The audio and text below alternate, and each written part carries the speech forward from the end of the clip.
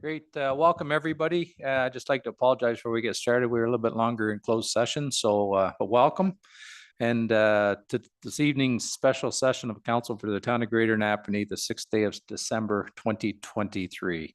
I just want to remind everybody that this evening's meeting is being recorded and live streamed to the town of Greater Napanee's YouTube channel. So having said that, we'll call the meeting to order. We'll look for an adoption of the agenda as presented. Moved by Councillor Martin, seconded by Deputy Mayor Calver. If there's no further comments, questions, or concerns, all in favor of that motion? Opposed? Motion's carried. We'd like to do our rise and report from closed session. We'll start with looking for a motion to rise and report from closed session. Moved by Councillor Pennell, seconded by Councillor Shank. If there's no further comments, questions, or concerns, all in favor of that motion? Opposed? Motion's carried. I'd like to report that in closed session, council received for information a report regarding labor relations and gave direction to staff. Is there any disclosure of pecuniary interest and the general nature thereof for this evening's meeting? Seeing none. Items for discussion. 2024 draft capital budget presentation. And I believe Mr. Murphy, you are going to start off. The floor is yours. Through your worship, I'll just wait for Kylie to get up here and get going. But before we start, the process will be very similar to the operating budget presentation, where each member of the department will come up and kind of speak on behalf of the requests that are brought forward. And then we'll kind of work through it. Up to council, how they want to approach each item individually. There is wrap up based on each level of priority as we've set out. So if we would like to do specific resolutions at the end, we can do that. Or if there's specific items that would like to be dealt with during the presentation, we can do it that way as well. So long as we're clear for the clerk, I think that works well. So you're good with Nathan. If we go slide by slide, if we have questions, we can have some discussion with respect to that, and then maybe at the end we can come back and just sort of recap each of the slides and then look for resolutions if we need resolutions. Are you good with that way? Through your worship, yeah, that will work well. Okay, well let's start that way and we'll see where it takes us. So go ahead.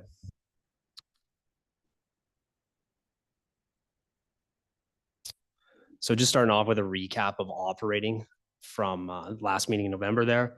Made some adjustments, kind of fine-tuned some numbers. We've been able to come back and refine some numbers that we originally had. Some things have dropped, made some adjustments to revenues, as we'll see on the next slide here, next couple slides. Just wanted to give a bit of an update of where we're at. Obviously still working through things. As the year wraps up, we get a better idea on, you know, revenues, expenses for the year, what's increased, what's decreased. Is there any lag in those effects throughout the year? So we're getting a better grasp on that and still looking through things. Obviously, we can have more wholesome discussions in the future, but obviously tonight is more to focus on capital. But just wanted to give that holistic update to council and kind of give a ballpark of what we're looking for in terms of capital from the tax base. So that was kind of just trying to set the stage there. Is there any questions on that? Go ahead, Deputy Mayor Calver.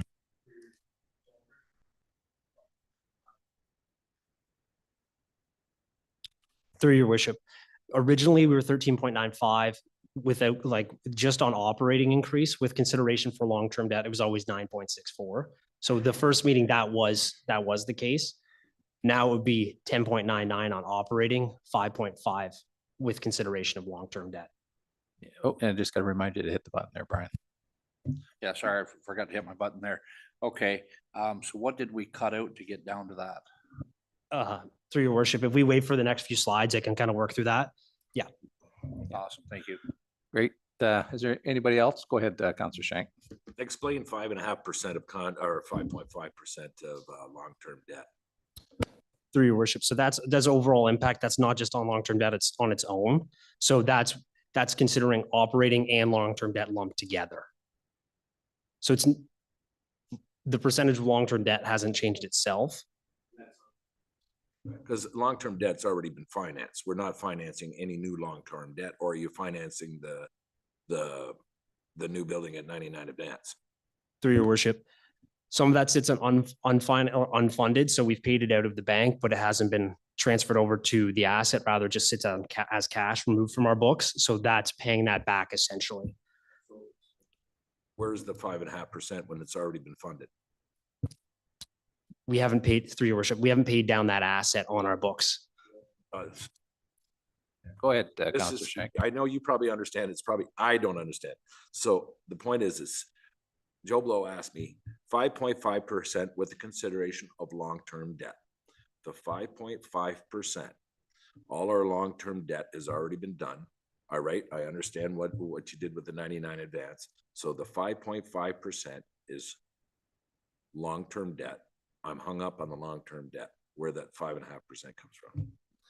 Through your worship. So it's not something that we're financing through another financial institution. As I said, we paid it off through our bank balance, through cash. That's all paid for, right? We need to actually fund that asset. So the best example I can use is East Street. We will have the ability to pay cash for all of that project. We can pay the construction company. That will not be a problem. When we did the budget last year, we knew that we were not going to set enough aside through our capital budget to pay for that portion of it, right? So, correct. Yes. Yep. Or we didn't know where they stood at that point, I guess. So for it to hit the income statement, we have to have that expense hit. So it's purely a balance sheet transaction currently where cash has gone down, building has gone up, but we need to expense that. So it's not hitting through. Does that make sense? Does that help? I understand what you did now, but that's more of just the numbers game. So that's the reason why I'm just looking at the 10.11% that you have in operating. All right, thank you. Yep, thanks. Is there anything else with respect to this slide? Seeing none, moving on. Through your worship, as Deputy Mayor Calver just requested, here's a bit of a breakdown of some of the adjustments we've made. So we have reduced that fleet reserve contribution. It was around 320,000 originally, down to 300,000, still putting a significant amount compared to recent years back into that. We've actually added 150,000 separate to go to the SPC reserve, and then reduced the doctor recruitment reserve contribution just based on some more information we had on hand there. As I mentioned previously, in November, there was a number of revenues that we were being very conservative with at that time. The SPC revenues this year are trending very well, and based on budget from last year, we've already surpassed them. We're going to be well surpassing them. So very comfortable in saying that we can up those figures for next year. And same thing with cemeteries, as well as the building department. We know we've got some big projects coming in that will certainly push those numbers up from what we originally brought forward. The nature of the building department is a little bit different, though. It's slowly migrating to the way that the utilities department works, in a sense, where it operates as its own standalone business unit almost. So it doesn't affect tax base in the sense of those revenues will essentially just offset the expenses in that department alone, and then we'll fund a reserve if it's above that. So it's not in general either way, but just so everyone's aware. Is there any questions on that? Seeing none. Nope, go ahead, Nathan. Through your worship, and this is more of the expense side. So we did make a minor adjustment to wages on the executive office. As mentioned, the CEO position is vacant. We don't have anybody hired at this point in time, so that will tail into Q1 easily. So we just don't know exactly when that'll be, but we know that expense won't be incurred in the year to the same, originally budgeted for a full year, full well knowing essentially that likely wouldn't be the case, but we've adjusted that. We did add in, based on the conversation from last council meeting, the 60,000, which is a rough estimate for bylaw contract, based on what we had previously. And then, as I mentioned, with the building department, took a closer look at some of our expenses and how they're allocated between the town side and the building department, similar to what we do for utilities. So we were able to shift some of those expenses that were previously hitting general onto the building department, and that has reduced those expenses on the tax base that way. So that's the mechanics of that 56,000 we're looking at there in that adjustment. Otherwise, there was some minor adjustments, as mentioned, and we'll be looking at committees of council. Originally, when I brought it forward, anything that was brought forward for operating sat on that budget figure. I've removed all of them at this point in time, and they can be added back, obviously, at the request, but just so it's same as before, where it was level playing field for all of them. They're all off now instead of all being added back on. So that'll be coming up here shortly. And then we made an adjustment to how captain's pay works for paid on call last year. It got bundled in. So I just made that adjustment. Bill had brought that to my attention, so we just made that adjustment and then some other small stuff across the board. Is there any questions there? Is there any questions of Nate? Go ahead, Councillor Brown. Through your worship, Nathan, what's the $25,000 reduction in fire salaries? Sorry, through your worship. That's what I was referring to, that captain's pay. So we changed our structure and how our paid on call were paid last year a little bit. So it was just adjusting that GL line. So I'd missed it from last year's changeover and reallocated it this year. So that had just been needed to be removed. Okay, thank you. I apologize. I didn't. No, realize that's it. Thanks. Sorry. Councillor Shank. So Nathan, we had, what is it, I think it was around, don't quote me on this, but around $58 million worth of new building permits and everything else issued last year. And what was our assessment growth? So was that $250,000 in, or 227,000, I believe it was, that you were saying? Yeah, 227 building department revenues. Is that their assessment growth of the municipality? No? And where? Through your worship. That's permit revenue. That's not assessment growth. That's captured in the, if you look at the budget summary, there's a separate line that is just strictly growth. That's where that's captured. So originally it was about 200,000 based on the CVA we got from MPAC and some of the adjustments from last year. It's actually looking like it'll trend a little bit higher than that. But that's a pretty safe estimate at this point in time.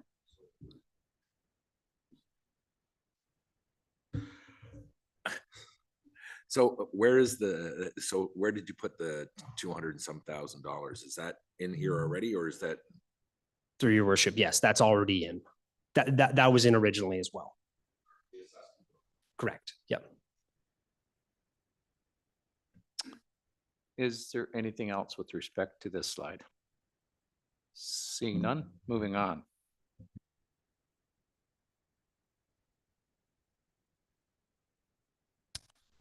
Through your worship. So these are the two operating items that we would like to get decisions on or get a little more direction on tonight. One of them being the solid waste program. The main reason behind that is staff need direction if we are going to continue with the current program before the new year. Obviously, the sooner the better, but before the new year, so we're able to order supplies to make this happen. We don't have enough tags on hand to do it currently. And same thing with envelopes. Sorry, envelopes would have to be, it'd be difficult to have them in any sooner than that. We'll have them for the tax bills at that time. So those aren't a concern, but tags and getting that program up and running takes a little bit. But if we delay much longer, it may push it to a point where, you know, we're doing it, pushing further out and people are going longer without them if that maintains. So that's one decision point. And the other one is committees of council, given the level of discussion last time. And a lot of them are newer ads and newer looks at things. So just trying to get those in the forefront. The next handful of slides are related to committees of council. So I don't know if we would like to do the bag tag solid waste discussion now or go through committees of council and then come back to that. I do believe we have a separate count, do we not, or a report, Madam Clerk, afterwards. So it's probably best that let's stick with the committees of council first, then we'll come back to the solid waste program once that report comes up. Sounds good. Through your worship, in front of you is all of the operating committee asks that were brought forward at the last meeting. Opening it up for any discussion on this. I know we had some pretty fulsome discussion on the 16th. If there's any decision points at this point in time, or if we just like to go through them, glad to do that. Okay, I see Councillor Pennell has a question with respect to this slide. So go ahead, Councillor Pennell. Thank you, worship. Through you, just going to plead my case on the aquatics committee. Again, this committee's been around for a long time with next to no movement forward. The last council did approve the $75,000 for drawings. I'm asking for that again, and hopefully that this council will provide this to us. I'm sure that if it gets denied this time, that the aquatics committee is going to take a large step backwards. My question would be, could this be brought out of paid from development charges, as it does contain to recreation?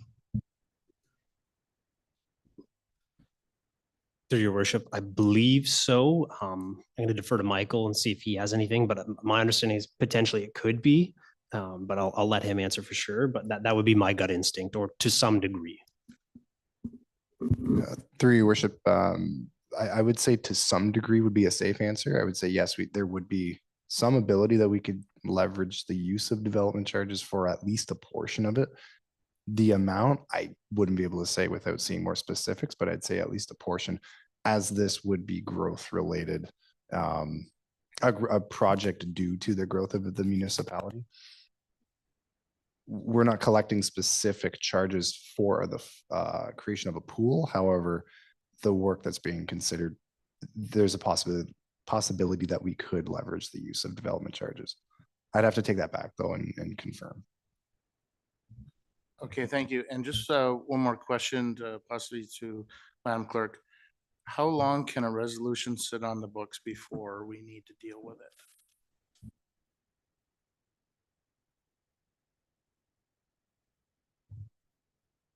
Through your worship, there's not really a hard and fast rule on that. Some municipalities have a practice that in the last year of council's term, they will go back and look at any outstanding resolutions that haven't been resolved yet. The only rule we have is that if irrevocable action has already been taken, council can't reverse a resolution. If the municipality's already taken binding actions to implement that direction. But in the case of a non-action, you're not in that same situation. Thank you. Thank you, Councilor Pennell, and thank you, Madam Clerk.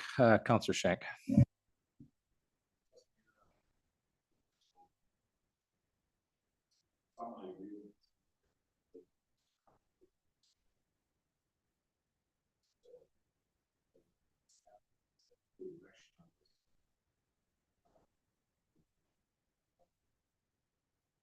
Yeah, I think that's what the intention is, and I guess there's no time like the present. So if we're in a position to have a conversation with each one of these committees, I suppose we could do that right now. So, yep. So I guess let's start in order. The Heritage Committee. There's a request for $4,000 annually with respect to education and the plaquing program. Councilor Martin, did you want to comment any at all on that before we get into a conversation? Yes, thank you, Mayor. Yeah, the Heritage Committee, most of this request has to do with plaquing. Some of it had to do with projects already in motion right now. The past year, we had no money to deal with anything at all, and we thought we were coming up with a very small request of $4,000, and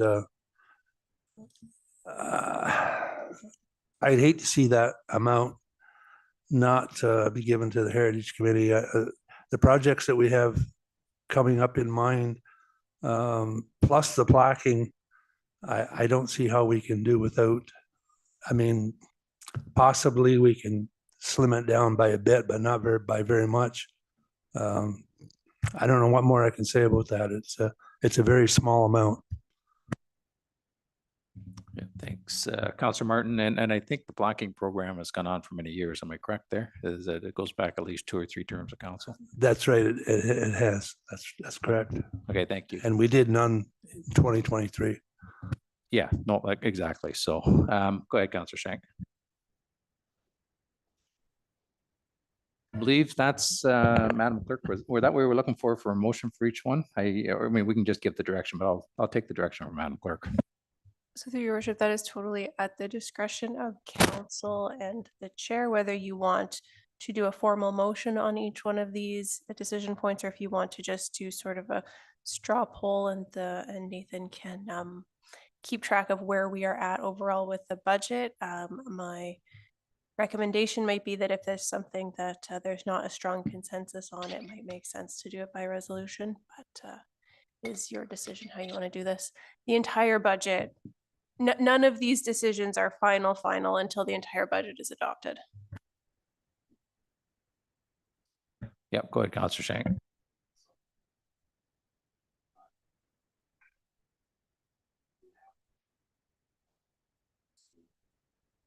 Oh, the wrong one.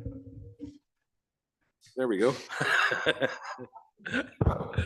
So part of our community is got to be the soul, is the heritage.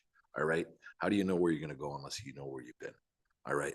So the $4,000, it's a very small amount. And for the plaquing and for part of the new generation coming on to see what was or what isn't, or what will, you know, some of our heritage things, and for the amount of work that you're doing, it's a continuing doing what has been done in the past. And if it retains part of our heritage here, I'm in favor of that. So Bill, if you want to make that motion, I'll second it because you're on that committee. Let's get it going. I will indeed, through you, Mayor, I would indeed put that motion forward. Yes. So we have a motion on the floor for the $4,000 request to the Heritage Committee. Am I correct? And seconded by Councillor Shank. Is there any further comments, questions, or concerns with respect to that motion? And then, Madam Clerk, do you have what you need? Okay, I think we've got some clear direction and we have a motion on the floor. If there's no further comments, questions, or concerns, all in favor of that motion? Opposed? Motion's carried. Next is the Arts and Culture request for $10,000, and that would be Councillor Norrie. Did you want to speak to this, Councillor Norrie, first? Just briefly, as you know, the music's been going on every summer for a number of years, and that's about $7,000, I believe. Thank you, Annie. The other one is just, we were hoping to encourage more art by having a recognition event at the SPC, some booths, and just get people out and more aware of what's in town. So it's to help promote tourism in some ways with the music. So, and everybody, when I went down there, everybody enjoyed it. It seemed our weather cooperated and they seemed to enjoy it. So I would like to at least see the music stay. Thanks, Councillor Norrie, and that was about a $7,000 cost on the music then, if I'm hearing that right. Okay, is there any Yes, we have to questions? rent some equipment and pay some musicians minimal money, but yes, that's, I think it was about 8 times we did it. Yes, 8 times. Okay, and then so that was more than just one event. That was a number of events. Okay, and that was around the $7,000 mark. Okay. Is there any questions for Councillor Norrie, or does anybody else want to weigh in with respect to, go ahead, Councillor Hicks. Through you, Mr. Mayor, and this question might need to be answered by Annie. Is there any grant money for arts and culture? Not just necessarily the music by the river, but arts and culture as a whole? Thank you. Through your worship, I have had talks with the Quinte Arts Council to look into different funding options. So for 2024, we will be checking into those, but at this time, there are none that I'm aware of. Yep. So Go ahead, based Councillor. on pursuing that, that could cover the cost of a recognition event or something like that. So $7,000 is the minimum ask here. Is that what I understand? That's what it cost the last couple of years for the music. Yes, that's our big event, the 8 of them. Yeah, and that's 8 events for $7,000, I guess. Yeah, go ahead, Councillor Shank. So that's the reason why I'd love nothing better to do when we're doing this operating budget to go by department, because this comes under economic development, and you already have a $671,000 budget from what I understand. So out of $671,000, do we are asking on top of that $671,000, another $10,000, which is listed, or a minimum of $7,000. Could they not find that in that budget? Plus, on top of that, they're asking for another 20 or 30,000 with the Bay of Quinte. So I'm a firm believer to see if there's any way, like, for economic development, could they not find that type of money in that? Because I have a lot of questions for that area. I'm not sure who can answer that question. Can Nathan answer it, or Annie? Through your worship, we can certainly look to find money in these areas. What it comes down to is what is the cost or what's lost in that, I guess. So there's certainly other items we can look at and try and fund different projects, but what's lost in that and what's the opportunity cost, I guess, would be the other side of that. So is there other items we're going to lose from, say, are we going to cut advertising? Are we going to cut some of that potentially? But the opportunity is there across the board for anything, essentially. If we change the level of service on certain items, we could certainly find savings and costs, but if you're looking for a specific item to be plugged in, it would be at the cost of something else. If we're going to keep all things equal, I guess would be my comment. Yeah. Yep, go ahead, Counselor Shank. So what I'm saying is I'm just going from previous history. We have less events now than we did 5 years ago.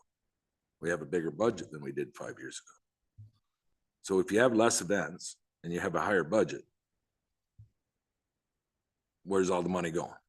So I'm saying, if you're asking on top of what your increase is from 5 years ago, and you want to have another 10,000 and another other thing, that's the reason why it's probably very much a lack of experience on my side or explanation. That's the reason why by department that it can be explained, because if I get asked, where did that money go and how come we're eating more taxpayers? What's my answer going to be? All right. And right now, that's the reason why I'm looking at this for that $7,000. Can there not be any savings in that department? Because I see less being done, but more being asked. You know, so it's very likely my side, but I mean, it's just lack of, communication. Yep, go ahead, Annie. Through your worship to Councillor Shank, I will just make a couple comments on that. In 2023, we did have 31 events that we ran from a town perspective. We have noticed that with our service contracts for whether it's the company that runs our movie screens, the movie nights, even fireworks, there have been an increase in costs from their side of things just due to inflation and everything. So unfortunately, our event budgets have actually decreased in the last 5 years overall for what we've been able to spend on each one individually, just due to the rising costs. But hopefully that clears some things up. Yep, go ahead, Counselor Shank.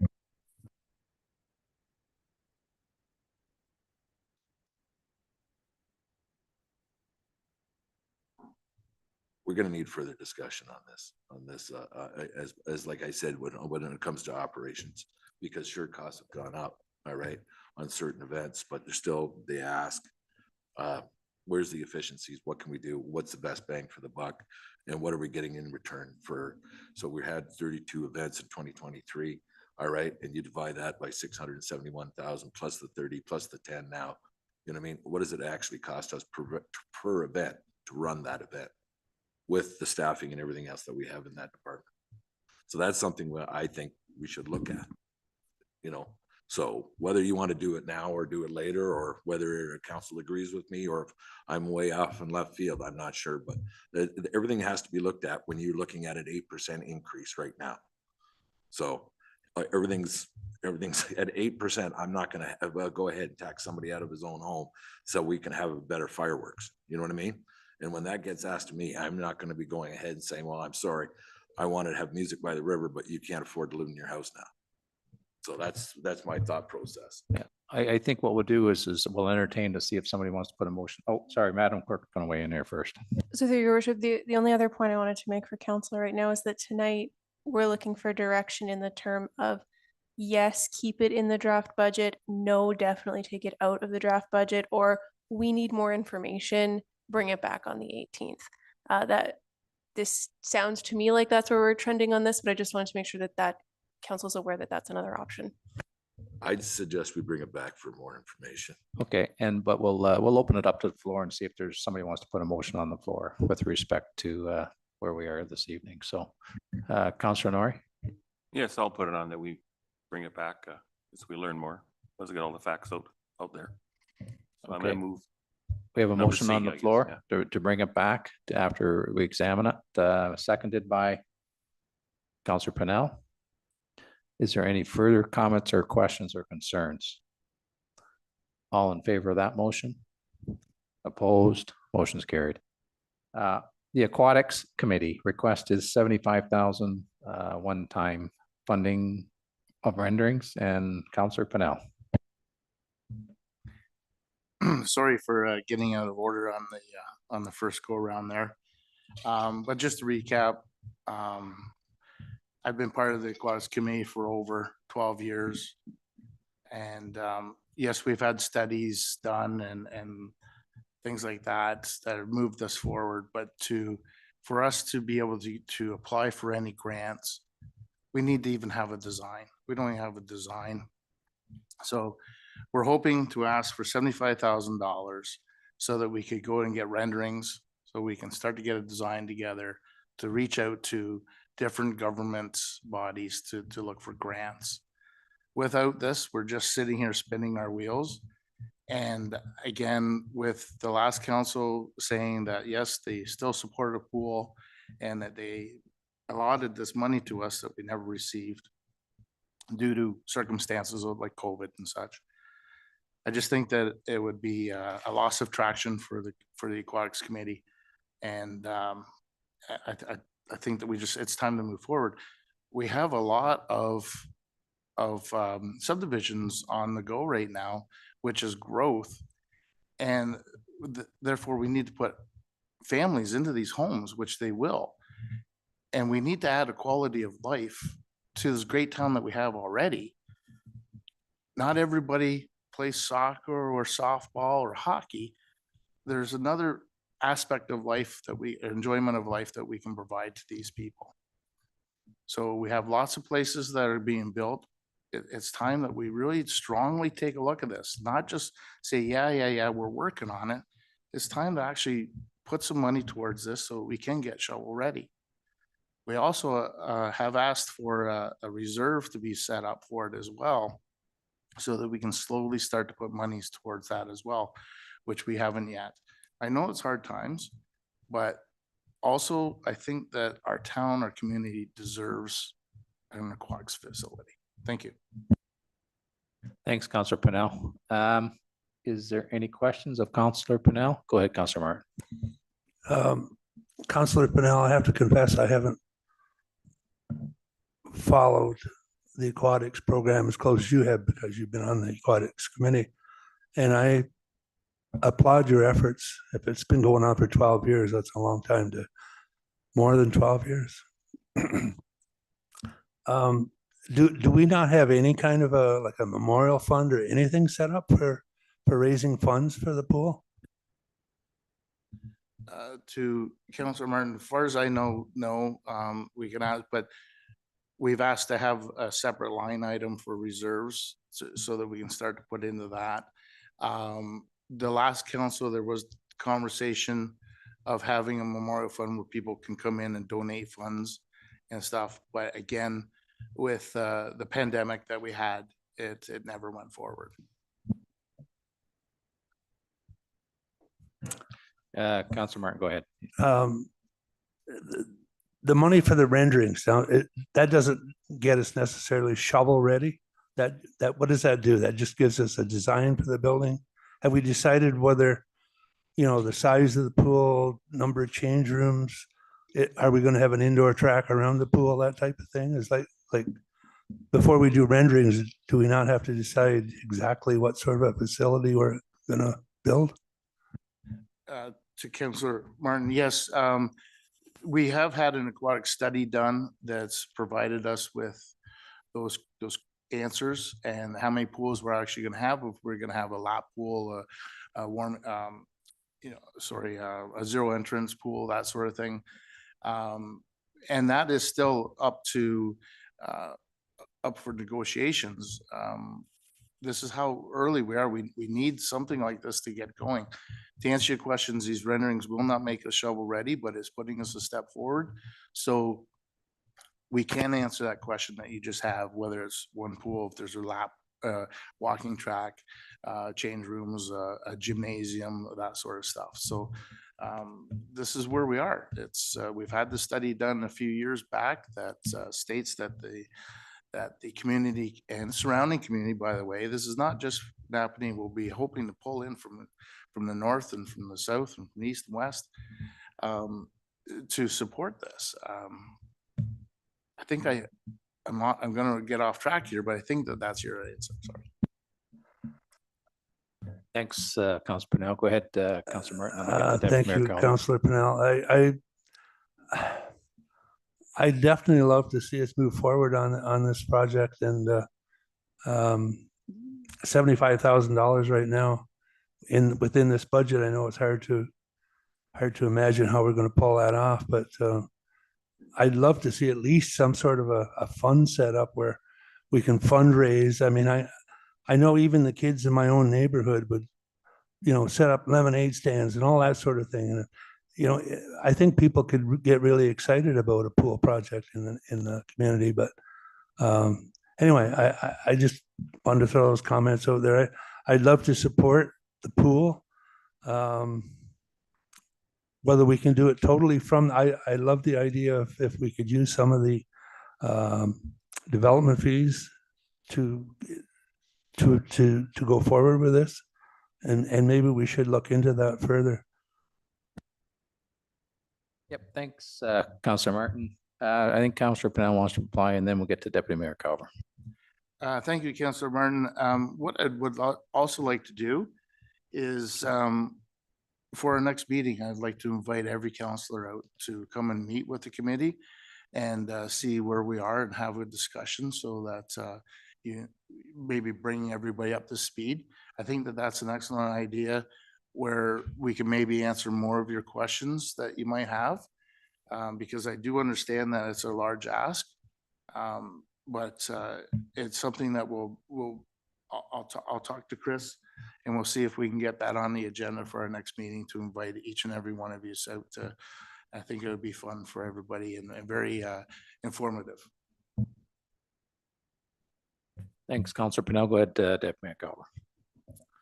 Dave, as you well know, when it comes to a pool, you know where my heart is. We've missed a pool for a long time. Several generations of kids not learning how to swim.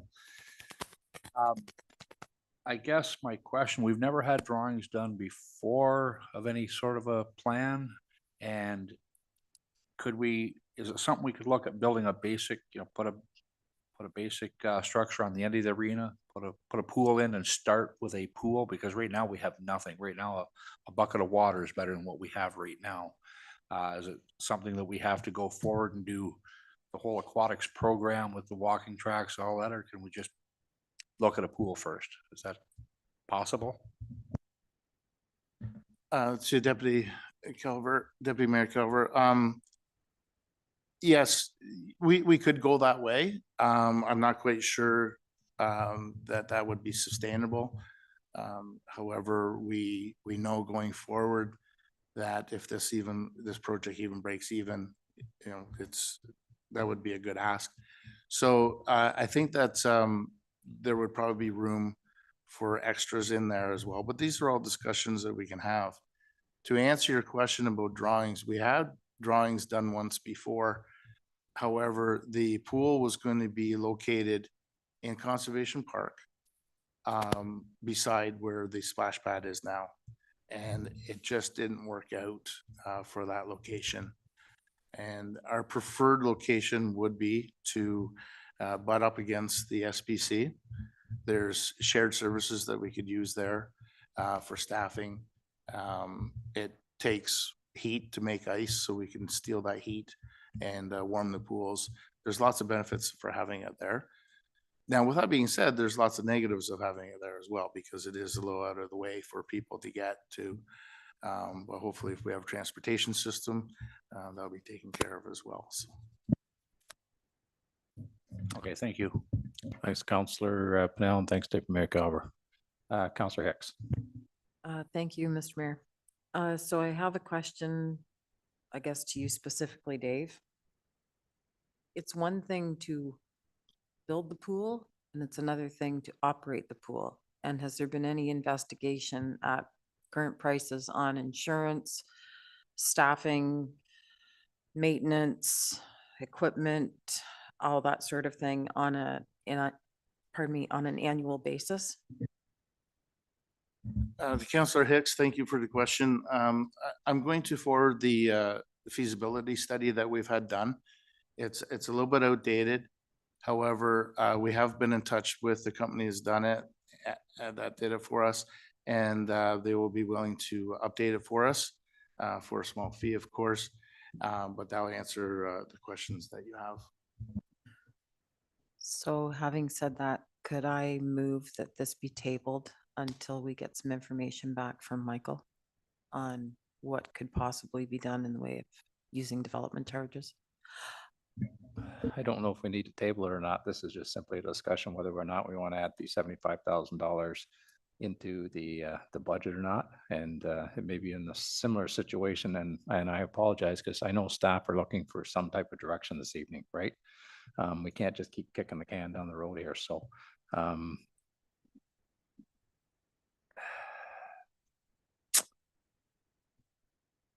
gonna go to Councillor Shank before I weigh in a little bit further, so. I guess my only question for Councillor Pennell is that we've got this $75,000 number. Where did that come from? And how did we establish that? I don't honestly recall from last term of council. Do you remember how we got to 75,000? It was a number provided to us from staff, from what other rendering drawings for other projects would have cost. So it's just a budgetary number. Okay, thanks, Councillor Pennell. Go ahead, Councillor Shank. It's just about the numbers. We all have about a year under our belts now, very close to a year. You understand the budget constraints that we're under, especially this year. And we know of the roads that weren't maintained because of budget cuts last year, gravel not being done and grading and everything else in Ward 3. All right, and other wards. It's not a fault of the roads department. It's just basically how much money they had to use work with. I'd love to have a Lamborghini also, but we can only afford so much. All right. Right now, if you go into Kingston, the YMCA at this end closed. Now, if YMCA is going to close their doors and Loyalist loses how much per year, can we fiscally afford and do it for the population and assessment base that we have? Because the last report I had that I saw is that we need a minimum population of 30,000. Now, would I love to have a pool? By all means. You know what I mean? It's part of exercise, aerobics, it's just everything that is all around great. But the problem is I'm in a predicament now. Can we afford it? And I can't see how we can afford $75,000 when we have, and you're looking at an 8% right now increase. All right. So would I love it? Yes, I totally agree with it. But what Angela or Councillor Hicks has said is that, you know, I agree with what Councillor Martin said. Maybe we should be setting aside so much per year to have a possibility. No. Are we going to have a Cadillac pool? No. Can we have a smaller pool, something that we can afford so our operating costs aren't really high? Maybe yes. But are we going to spend $75,000 now on a rendering of a full or whatever pool it might be when we don't know how much we can actually afford towards it? I'm not in favor of the 75,000 now. That's, I think, if you want to have further discussions on it, then great, but I can't expect to cut here and here and here that we're going to have to do. All right. And then go ahead and spend $75,000 on a drawing of a pool that we can't afford. And the reason why it hasn't been done in the past is because all the other councils knew that they couldn't afford it, but they didn't publicly want to go ahead and say, oh yeah, I want to do it, but we can't afford it. So that's the facts of it, and that's my thoughts. Thanks, Councillor Shank. Is there any other conversations we want to have with respect to this? And is there anyone that wants to put a motion on the floor with respect to the ask of the Aquatics Committee for $75,000?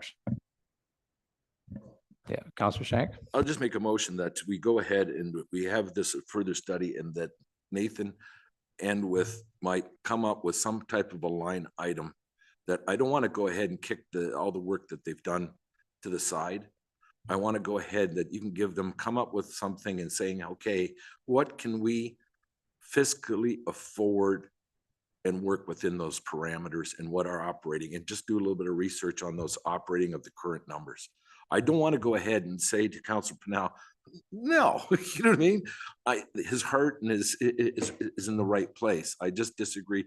We just don't have that type of money right now, but I feel that we should have that brought back to January 16th and say, yeah, we can't afford $75,000, but any future development, maybe if we allocate a certain percentage of that to be in a reserve fund, so at a future time and later on, maybe not in our term and next term or whatever, that we could possibly start and have a small size pool that could be added on, what Deputy Mayor Calver had also stated.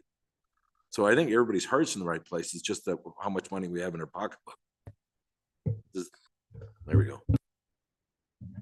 Thanks, Counselor Shank. I guess the only question I really have is, and we're going to hear about this, I think, further on this evening's meeting is prioritizing. And we're going to see a bunch of needs that are critical needs. We're going to see some needs that are high needs. We're going to see some needs that are medium needs, and then some needs that are low needs. I guess, and I agree with what everybody has said. In my heart, I really do think that our community will benefit from having some type of an aquatics pool or programming or something.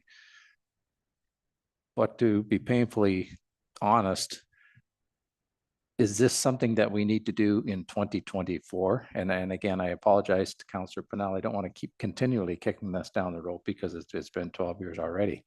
But to look at it realistically, will spending $75,000 in 2024 advance us any further than where we are today, I guess is my big question. Or is it something that once we get through the 2024 taxation year, maybe 2025 is a better year? So I guess that's my question. And I know, I think probably where Councillor Pennell is going to sit on this, but I do agree. We do have to prioritize. We have to, the needs that we need to do.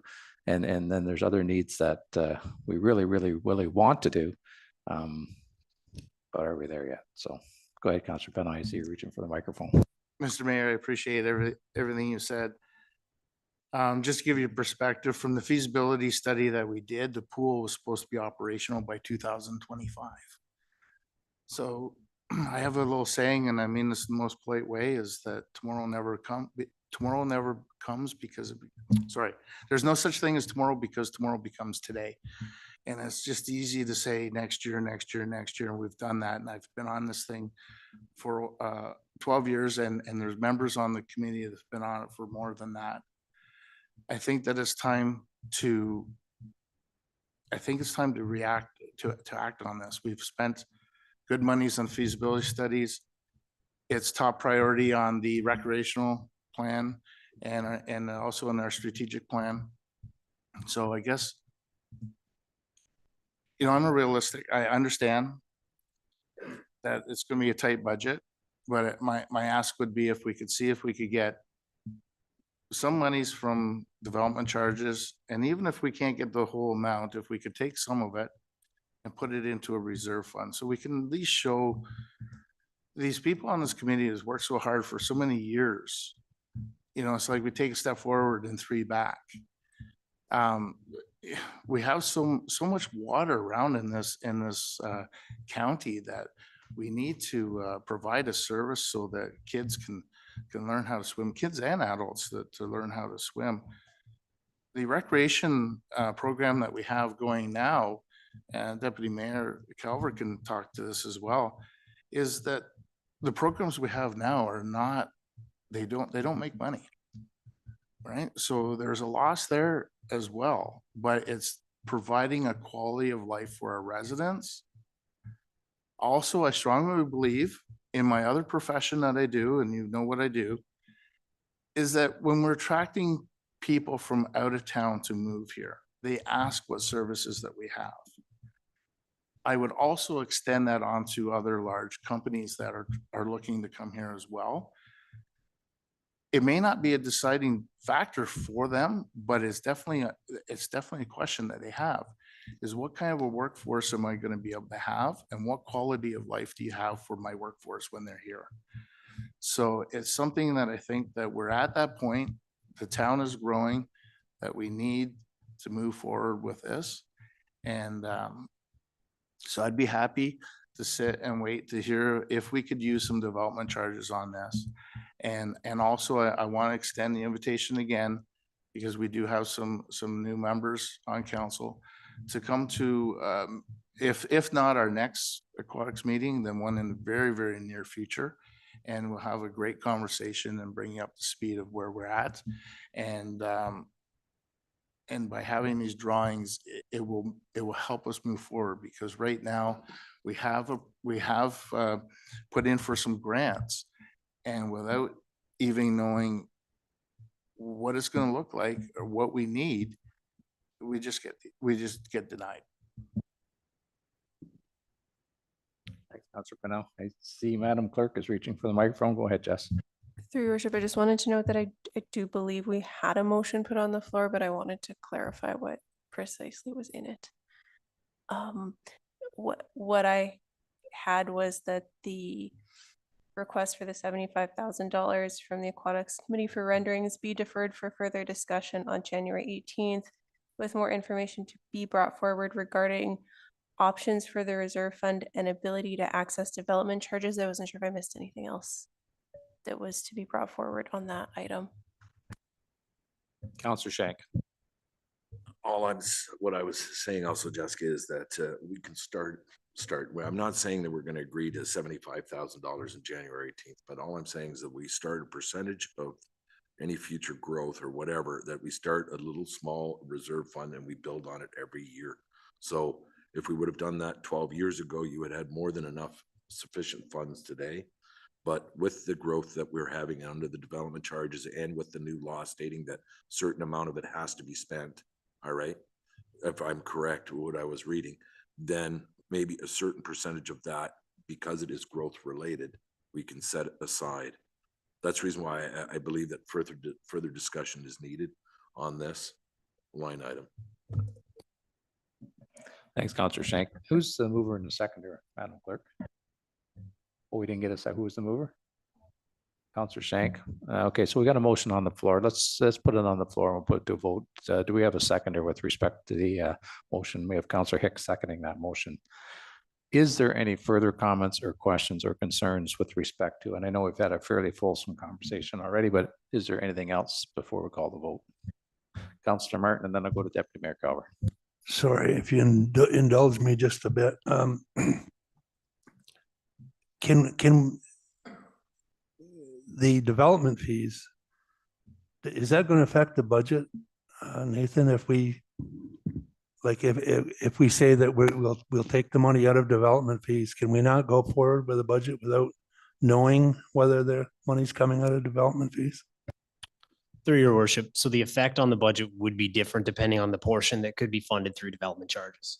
So in the event that none of it could be funded through development charges, then it would be fully in tax base at $75,000. If it was 50% through development charges, 37.5 would be able to go through development charges. 37.5 would hit tax base.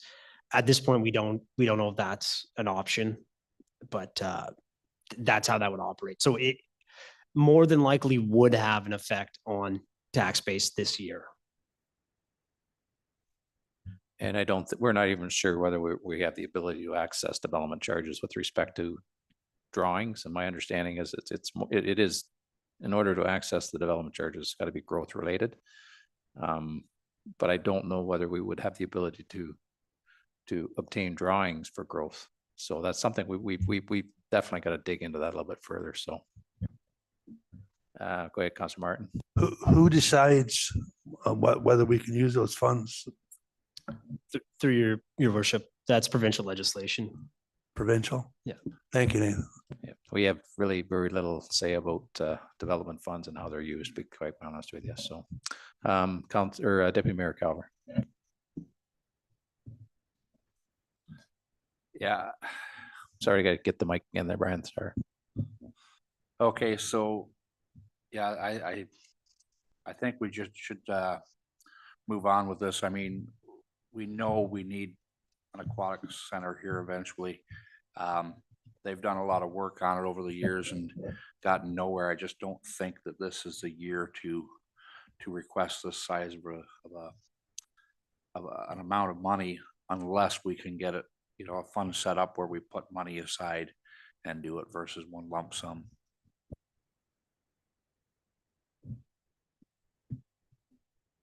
Great, thanks, Deputy Cower. Is there anything, Councilor Hicks? Thank you, Your Honor. This question is for Mr. Cuffell. How many kilometers of road can you do a single surface treatment on for $75,000?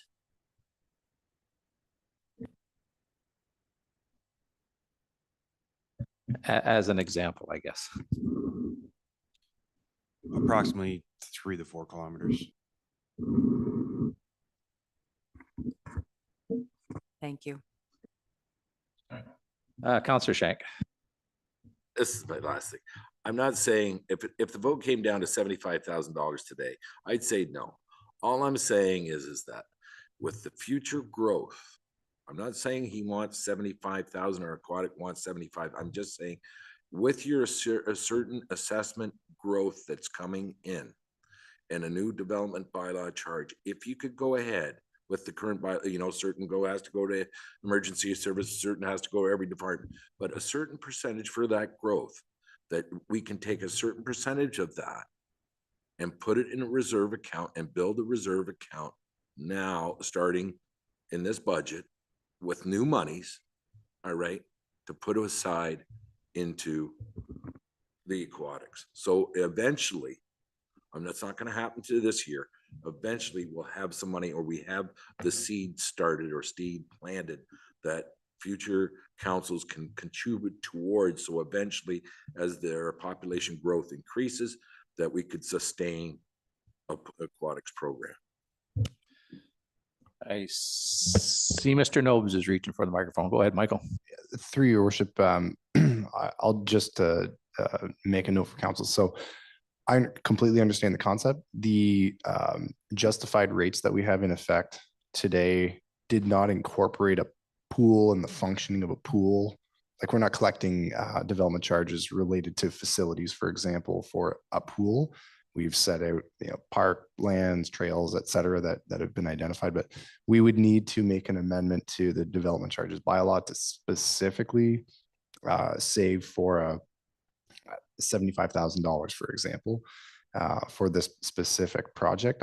Not to say that we can't use or borrow funds within the development charge reserve sub accounts to potentially cover this $75,000 cost, but what Councillor Shank's alluding to is it could be done. I would just say we would probably want to make an amendment to our fees to better align with the anticipated costs effectively. We can look at it in more detail. Ultimately, we'll look at it in more detail. Thanks, Michael.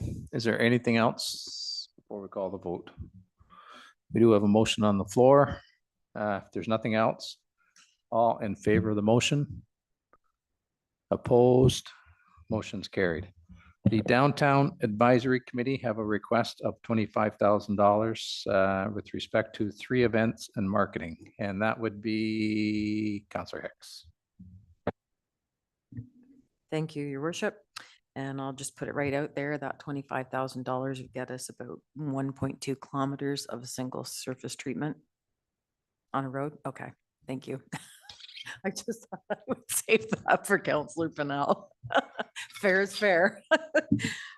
So just in speaking to the Downtown Advisory Committee, it's been our first year. It's been interesting. It has been fun, specifically when we're actually hands-on doing something. This request for $25,000, as you all know, the BIA has folded. The property owners, not the business owners, but the property owners declined when they were surveyed to contribute to this fund, which means we have no, the community has no funding, if you will, from those core buildings in the business improvement area, which that geographical area we are still basically following. There's no place else to get the money because of the way it's laid out. You either have to have 100% buy-in from all the merchants to contribute to a fund, which is what the BIA, that was the purpose it served. If you don't have 100% buy-in now for throw your money in the hat, you have a certain pool of people that are consistently offering time and resources, but everybody's riding on the coattails. So the town, I think, does have an obligation to bring people to the downtown core. locals and of course tourists as well. And this is for the 3 events and some marketing specifically to downtown Greater Napanee. So I'm respectfully requesting that we consider the 25,000, and if you're not in favor of that, what's your best offer? Thanks, Councillor Hicks. Is there any questions or comments for Council? Go ahead, Councillor Nori. Yes, does that include the flowers or that is a whole separate issue? The flowers are in the operating budget within the town. Thanks, Councillor Nori. Is there anything else? Go ahead, Councillor Hicks. I can say specifically, this would be for the late night shopping party, which happens in December. This would also be for, we're looking at doing cars and guitars, which we've done once, and it was a huge success. We actually had a little bit of creep outside of the limits for street closures and how far it was going to expand. And then potentially a third event in the spring.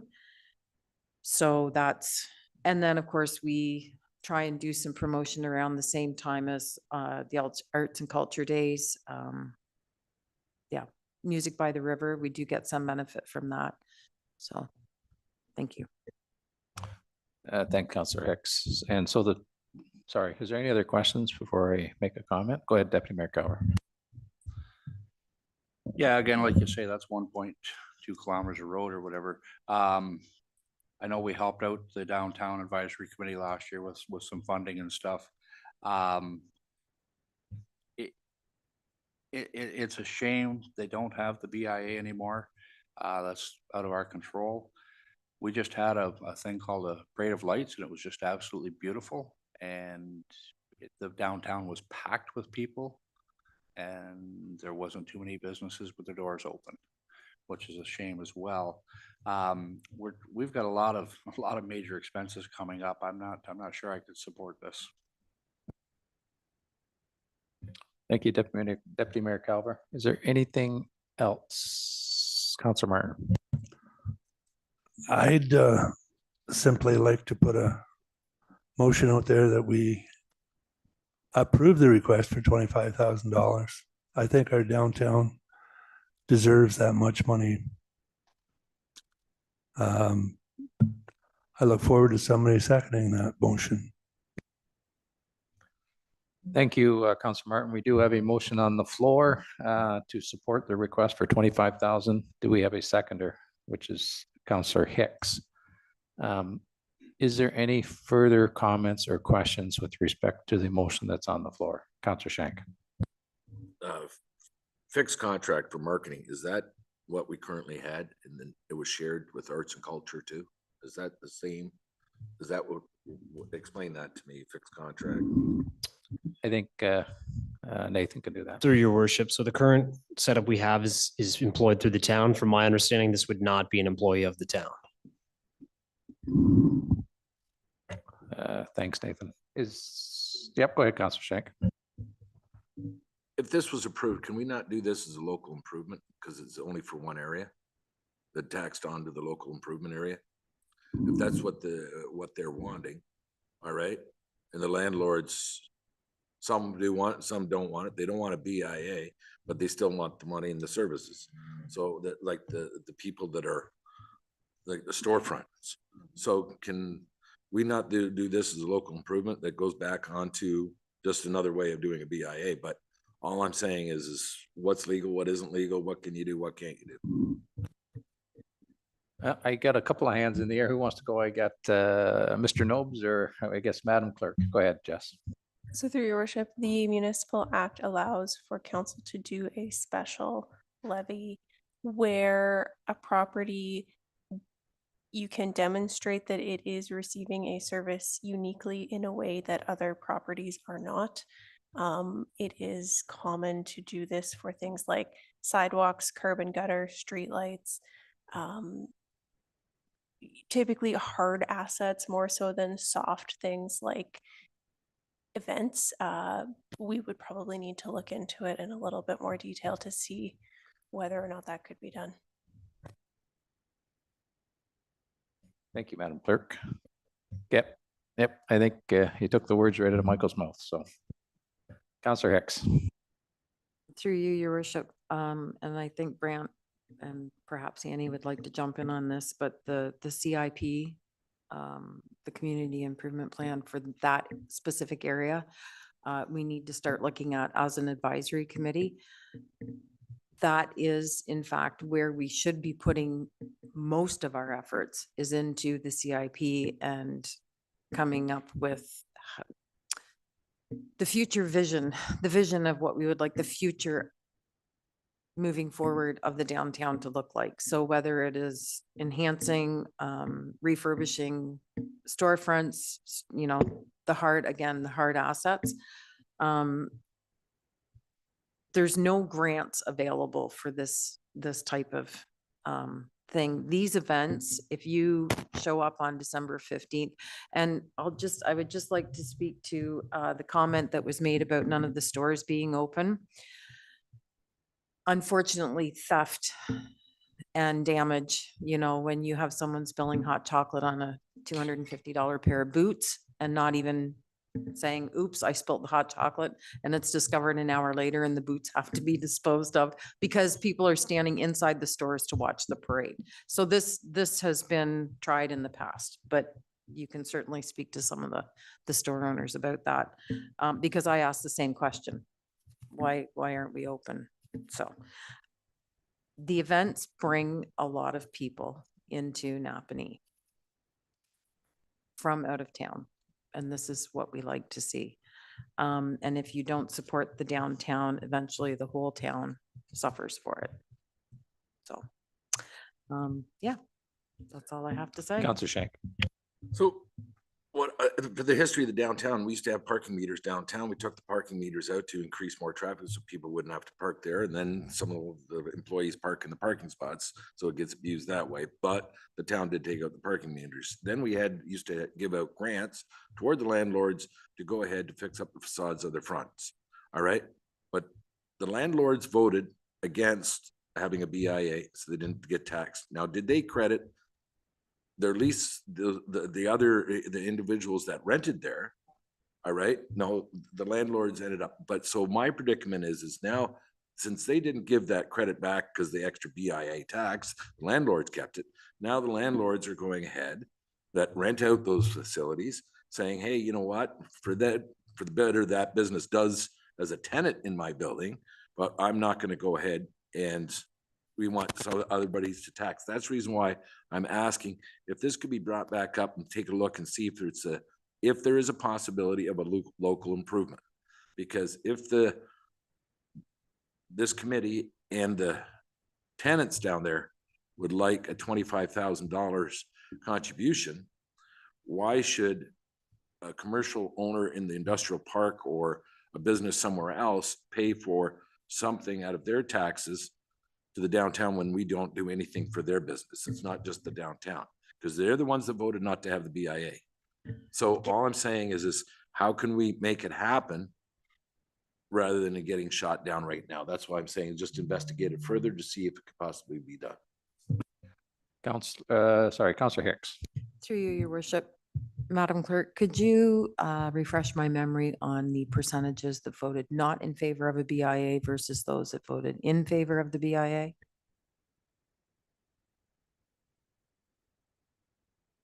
Your worship, I can look that up. I don't have it right in front of me. And I don't know how pertinent it is anyways to the conversation that we're having. So Councillor Shank, I just wanted to say that not every single landowner or property owner voted down the BIA. A percentage of the property owners voted down the BIA. If they had a tenant operating separately in the storefront, that tenant may have been all in favor of the BIA because they could see the value in it. The landlord, who is probably in some cases not even local to Napanee, just thought, oh, good, I'm saving some money on my taxes. Never mind that by not supporting that BIA, he's not supporting his tenant, which means he could have an empty storefront and an empty building with no income. So it was very short-sighted of those individuals that voted not in favor. like I said, it's 25,000 on the table. If you don't like it, what's your best offer? And we'll do with it what we can. And it's been, let me tell you, of very few people who have done a lot of hard work on this committee. Very few. The mayor can attest to just how hard physically some of that work was. 65 pounds of greenery being, put up on pedestals, trees being installed. It was a good day. It was fun and we had a tangible result, but it was all done volunteer. There was no staff. Okay. Is there anything else? We do have a motion on the floor that we can, Councilor Pennell, and then we'll call the vote if there's nothing else. Through your worship, to Councillor Hicks, the $25,000, would that be your complete budget for the year for that committee? Yes. Thank you. Deputy Mayor Cower. So that $25,000, what, $15,000 of that is for a hire for somebody? Oh.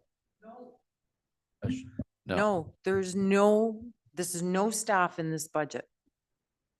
No, this is funding for the events. We allocated $5,000 to the late night shopping party. That is everything. Hope there's no kids watching. Santa's helper, who looks like Santa. All of the things that go on, we've got bonfires, we have the Cauldron Sisters coming, we've got carolers, we have horse rides, we have the marketing that has gone into this. That was $5,000. So your $25,000 is just 3 events, period. And a fixed contract for the marketing, Which is the, not the Bay staff. Equity? No, it's the Beaver, it is the Watershed, it is the Grapevine, it is all of the outside of Napanee publications for the events. It's the people in Napanee know about these events. It's the people in Kingston, Ottawa, Montreal, Cornwall, Brockville, Belleville, Port Hope, Cobourg, who like to do little small town day trips. Those are the people that we're trying to reach with the marketing. Toronto. through your worship, I thought that's why we had the Bay of Quinte marketing to do that. The Bay of Quinte marketing is for Greater Napanee as a whole. This is specific to downtown Napanee. So the Bay of Quinte marketing covers from the north to the south, from the east to the west. This is specific to downtown. Yes, they'll promote an event in downtown Napanee, but they're doing come and stay for a weekend and golf here and do a winery there, et cetera, et cetera. So it's 2 completely different things. So it's all for the downtown then. Thank you. This downtown advisory committee, yes, is for the downtown. Okay, thank you. And yeah, no, I think I've got my questions answered. Is there any other questions? And if not, we've got a motion on the floor to support the $25,000 annually for 3 events and marketing fixed contract. If there's no further, we'll call the vote. All in favor of the motion that's on the floor. We have 3. All against the motion that's on the floor. We have 3. I guess that's up to me then, Madam Clerk, isn't it? Thank you. My personal opinion, I'm going to, at this point, I'm going to vote against the 25,000, but I would like to entertain, we do need some direction for budget time. And as Councillor Hicks has said, that I don't think this is dead in the water. I'd like to hear or entertain a motion as to if there's something less than $25,000 that the council would like to authorize. Go ahead, Councillor Shank. Okay, I'll make the motion that Mike and Nathan take a look under local improvement. If it's a soft, even as a soft, if it could be done. If it's too much hassle to do that, then we'll have to go ahead and see what can we do? Because we have to do something of the downtown. They've done a tremendous amount of work, the volunteers, and everybody realizes that. All right. So all I'm saying is let's look at the option of first of seeing what can be done this way. And if you could bring us that back, what can be done, or if anything could be done, and if nothing can be done, then I'd like to revisit this. All right, what their ask is, because it might be a cut or a negotiated, what is the bare bones that they need? All right, so that's what I'm asking.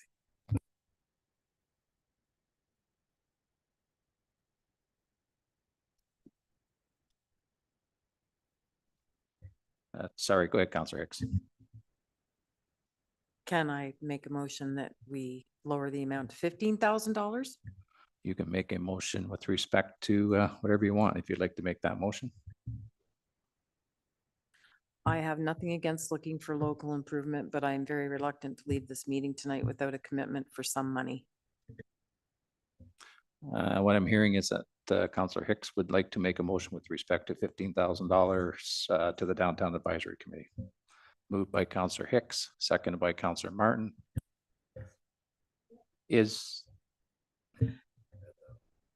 And that we also look at other sources of funding, local improvement, et cetera, as requested by Councillor Shank. I don't think we can put that in the motion, but if you would like to make a friendly amendment to your motion, we would more than happy to do that. Is that what I'm hearing from Councillor Hicks? And Yes, Councillor please, thank Martin, did you wish to make that friendly amendment? Thank you. So we do have a motion on the floor, Madam Clerk. Did you wish to just make it clear as to what that motion is? So the motion on the floor is that $15,000 be allocated to the draft operating budget for the Downtown Advisory Committee, and further that staff be directed to investigate and report back on alternate funding options, including the potential of a special area levy. I believe that's what the motion is. Is everybody clear? And is there any further comments, questions, or concerns? We'll call the vote. All in the favor of the motion that's on the floor. Opposed? We have 5 for, 1 against. The motion's carried. Moving on to the Recreation Committee. We have a request of $2,000 annually intended to fund one-off requests for sponsorships and award contributions. And that would be Deputy Mayor Calver, if you want to speak to this first. Yeah, I would. This is the Recreation Committee is a brand new committee. Requests come in for $2,000 to handle off one-off requests for sponsorship and awards. Because this is brand new, I would have no issue. We haven't had a chance to have a meeting, but I would take the onus upon myself to say that, you know, we can forget that $2,000. And if we do have one-off requests for sponsorship, I'll take it upon myself to find a sponsor. Is there any questions or comments for the Deputy Mayor? Councillor Hicks. I would move that we approve the $2,000 request. We do have a motion on the floor. Do we have a seconder? We seconded by Councillor Shank. Is there any further comments or questions or concerns, or would we like to talk about this a little further? I see Councillor Shank's got his hand on the button. Go ahead, Mike. The Recreation Committee is part of the Trail Committee too, is it not? I know it's closed or.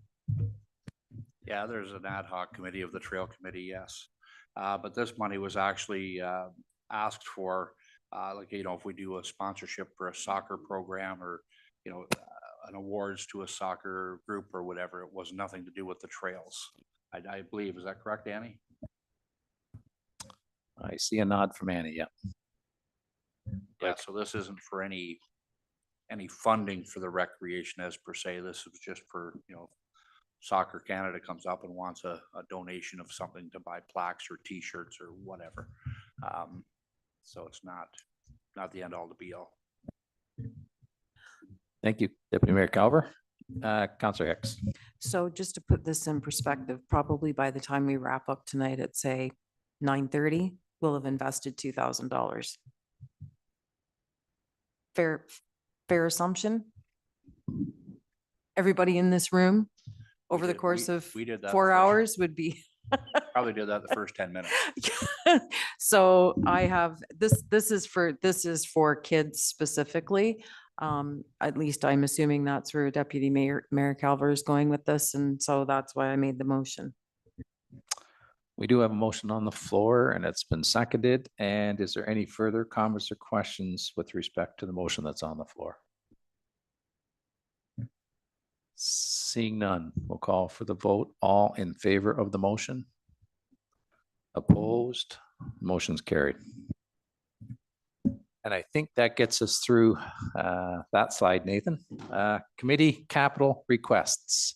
And I'm thinking, let's see if we can get through this slide first and then we'll take a break. How's that sound? We'll be just about 2 hours into this, so it'll be time for a break. Through your worship, I don't have a whole lot to add to these. Is similar to the last ones, is kind of committee members can speak to them. I think they're for the most part relatively self-explanatory. I know Deputy Mayor Calver commented on the South Fred Place structure and the sunshades at the last meeting. I don't know if Annie has anything to add as the committee member from staff, but I think most of it's out in front of you here at this point in time. Great, thanks, Nathan. On the slide in front of us, we have the South Fred play structure and the Rotary Park sunshades. It's the South Fred play structure is a priority of low, and the Rotary Park sunshades is as a priority or a medium. Does anybody wish to comment or have some conversation with the two requests that are before us on this slide? Councillor Hicks. Just out of thank you, through your worship. Just out of curiosity, is the play structure used year round? And I know Councillor Schenk is there probably, what, 3-4 times a week in the morning, perhaps? Yeah, go ahead, Councillor Schenk. So how do I say this correctly? But I've never been correct anyway. So you darn well pretty well taken everything away from the south anyway. So you might as well down at South Fred now. We have to catch the bus for any of the kids because the bus does not go all the way around to come to Napanee. So even though we pay taxes in Napanee, we can't get the bus. So not everybody in our 10-mile area has a play structure. So, and it's the only paved surface that you can go on without getting hit. So a lot of families, the ones that we still have left in our community, bring their kids on their training wheels and go ahead and go on the paved surface there. And then when the kids get off the bus that get transported there, go to the play structure, and they still go. They just jump over the fence and go on it anyway. So the point is this a low cost thing? Is it needed? Yes, because either that or you can go ahead and travel and drive 20 minutes to your next play structure. So just remember, there's a lot of money that's going to be coming out of the South of Ward 1. So something's better got to go back, because we're not going to go ahead and feed everybody else and not feed a little bit for ourselves. All right, especially if the residents are going to put some there. So all I'm saying is that, is it a low? Is it being used? Yes. Is there any way that we could fix the portion that's broken instead of the whole thing? Because it's just the slide, isn't it? No. So so all I'm saying is if it can't be, then sure, would the residents there love to have a play structure for the kids to play on? Very much so. All right. If we can't, limit the cost of just fixing only what needs to be fixed. All right. Because I can justify that. But if you have to do the whole thing, then of course, the people in the 10-mile radius of that play structure is used. And there's quite a few families that do use it. But at the same token, having a splash pad without any is a priority also. So it's just, where do we stop? That's the reason why I asked if you could cut it a bit. Go ahead, Deputy Mayor Calver. So yeah, I travel not as much as you do all summer or all winter, but in the summertime, I'm past that park quite a bit. A lot of families, they take their kids down there to play soccer. The soccer field's very well used. While other kids go and use the play structure, while brothers and sisters are playing soccer. It's actually, in my opinion, from what I've seen, very, very widely used. We looked at several different options for some sort of a play structure. This was the cheapest option, I believe. Some of them were up as much as $40,000 for a play structure. I'm a firm believer we're taking it out. It has to come out. I've looked at it personally myself, after going through the reports, because I driving by, it doesn't look that bad, but when you get out and look at it, it's past its repair stage. The downside is we're gonna see quite a few play structures in the next 2, 3, 4, 5 years that are gonna be in the same boat. So I mean, we have to really take a hard look, and that's why we looked at, this was the lowest cost option to put a play structure back there. And I fully agree. I mean, we're taking it out. We have to take it out for safety, but we have to put something back there. And this was the lowest cost option we have. Now on with the sunshades, I get it. There are sunshades there. It would be great to have more as well. If I had to put my priorities, I would switch these two priorities around, because of the fact that you are at a splash pad, you do have access to get wet. There are sunshades there. Could it use more sunshades? Absolutely. But we are taking out a play structure, and there won't be anything there for the younger kids to use. Thanks, Deputy Mayor Cower. Councillor Hicks. So I'd like to make a motion that we swap the priorities on this. You're not taking anything away from Rotary, you're adding to it, whereas you are taking something away from South Fred and you need to replace it. So I would suggest going with the play structure for sure. Okay, so are you suggesting A motion. the direction that we're going to give staff is Yes. that we do need the $21,150 play structure in South Fred, but we probably can get away with the $26,725 Rotary Park sunshades. For this Yeah, year. and that's all we're talking about is for this 2024 budget. Do we need a motion with respect to that, Madam Clerk, or is that direction, is that, first of all, is that the direction of council, and is that direction sufficient for staff? So through your worship, I don't believe we need a motion to change the priorities on these. I believe staff can take that direction. When and how council wants to determine which items should be included in the 2024 capital budget, there is a presentation towards the end of this presentation that groups together all the critical, high, medium, low. So staff recommendation would be to maybe make decisions once we've gone through everything within that context. But I believe that the priorities can be swapped on that. Oh, we can't change the PowerPoint presentation, but we can make that notation. Yeah, and I don't think we need to worry too much about the priorities. The priorities are just to guide us. So, but what we will be looking for is direction at the end of this, as far as what do we want to put in the 2024 budget, and what we'll have to wait, I guess, for 2025. So if we're good with this conversation, we can move on to the next slide, unless there's further conversation to have. Seeing none, sorry. The 11th hour, Councillor Martin, go ahead. Thank you, Mayor. Yeah, I would agree with especially Councillor Hicks with what she was saying about taking away and adding to, and also with Councillor Schenk. I mean, South Fred needs this repaired and replaced. And I hope in the future that we can actually enhance it. And if we can maybe get South Fred Hall repaired and get more revenue coming out of there, that whole area there will be used even more. So yeah, I'm definitely in favor of the South Fred play structure being replaced with new. Thanks, Councillor Martin. If there's nothing further, we'll move on to committee capital requests. Go ahead, Nathan. Through your worship, similar to the last slide, this was brought up at the previous meeting as well. Just kind of repeating that little bullet point that we had last time, a little more conversation if needed, but I believe it's self-explanatory in nature. I know Councilor Hicks commented on what the light setup would be the last time. I believe they're hanging off the sides of the posts, the light posts. So just bringing that back forward now at a more appropriate time. Okay, council, any thoughts with respect to the $60,000 for Christmas lights for downtown? Go ahead, Councilor Pennell. Thank you, Mr. Mayor, through you.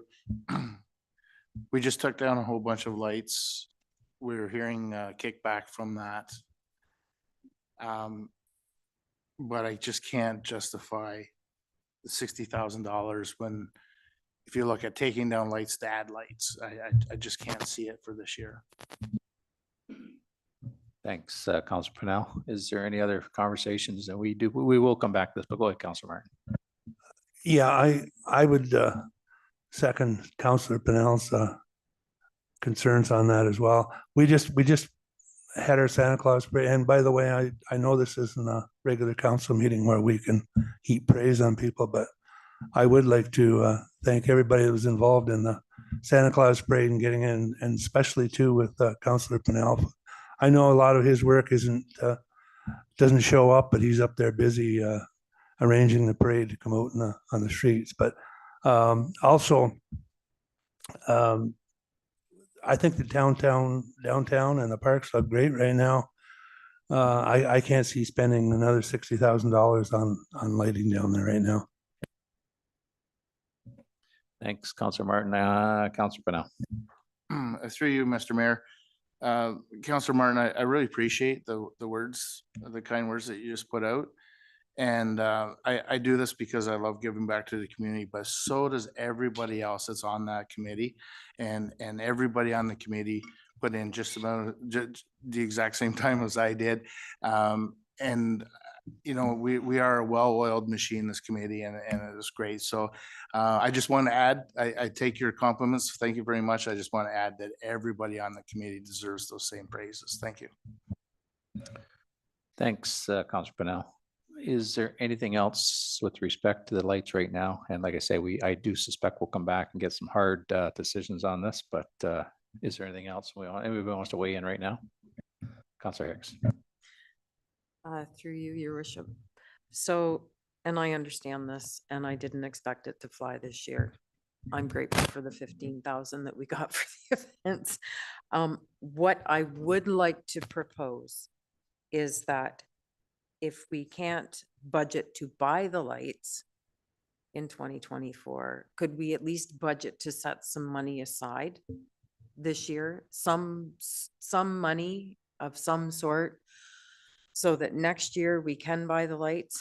And the reason is, it's the lights that we're looking at. They're up high on the lamp posts. They're out of the way. They cause no constraints with clearing the snow, and it draws the eye up and it makes it brighter just in general. And Annie, correct me if I'm wrong, but there would be 32, I think, to start with, probably. That's what we have for banners. I know we keep going over these numbers, but so it would complement the banners. It doesn't have to be, you know, as Councillor Shank said, the Lamborghini model, but something, because there has been a lot. I don't know if everybody realizes just how much pushback there has been on yeah. I've heard positive as well, but the negative has far outweighed the positive. And I guess that's because happy people just don't talk about it as much. I don't know.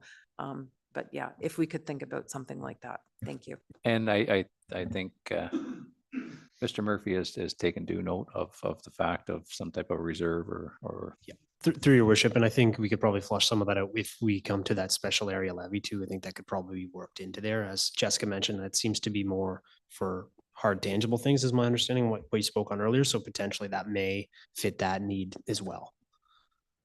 Yeah, and I think that's a good plan going forward. Thanks, Councillor Hicks. Oh, sorry, go ahead. Thank you to whoever put the lights on the Christmas trees the very next day. Was that you? That was Mr. Brown's Parks Department. Thank you. Thank you very much. And I'm sure probably at our next meeting, there'll be all kinds of thank yous, because I think it really was a great success in the downtown this year, and it's something we can build upon. So is there anything else? Go ahead, Councillor Shank. I'll echo what Council Martin said. I attended the parade with all my grandkids. We had a ball. It was long, but the one thing I did notice, and we were talking about source of revenue, that if you're putting in a parade, if you're gonna put a float in a parade and you're from Lennox and Addington County, hey, not a problem. But when you're outside of Lennox and Addington County and you have from Kingston and for Belleville, if I want to put a float in the parade in Kingston Parade, they charge $200 per float. All right. So we have local businesses that they're supporting. Then we have other businesses outside of our county, all right, that are coming in, putting a float in. But if we go into their county, we have to pay. So all I'm saying is a source of revenue that anybody outside, if you have a construction firm that's from Kingston that's in the float, and I have local guys in our county that's putting a float in, all right, I'm saying if it's LNA County, hey, charge free. But if you're outside of the county, put $100 on it or something, just to somehow you can have a little slush fund for their thing. That's all I'm saying. Whether it's right or not, I don't know. And I think the parade committee is listening. Go ahead, Councillor Powell. Thank you, through your worship, to Councillor Shanks. Question on that. We do ask for non-perishable food items, and we're very proud to have not been asking for money so that we do receive non-perishable food items. There are people that are in the parade that are collecting this, and we'll wait to see what the kind of a total that we have on that. But it's a very warm feeling when we deliver the food from that night down to the Salvation Army. So I understand what you're saying about collecting the money and putting it forward, but I also have a real good warm feeling, and I know that the committee does too, when we're putting on such a show and be able to provide to the people that need help. Yep, thanks, Councillor Powell. Go ahead, Councillor Shank. All I'm saying, this is just more, you know what I mean? Like anybody that attended, like our family, we brought a couple big bags, canned goods. When the guys came along with their shopping carts, we went ahead and put it in. So that's locals that's contributing. What I'm saying is when you have a business that's putting a float in for advertising, all right, for that thing, that's where I'm saying that extra cash that came in, and if your committee wants to go ahead and give that to the food bank also to buy some more food things, I'm saying it's just to add on to it. That's all I'm saying. Yep, thanks, thanks, Councillor Shank. Is there anything else? I think we probably got some direction here, but we'll come back to it as well. So is there anything else? Seeing none, I think before we go on to the capital summary, I think we'll take a 10-minute break if that's good with everybody. We've been at this for 2 hours, so let's take a break. We'll see you back in about 10 minutes.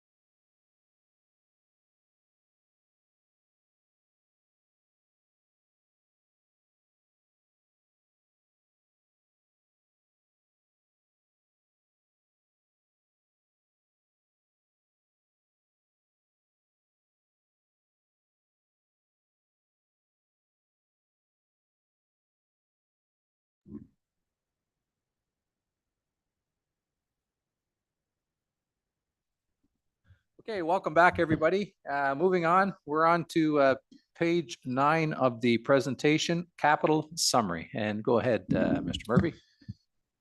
Through your worship, this is just high level, just kind of get some discussion piece going here. The overall ask that was brought by staff was just under $5.3 million. Staff obviously are not proposing an overall capital budget of that value, but there's items for discussion up to that value. There's a handful of funding sources that are used throughout this. Federal gas tax, or CCBF as it's known as now. We have not received our funding statement on that this year. It comes in 4-year increments, and I believe that's the intent to happen again this year. I have reached out to the reps to kind of get some sort of indication. They're now saying early 2024 to get that allocation. As of right now, just budgeted at the same level as last year's amount, hoping that it doesn't reduce any. But if it did, we would potentially have to kind of look at different avenues to cover that off. We have got our OCIF statement, just received that on Friday, actually, and it has dropped 15% from last year. Both of those two funding mechanisms they have specific uses for them. So it has to be for core infrastructure. OCIFs is more specific than gas tax, is basically roads related or water and wastewater projects. So those are the two specific things you can really use it for. If you don't use all of it, you can carry that forward though. So I want that to be clear too. So if there's certain items on this capital list that could not, if we were to reduce some of the items on under gas tax or OCIF, some of those eligible projects could be carried forward for future years, but it could not be attributed to some of the other items on here. So basically anything that it could be used for has already been allocated. The remainder based on last year's, we're about $10,000 that's unallocated based on last year's gas tax and OCIF. So anything else that isn't touched on there for the most part cannot be shifted. There's a few items that could be used. Just want to be clear on that. And then development charges, similar. I know we've had a number of discussions on this already. Very specific uses for development charges. And I know there's been some questions as this isn't something that's been used a ton in the past. We're seeing an influx of that with development going on. A lot of them are coming in, and we're trying to, and especially with the difference in legislation, we're trying to see how we can use them more appropriately and make sure, we are utilizing for their full advantage to some degree. Obviously, there's a number of asks here for development charges. I don't think it would be wise to move forward with all of them at one time and use more development charges than you're collecting in a single year. But it's another avenue we can use and should use to our advantage rather than always having to go to tax base or look to other outside revenues. And then I think we're all familiar with tax base reserves and tax base itself. So just wanted to touch on those. Any questions on that? Yeah, Councillor Pennell. Thank you, Your Worship. Through you, Nathan, just when you're talking about the federal gas tax and the OCIF, and you're saying that on the following pages, you've allocated those funds to here.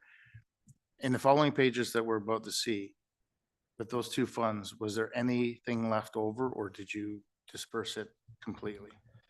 Through your worship, there, as of right now, there's about $10,000 that has not been allocated, just around that number. Okay, thank you. Thanks, Councillor Pennell. Is there anything else with respect to this slide? Deputy Mayor Cower. Yeah, so the development charge funds, I understand we don't want to deplete them down because we got a big project coming up with our water plant or sewage plant. So we got to be very, very careful of what we do there. So just want to make that out there. And I'm sorry, through your worship, we'll make a comment on that. That would be a specific set of development charges. So there's different functions to each of them. We have a handful of subsets within development charges. So that one would not be being proposed to be used at all for any of these. That would, I think we're all well aware that is the keystone project for that, or that's already been earmarked for that. So that would not even be considered. You could technically borrow from it, but staff would not advise that, obviously, considering what's coming up for it. Okay, so these development charges have nothing to do with our new sewage plant we're putting in. Through your worship, they're collected with them, but they're treated as an independent reserve essentially. Perfect, thank you.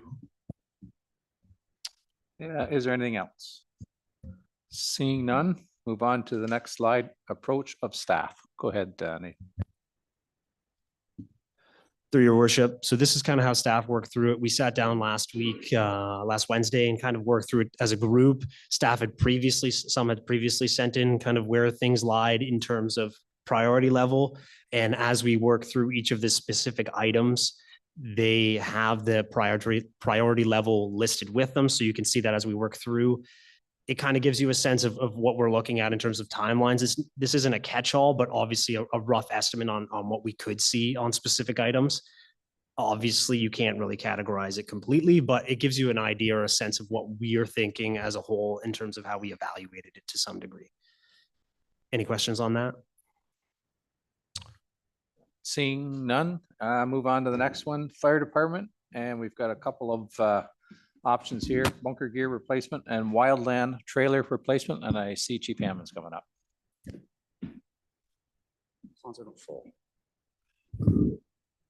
So both of the asks in front of you are critical to the fire department.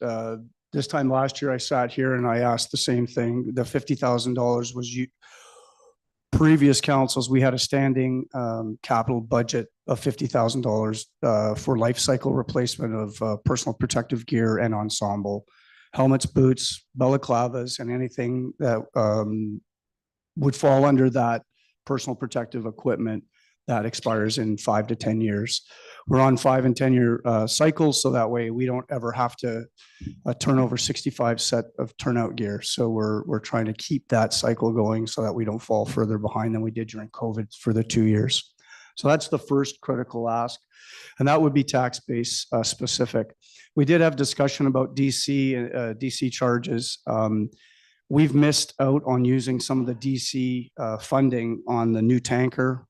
We did have discussions when we purchased the new tanker for Roblin. It was a single axle and 1,500 gallons, and we went up to just under 300 imperial gallons and a tandem.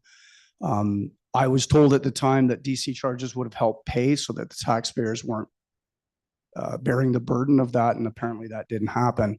So we're in discussions with Nathan to also explain and understand better how we can use those DC charges to offset tax base. And this next one is critical for us.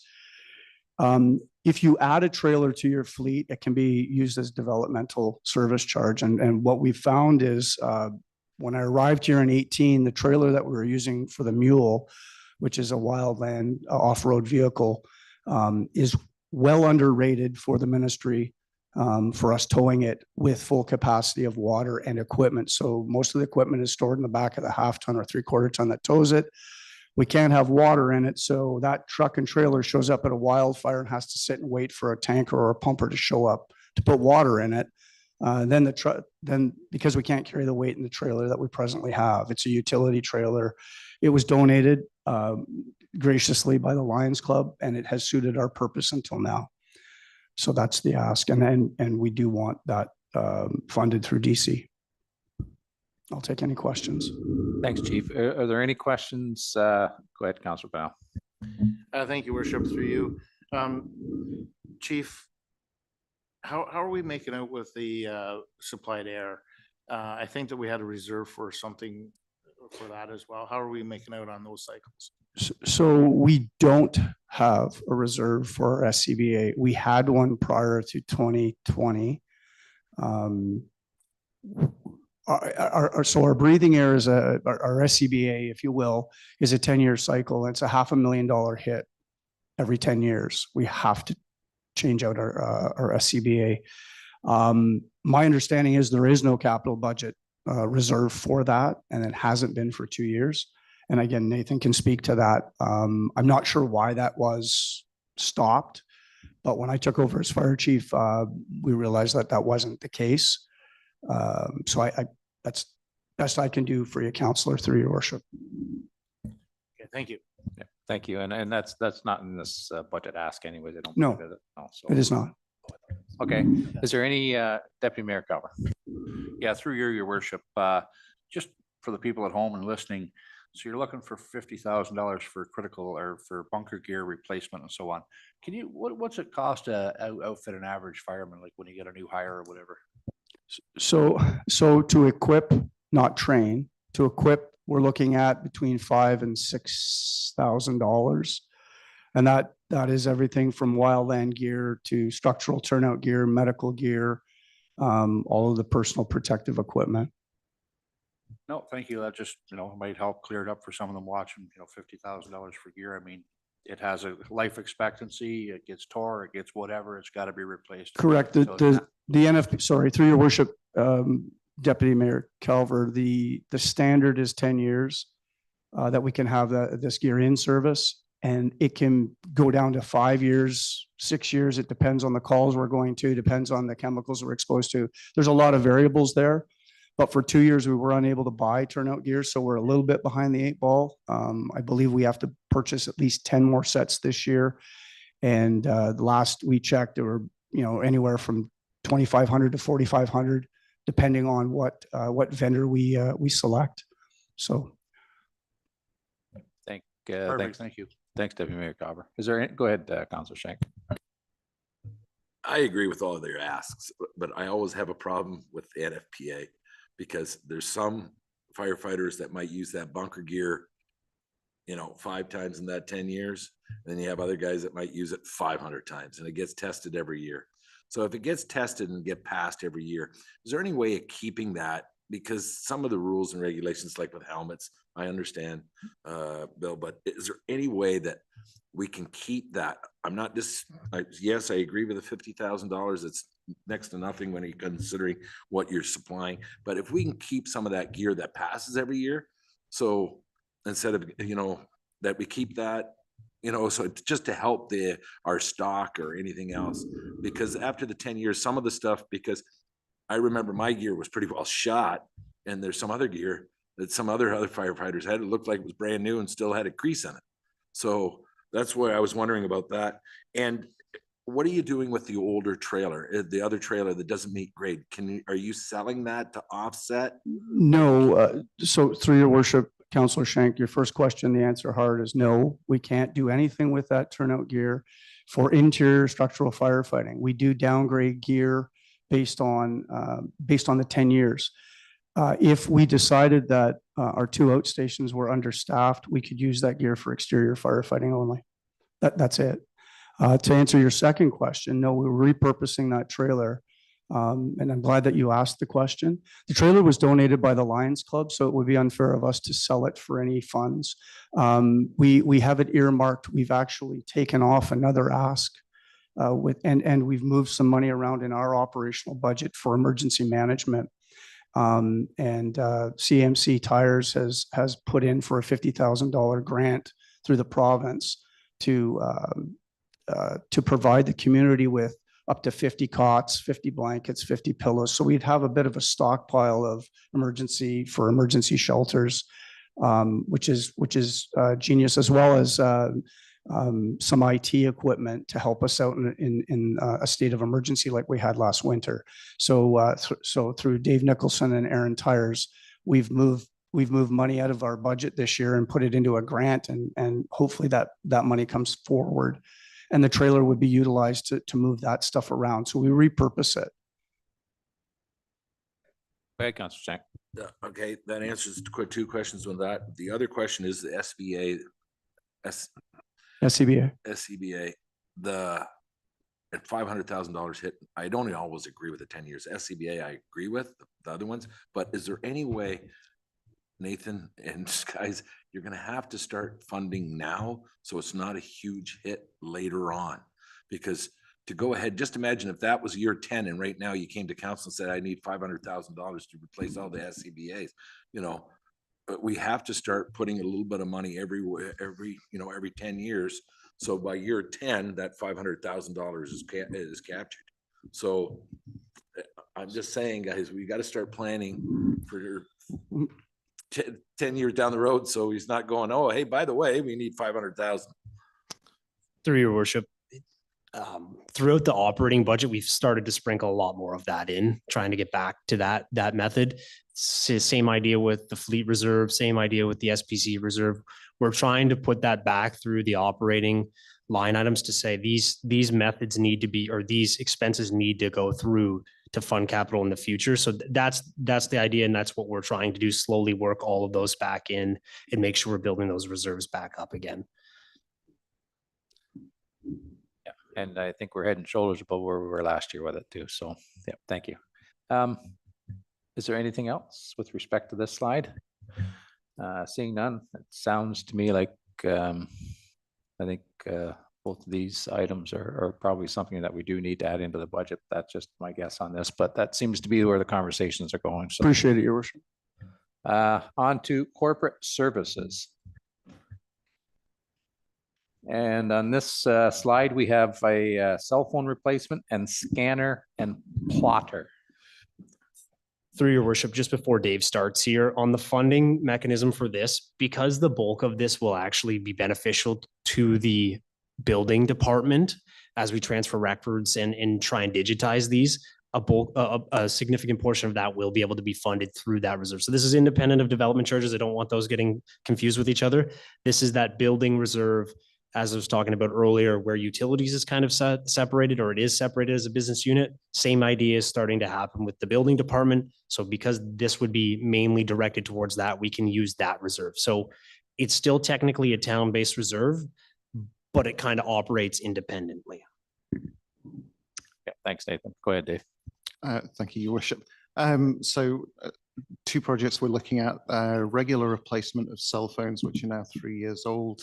That's the normal cycle we use. So we're looking to replace 85 existing phones. We're not adding any additional devices at this point. We're not looking to add any additional devices.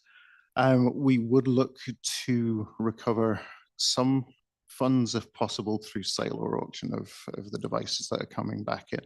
Other than that, it's a straightforward swap and upgrade of what we've got. Typically, we purchase through provincial vendor of record agreement on a 3-year term, which offers, as far as we can see, the best value for the town for this purchase mechanism. The second project, the scanner and plotter, is a multifunction device, which is replacing a 12-year-old plotter only. And driver for that, apart from this device being well beyond its lifespan, is the digitization of over 2 million documents that we have within our buildings at the moment. But more importantly, on the development side, the digitization of about 25,000 large-scale plans. So happy to take any questions. Is there any questions of Dave? Go ahead, Deputy Mayor Carver. So how many cell phones are you looking at for $25,000? Through your worship, 85. And they're only 3 years old now? Through your worship, correct.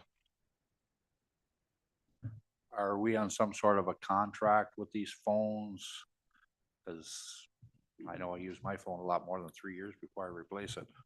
Through your worship, yeah, it's a typical cycle for corporate phones to be replaced every 3 years. As I say, we've had 3 come back in the last week, so we are seeing failures on batteries.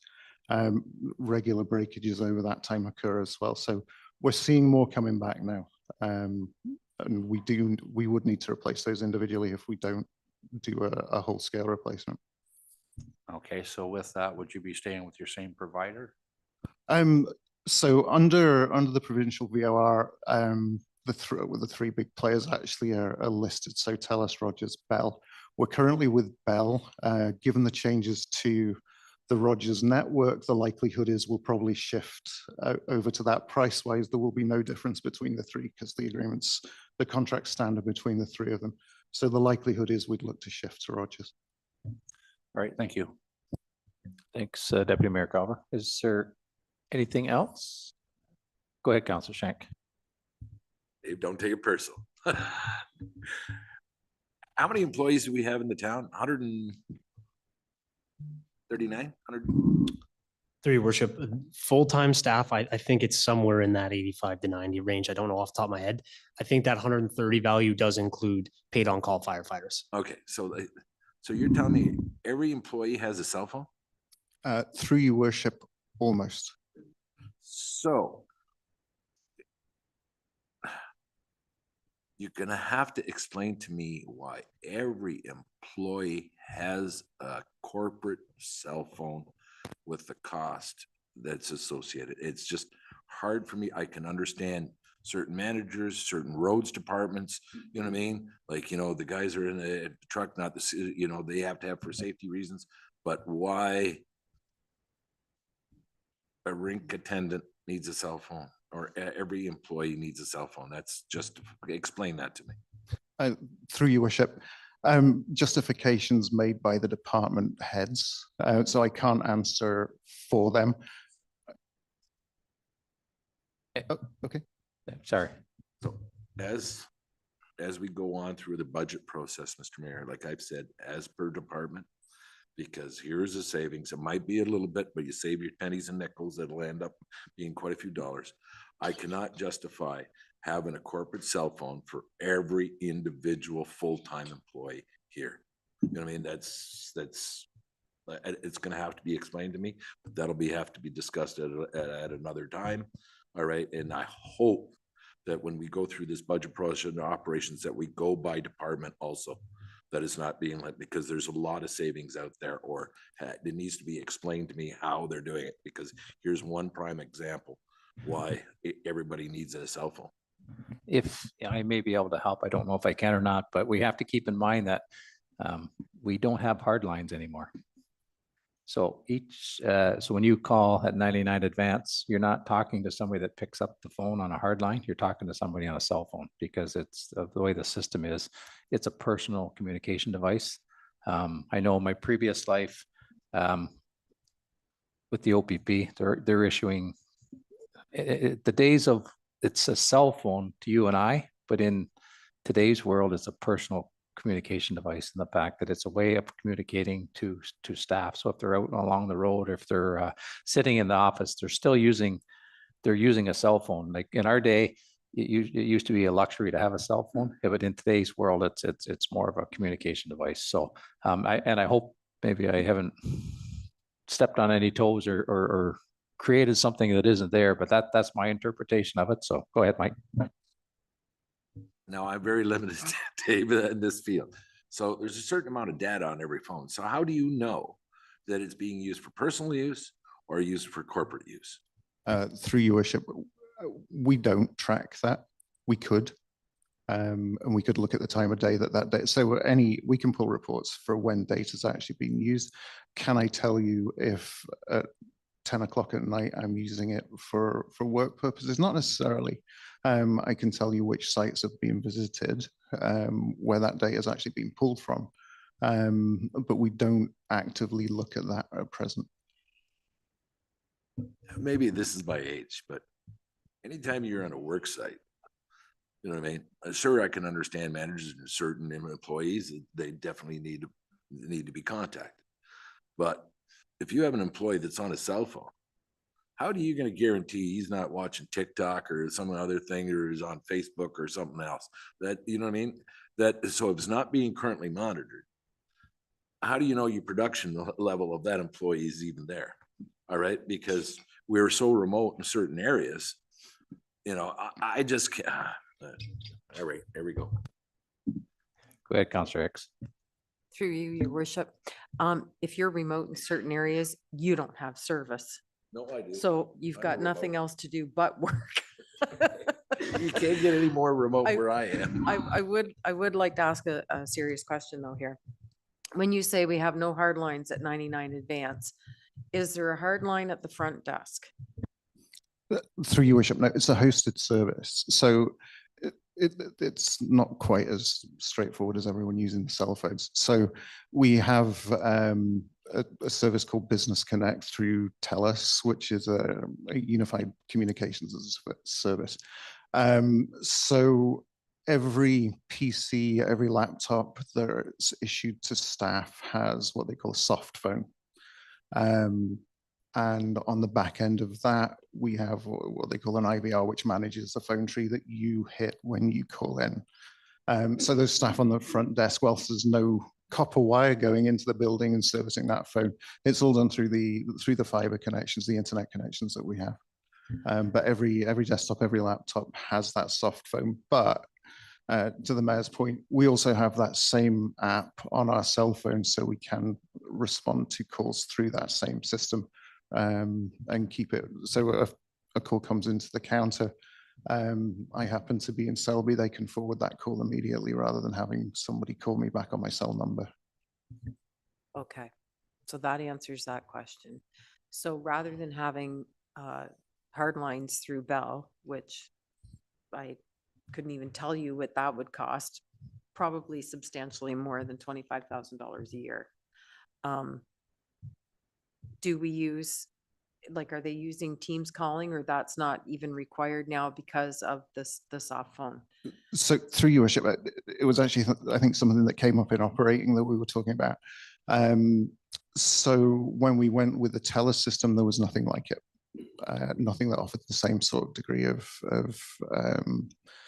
range of services that we were looking for. Teams wasn't where it needed to be. Microsoft now offer that same kind of package. So at the end, 2 years' time, at the end of the TELUS contract, realistically, we will probably be making that move over to the Microsoft equivalent, reducing the, we'll talk about application load before. So we'd be looking to get rid of some of the applications and bring it down into that Teams environment, which seems to be what most people are using now anyway. Okay, thank you. May I ask one more question? Yep, go ahead. And I know that you don't determine the numbers, you just determine the best bang for the buck. So to that end, if I were to ask a manager, so if I can pick on parks. Okay, so you have 2 mowers, a trailer, a truck, crew cab, 4 guys in the truck. Do they all have a phone?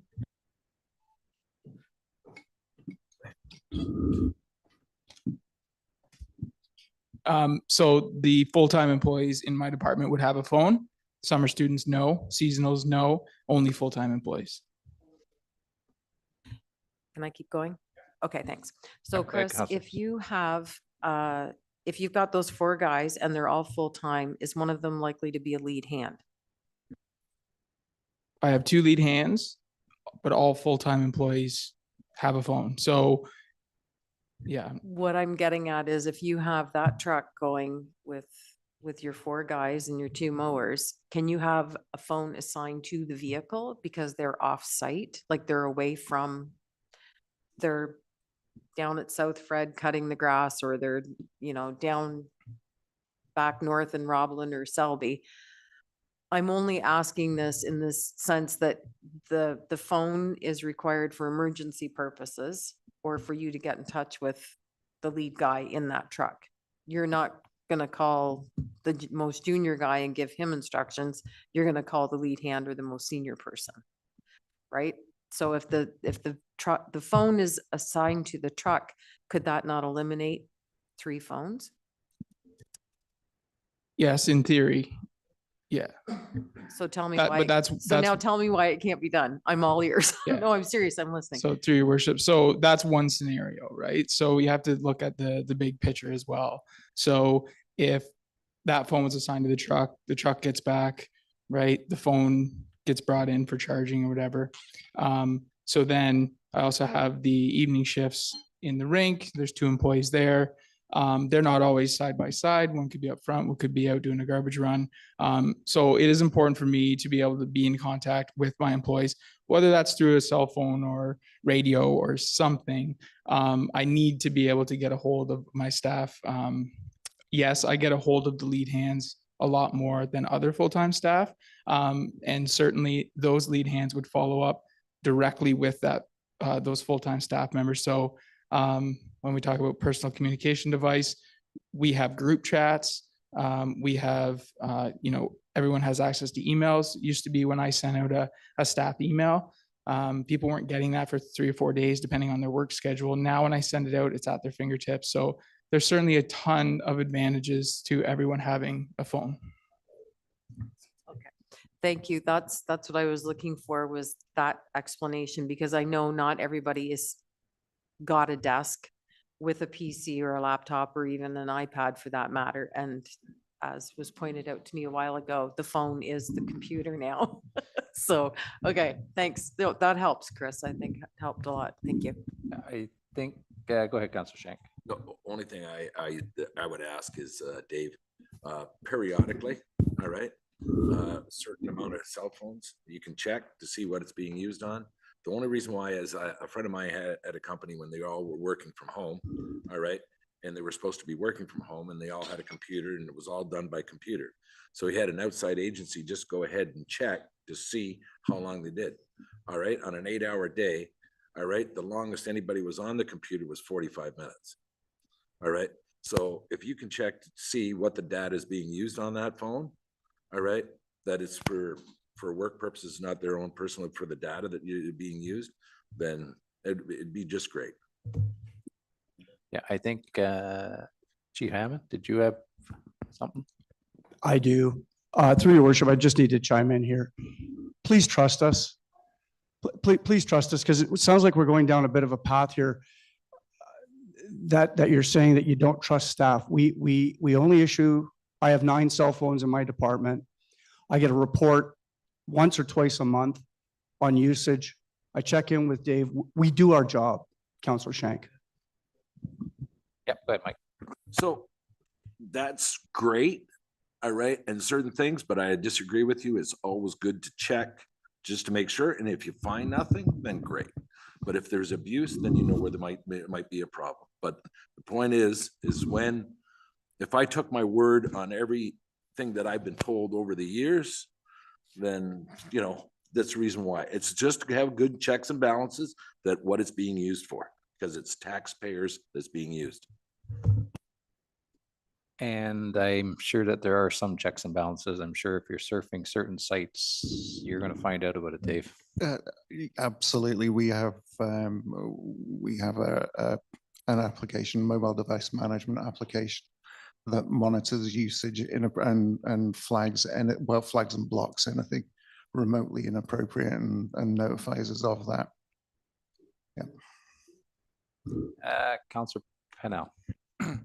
Thank you, Worship. I was just going to point out that for peace of mind, and as Mr. Brown stated, be able to get a hold of his staff, we take $25,000, divide that by 85 phones, it's $294 each. Divide that by the 3 years in the term, it's less than $100 per year to have contact, not counting the service, but that was just for the hardware itself. So it's pretty inexpensive to be able to provide to our staff that sense of security, and also to be able to get a hold of them.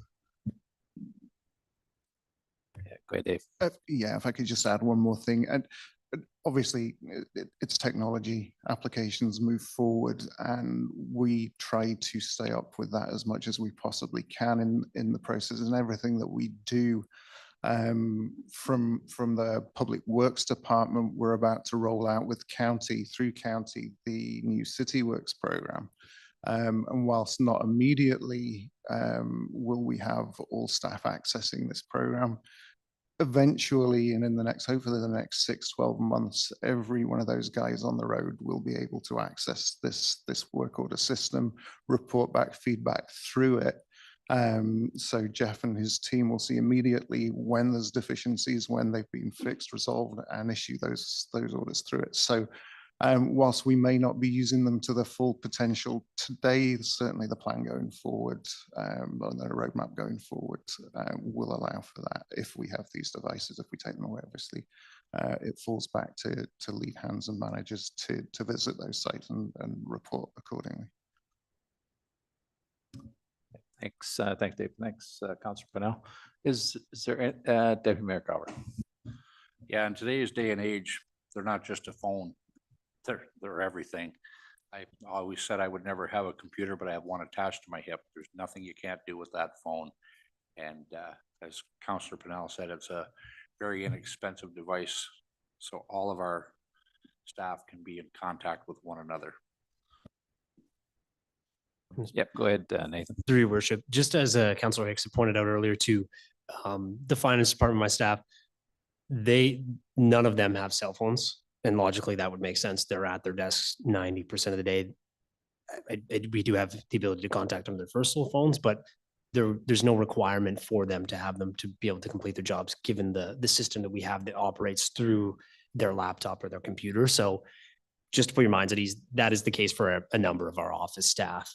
I believe I'm the only one in our finance department currently who has a town issued phone. So that would be the case for a number of departments in the same situation there. Yeah, great. Thanks, Nathan. Is there anything else, Councillor Hicks? So I would like to, through you, your worship, I don't know, am I making a motion to give direction to go ahead with the cell phones? Well, we're not, Madam Clerk. We're doing that at the end? Okay. Yeah, we'll do it at the end, but you brought up a good point, and I'll ask the question, if nobody else does, the scanner and blotter, is this something that is needed? Is it integral to the operation of the corporation over the next 12 months, or is it something that, and I know it is, because we do have a number of files that got to be digitalized, but I'll let you comment on that, Dave. Thank you, Your Worship.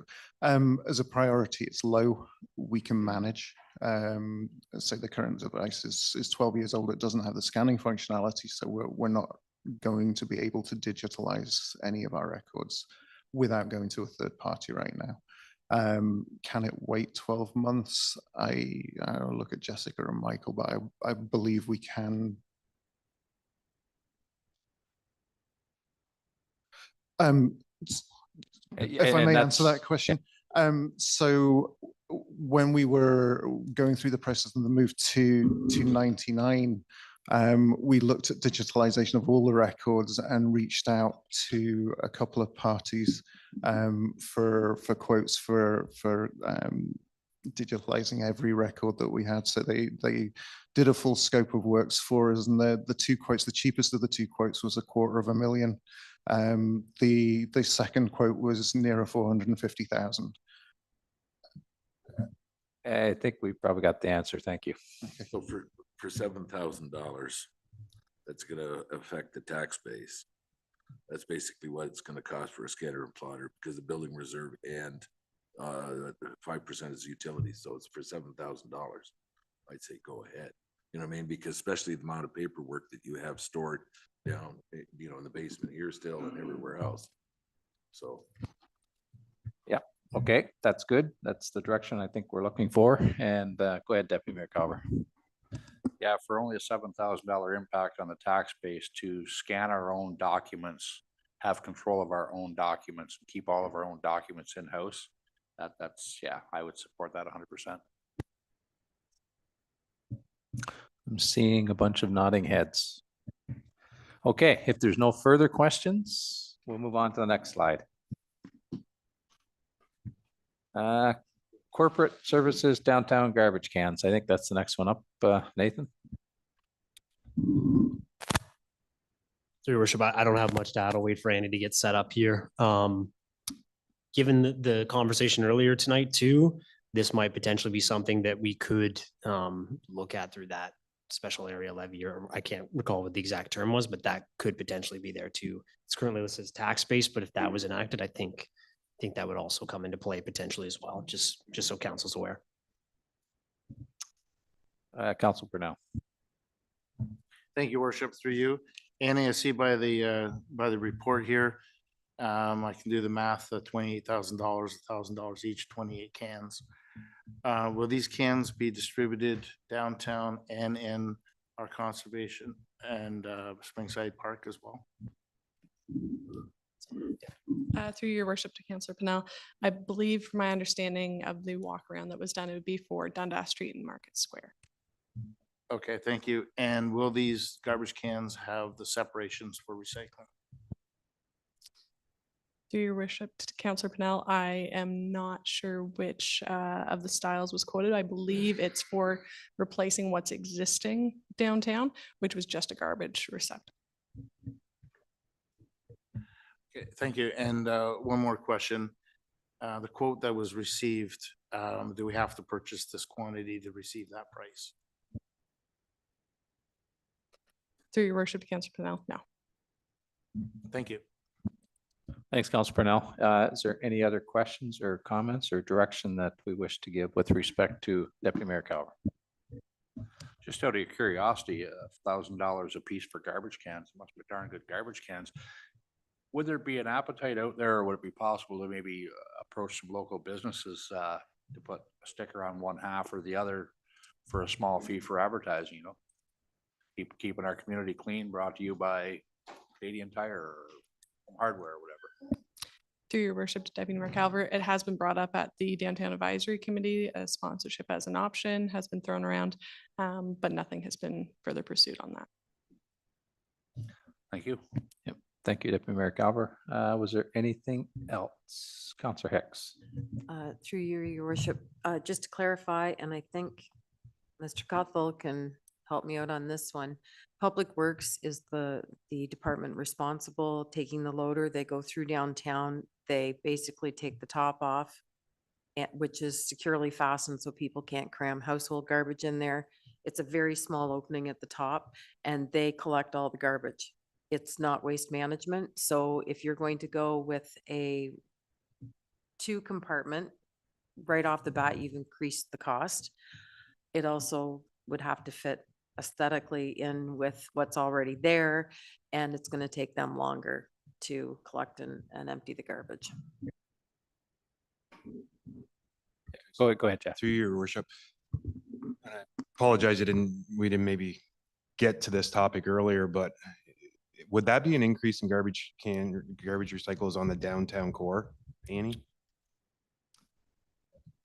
Through your worship, Because I believe we only have like 2 per block of the downtown now. I'm just worried, we have the garbage pickup is budgeted through the Public Works budget. So any increase in cans would increase our operating budget as well. And through, as Councillor Hicks said, recycling has not proven to work. It gets contaminated. Once it's contaminated, it is garbage. So as of through the Public Works, we would request that it was just 1 receptacle per can. And also that an operating budget review would also happen if there's an increase in cans.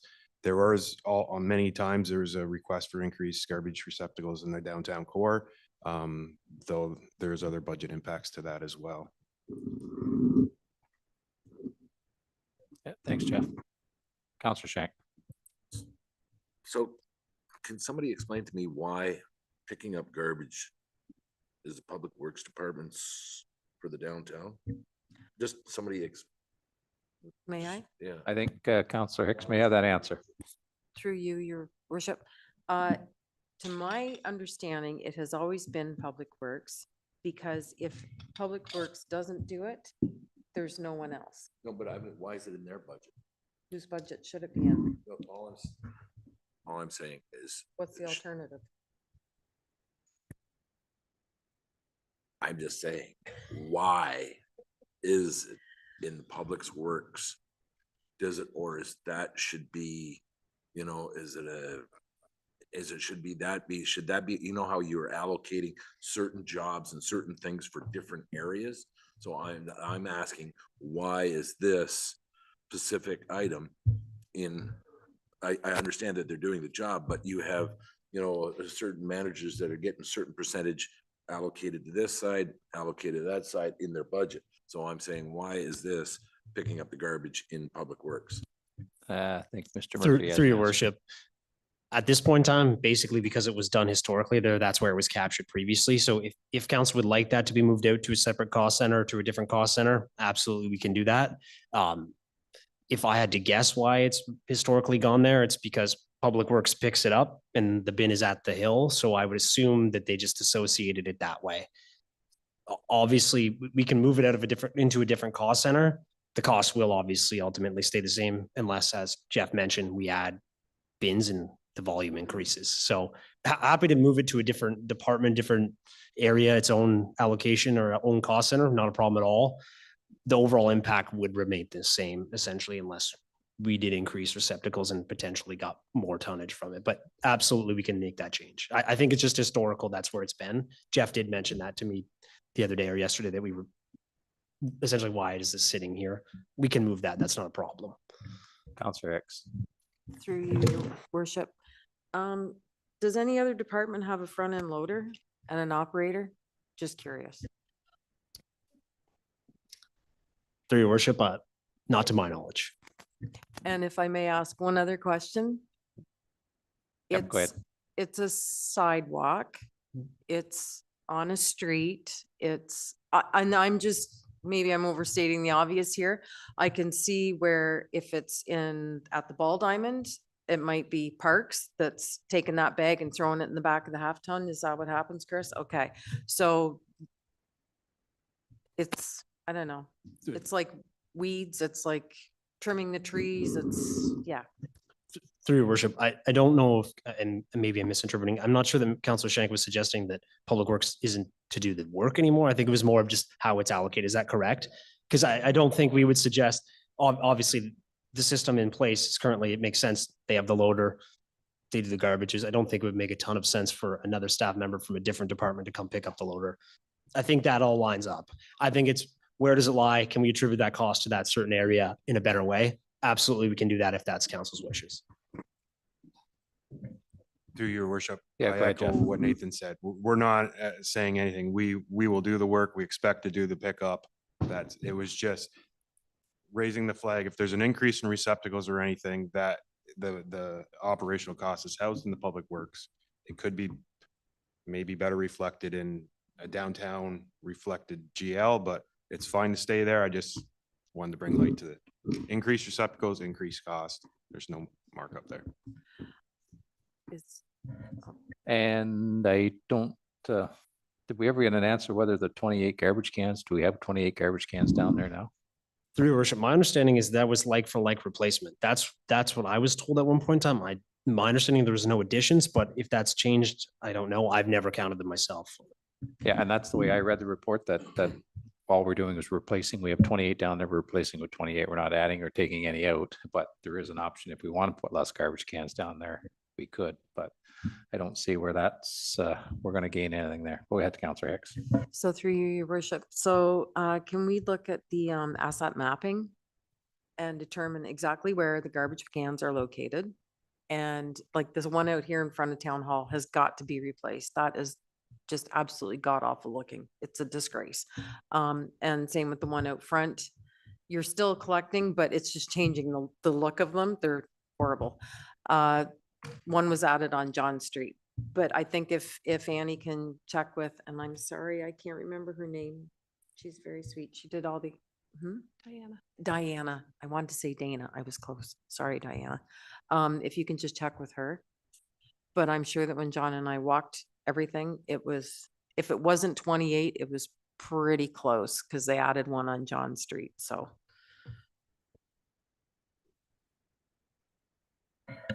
Thanks, Councillor Hicks. I guess, go ahead. And may I add that the ones that are currently in place, if they're not those horrible concrete stucco things, they are rusted out to the point where they could get hit with a sidewalk plow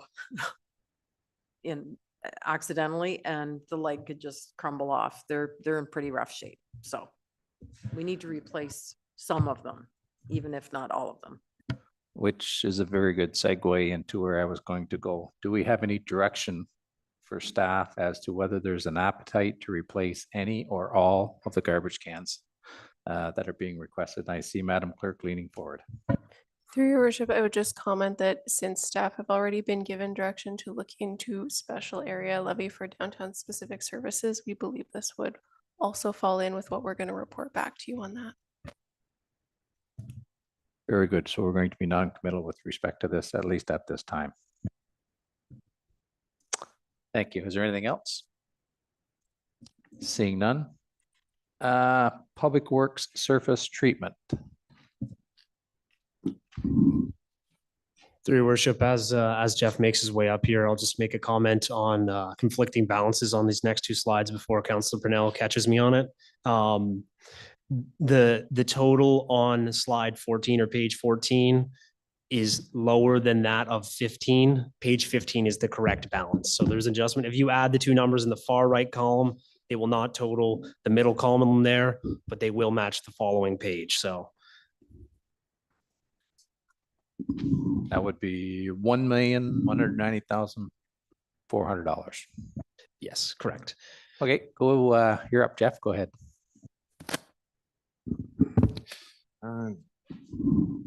Through your worship, the proposal here tonight is similar to what we've successfully been able to establish over the last few years, is fully funded surface treatment program. This is just to maintain the life cycle and the life cycle of a surface treatment, a single surface treated layer that would be put over, it would be an intervention over the life cycle of a road. Our surface treated roads have a 30-year life cycle at certain intervals. Based on inspection and years, there would be a single maintenance layer put on those roads. And on average, it's we're hitting our targets that we have 145 kilometers of surface treated roads. We should hit roughly around 5 kilometers of double a year and roughly around 18 kilometers of single per year. That's pretty much bang on what we're proposing here this year. And with the assessment of these are the greatest needed roads to have their interventions done at this time, or reconstructed or reprofiled. And happy to take any questions. Is there any, go ahead, Deputy Mayor Calver. So yeah, these are the roads that are in basically critical shape now, is that correct? That's correct. So for the double surface treatment, you'll notice, so the Pine Grove roads and the Oliver Side Road, they make up our 5.25 kilometers. The construction method proposed for 2025 would be going in, pulverizing that surface, correcting any drainage in there, any soft spots that may have showed up on the road and the surface is blowing out. On most of these roads, if you were to drive them, you'll notice that the existing surface that resides on the road now would be in pretty rough shape, deteriorated away from the edges, creates additional maintenance costs and patching and whatnot, and much needed for drainage improvements, road structure upgrade, and new surface. The roads from starting with Public Works entrance down to Little Creek Road, they're all single surface treated roads, so that would just be a maintenance layer. This is a layer of tar and chip that is spread over. It's a single layer, so we're talking about a layer like, well, after a double is going on, you're about a 1/2 inch to 3/4. You build that every time we do the intervention. We'll pad with hot mix padding, any low spots, the shoulder edge break up, then we remove berms to a certain degree. You have to watch the kind of construction activities that take place on a surface treated road. You hit it the wrong way with the plow, you may tear it up. Also, it's very important to keep on top of these. Once you lose a road, then it's about 4 times the cost. If you don't intervene when you need to put a single on it, you're going to run into about 4 times the cost, as you can see here, to reestablish that surface again. Yeah. And happy to take any other questions. Yep, thanks, Jeff. Councilor Pennell. Thank you, Worship, through you. Jeff, when I see that the government on there, this is the gas tax and the OCIF funding? Yes, that's what's mostly allocated this year with the proposals in front of you is to use that to fund our single surface treated, or our surface treated program. Like, just to talk about life cycle and replacements, I have it in front of me, or we should be replacing, just to replace life cycle costs of our roads, 3 kilometers of paved roads a year. We have 70 kilometers with a 25-year life cycle. We should be replacing 3 kilometers per year of pavement. And then around 5 kilometers of double surface treatment, 18 kilometers of single, and addressing granular is at around 18 kilometers of granular a year we should be addressing. Okay, thank you. So what I'm seeing here is that there's no direct costs coming out of the tax base on any of this work that you're proposing. Through your worship, that is correct. This has all come through government funding. And as I mentioned off the top here, mainly OCIF is funding the surface treatment program as it's related to core infrastructure. So if it does go unused, like say we come in under budget on some of these on the government funding side, we would be putting that back into reserve for future years. for core infrastructure, so for roads next year likely, or something of the like, because we can't use it for other uses. We are able to build it up in reserve for that same purpose, but we can't actually reattribute it to, say, the purchase of a new truck. It has to go to core infrastructure. So that just to give the background on that, yeah. And just to echo what Nathan had just mentioned there, an important part, like if he mentions that $10,000 wasn't used of the OCIF funding this year, there is a slide further in that you'll see larger projects that are proposed and planning for. They would be ideal to bank those monies in a reserve to be able to fund those jobs when they come up. And just last comment. Yeah, go ahead, Councilor. Your worship. Jeff, when I'm looking on here all over Side Road, we're aware of a problem where there's always a huge pothole right by where the Hardacre Farms are. Is there anything that, because when the transport's back in, they're at a dead stop and they turn their steer wheels, sorry. Is there anything that we can do in that particular spot? Because we have had major concerns from people that travel all over Side Road to cut back through to get over into the backside of town. I'm just wondering if there's anything that we can do other than just surface treating that. So, through your worship, that's a great question, Councillor Pennell. We have looked at different ideas. The Ferrari would be paving all the way in from 1 to Hardacre Granary. We priced it out. It was quite pricey. We didn't bring that option in. It was about $550,000 to replace the full road structure there. When we did Woodcock Street a few years back, we did do some stability to the intersection at Woodcock Street in Oliver Side Road. So staff is proposing in here, it would be funded through DC charges, an amount of, I believe, $150,000 would on the Oliver Side Road project would be funded through DCs. That would cover from the entrance on Woodcock Street westerly to the intersection of Oliver Road and to Oliver Road on Woodcock, and then southerly to the other entrance of the granary. As they come in loaded, they pull in and scale, they unload and they scale out, or vice versa. And you're right, it is a tight turn right there, and they're dragging their duals and they're just tearing the surface off. Surface treatment will not stand up there. So we're proposing a double lift of asphalt on the intersection where the dead turning is happening. Thank you. And is that in that $350,000? Through your worship, that is, yes. That's fantastic. Thank you. Thanks, Councillor Pennell. Is there anything else? Deputy Mayor Calver.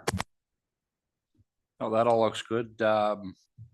We were chit-chatting back and forth about another road. Is it a possibility to get that one looked after as well?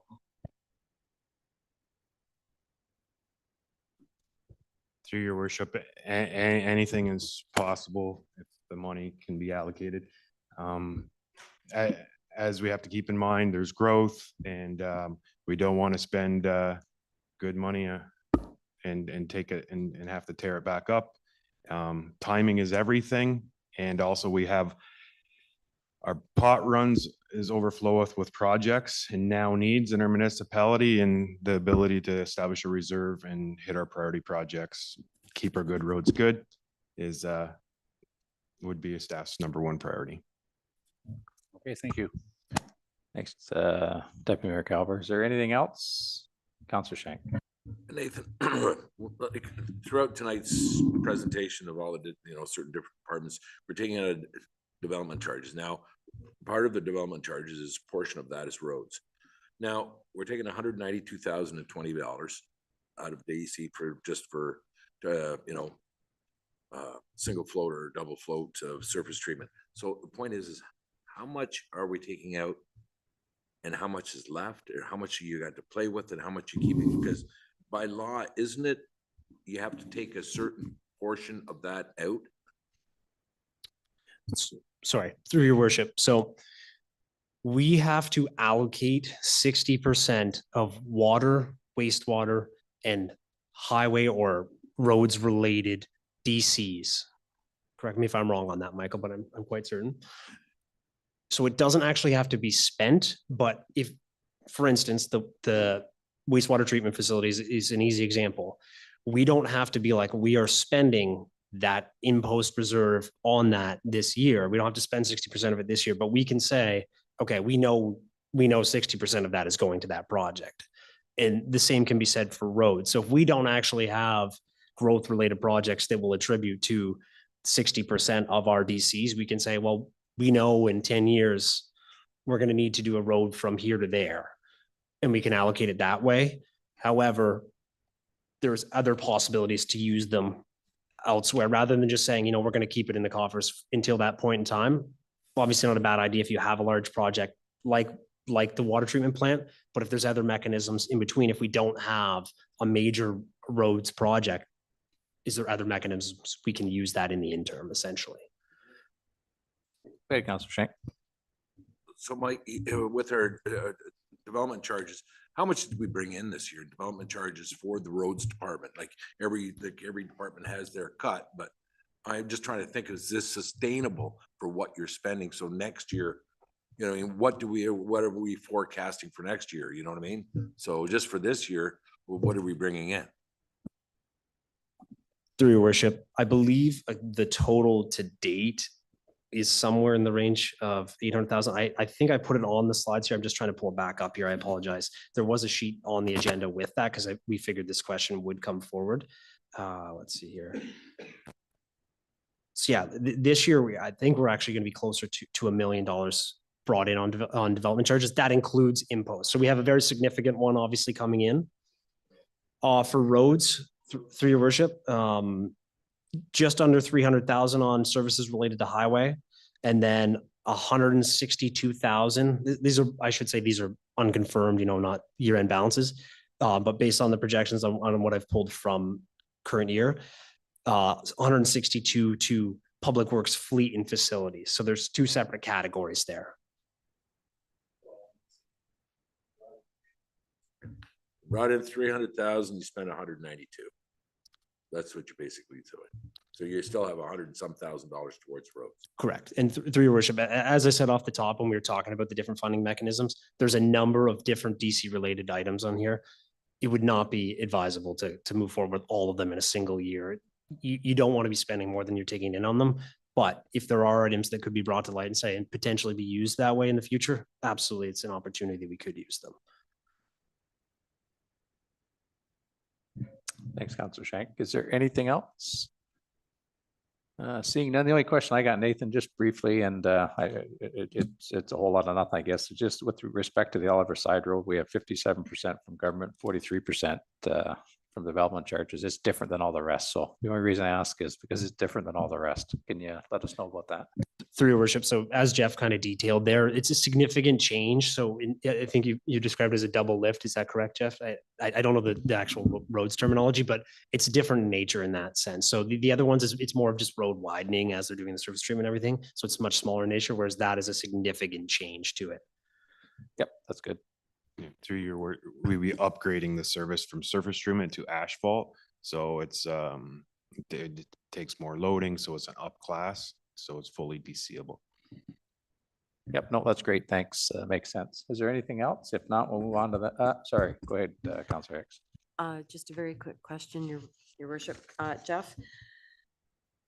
At some point, we need to talk about maybe doing a four-way stop on Switzerville and Old Hamburg Road. I've had some phone calls. So that's on the most easterly side of Ward 2. And it's the speed. People come down Old Hamburg, going both directions, both towards Little Creek and towards number 2, like Monroe's store.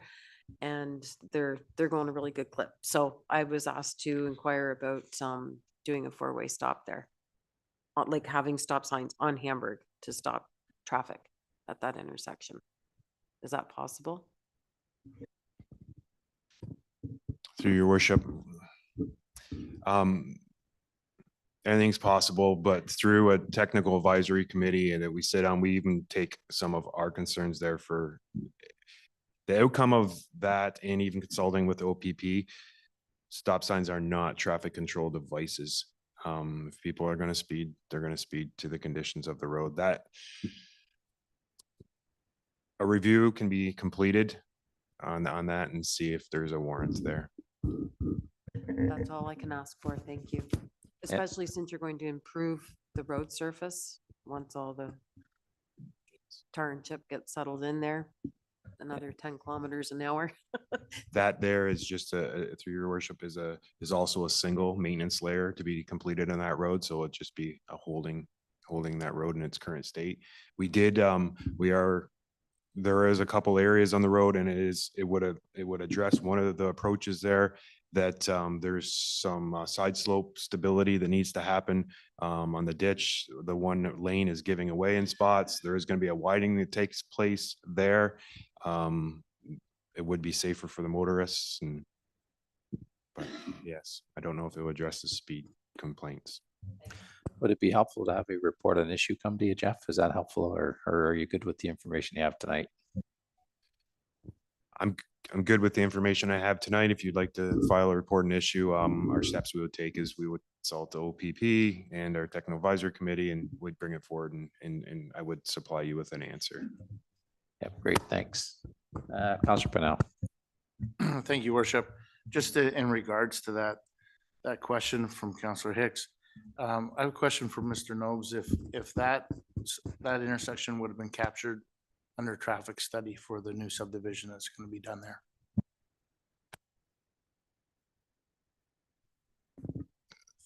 Through your worship, it was reviewed. There wasn't a warrant for a four-way stop. However, as conditions change throughout time, they could come out as a warrant. In the immediate term, it wasn't identified with a four-way stop warrant, but everything evolves over time and it certainly could become warranted. It's just not at this point through the subdivision. Great, thank you. Thanks, everyone. If there's nothing further, we'll move on to the next slide. Public Works surface treatment. Your worship, we'll just skip to the next one. I think we've covered this one, right? So, okay, we'll move on to the next one, Public Works, bridges and culverts. We've got a couple of options here, bridge replacement and culvert replacement. And Jeff, you're going to speak to this one as well. Yes, through your worship, the first one labeled bridge replacement is priority is critical. These are every 2 years, we are mandated to conduct an OSIMS inspection and have a structural engineer, licensed engineer, conduct these inspections on the town's behalf. They look at the bridges, they supply us with a report. And then in our best interest would be to adhere to this report to our best abilities, because these are a qualified inspection has been taking place. These would be addressing the two concrete box culverts that reside on Homestead Road. We've looked at this. We've carried this in our budget the last couple of years, and they've been pushed out. One is a now need, and one is listed within the 1 to 5 year construction. We have turned that road back to granular. At the time, it was a surface treated road. It has been downclassed due to just not putting a surface on that road that we're going to have to destroy to replace these box culverts. So what staff would recommend is the replacement of these, and then a subsequent year, put the road back to its original state. We have taken an aggressive approach on this with the workload that we have next year. We have brought this project on to complete in-house. This is something we typically wouldn't complete in-house, but we do have the skilled personnel within our department to complete this. And we're going to reap extreme benefit cost savings. We've had pricing of $300 and some $1,000 per structure, nearing $400,000 on the larger one to put out for a tender.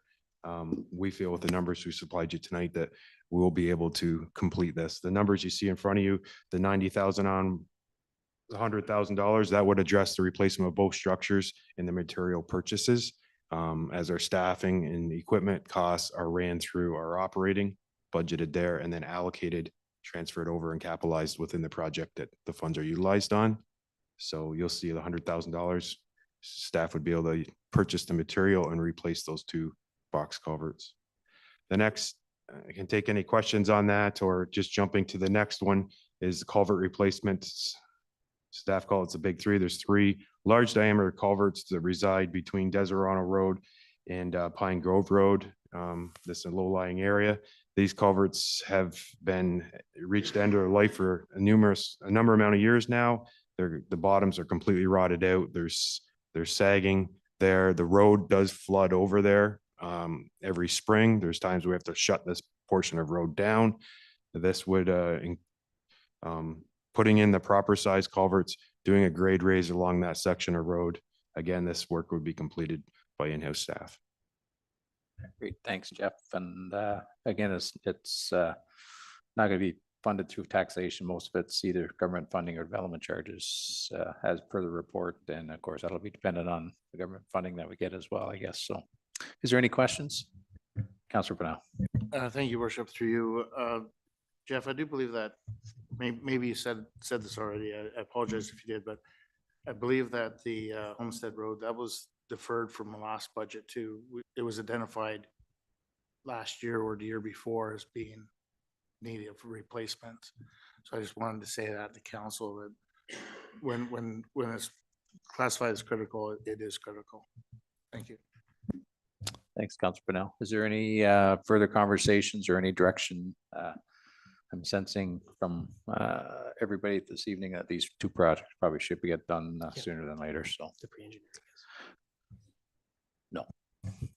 no. Moving on, Public Works pre-engineering. Thomas Street, Water Street, and Alfred Street, the Alfred project. Go ahead, Jeff.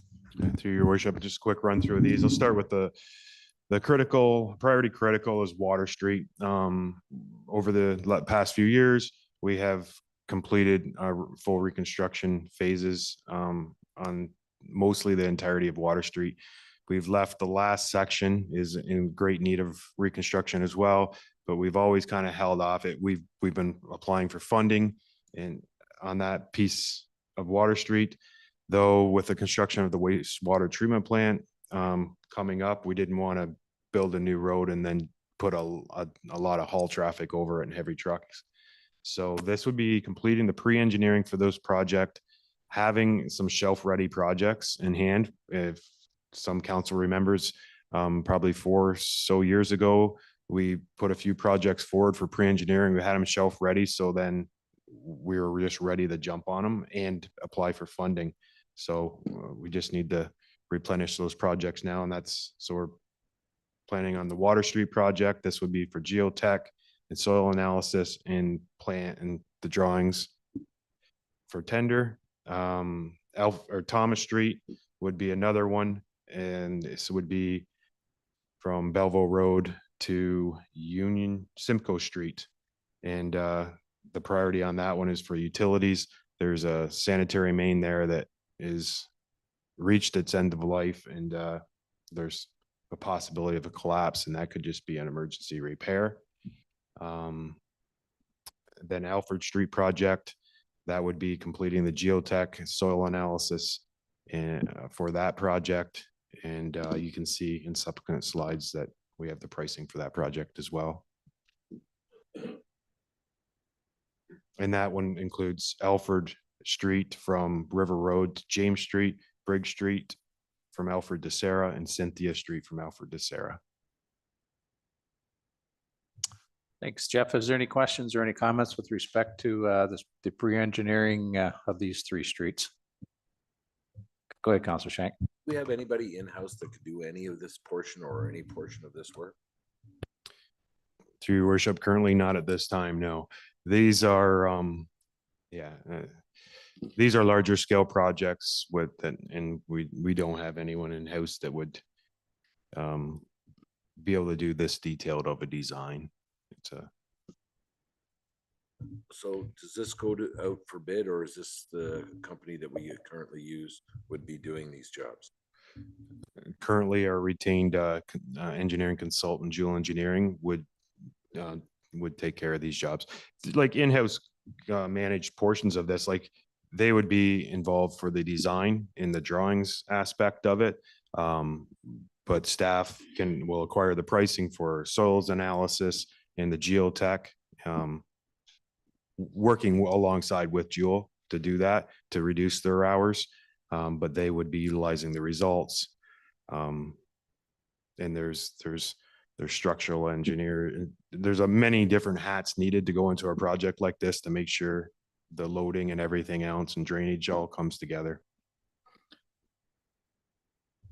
Great, thanks, Counselor Shank. Is there anything else or any instructions by Counselor Hicks? Just a quick question. Jeff, you mentioned, oh, sorry, through you, your worship.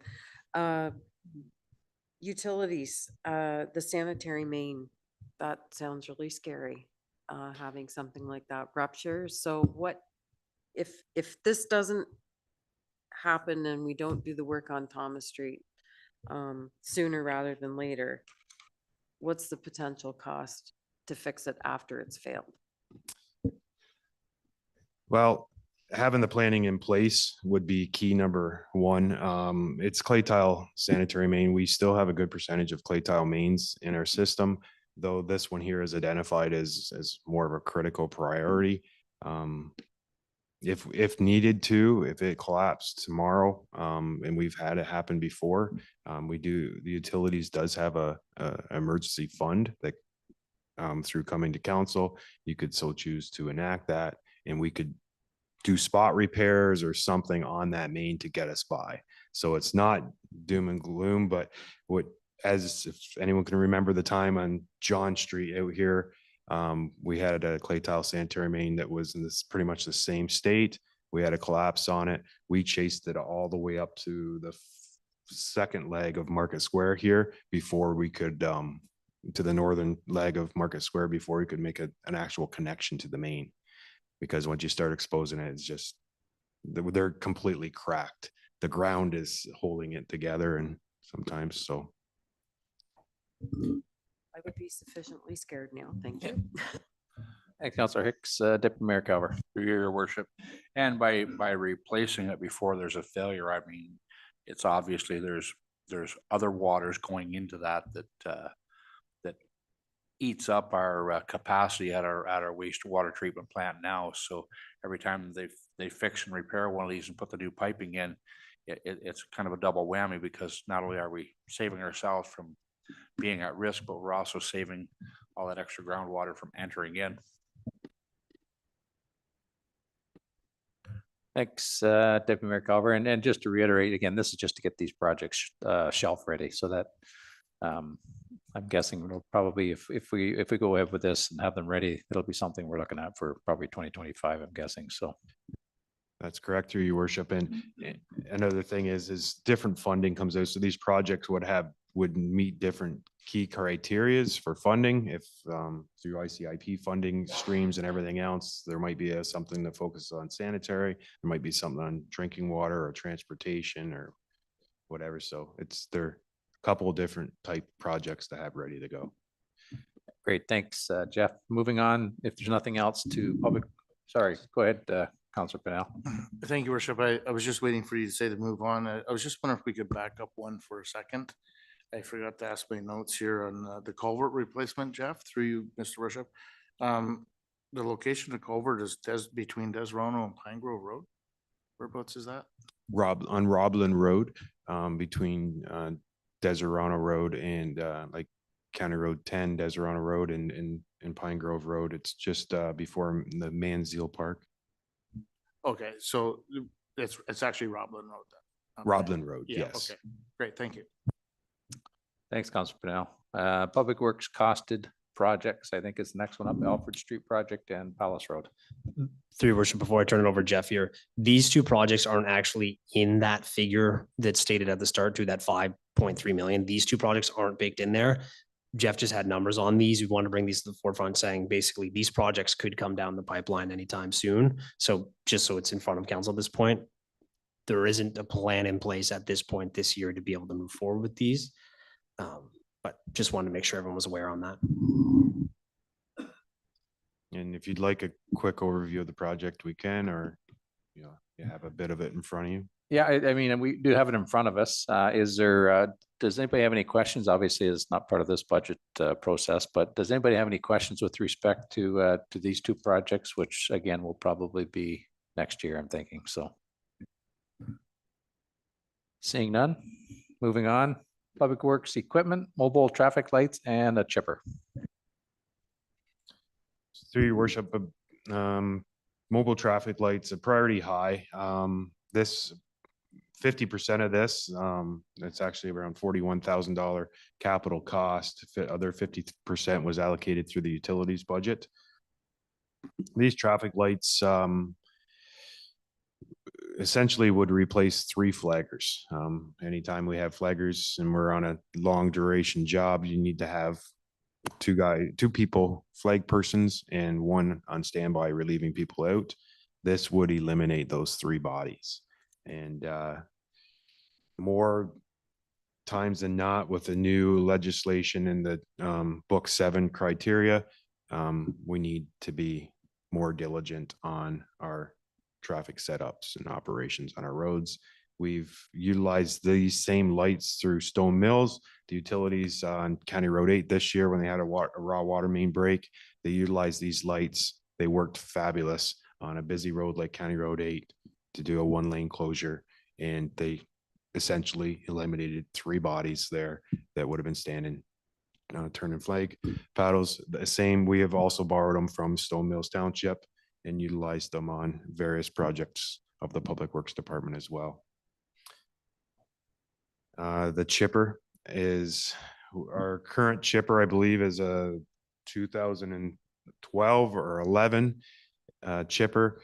It's for all intents and purposes, has been labeled a lemon not long after we bought it. It's been in the shop quite a few times for various repairs, and it typically breaks down when you need it most. And the rental on this piece of equipment is quite high. So this is a lower priority. We can keep making do with what we have. It's just, it's reached its useful life, and maintenance repair costs have been increasing, and pretty much since day one. Is there any questions of Jeff with respect to the traffic lights and the chipper? Deputy Mayor Calver. So you say this chipper's been failing since day one. Would you replace it with the same model or something different? Well, it would be through a competitive tender process and then review of all the models that are out there. It's the engine on it, and the new engines, there would have to be what is priced in here right now and what the manufacturer is telling us because of the new DEF engines and everything else. You'd want to go gas. So our chipper currently now is a diesel chipper powered. This one here is the price that comes to you with this one, because it is quite a bit cheaper. The purchase, the capital outlay is a gas engine. So I don't have a specific model in line right now, but kind of this is a mean for where the size of chipper we would need. This is roughly what it costs. Okay, so the failures have all been engine driven, not? Yes. Okay, thank you. Yeah. No, the mechanical, the drums, the blades, and the way the mechanicals of it work, other than the engine, are good. Councillor Shank. So why not just replace the engine with a higher horsepower engine? I don't know. That's what I would do. It's what I did on my sawmill. So I mean, I wondered if the mechanics have looked at that, maybe if they were, went for a bigger engine. I can specifically ask them to answer that question, would be the best, though the instrumentation and everything to change an engine out, I believe we would then have way too much invested into that piece of equipment, and you're still left with 12-year-old chipper surrounded, housing a new engine. So I don't believe that would be the best way forward, but I could also consult with the mechanics on that too, to make sure that that's not an option. Is there any other questions or comments with respect to the mobile traffic lights and the chipper, or any direction that we can give Jeff with respect to these 2 asks? Deputy Mayor Calver. I would definitely support the traffic lights and look at possibly doing an engine swap. I can't imagine it being feasible, but worth looking at. Yep, thank you, Deputy Mayor. If Is there anything else? If not, we'll move on to the next one. On the next side, your worship, is proposal of a new trackless sidewalk plow. This here is proposed to be 100% funded through development charges. This would be giving us a fleet of 2 purpose-built sidewalk maintenance machines. Right now, we currently run, and in the past, it's been a skid steer that is quite a bit wider than the trackless that we are using. So wherever we plow with the trackless, the skid steer can't come in behind it because you've established banks, they're frozen. The skid steer is too big to go down that same path. And the skid steer is limited to what sidewalks it can plow on. So industry standard is approximately a sidewalk plow for every 20 kilometers of sidewalks. We do have 55 possibly plus kilometers of sidewalk that we maintain. So we would still be just under the threshold, but this would put us in a much better position. Last winter, when we did not have the reliable units, there was storms where we were down. We were calling anywhere we could to try and get a skid steer is what we ended up getting. And it was just a nightmare for staff. We were left without the tools to complete the job that we were mandated to complete. So this is listed as a critical item. The other trackless that we did purchase a trackless this year. The other one that it replaced is it's completely used. It needs to go down the road. I've got videos sent to me it can't even barely drive down the road. It is way beyond its life. It's been used way too far beyond its useful life.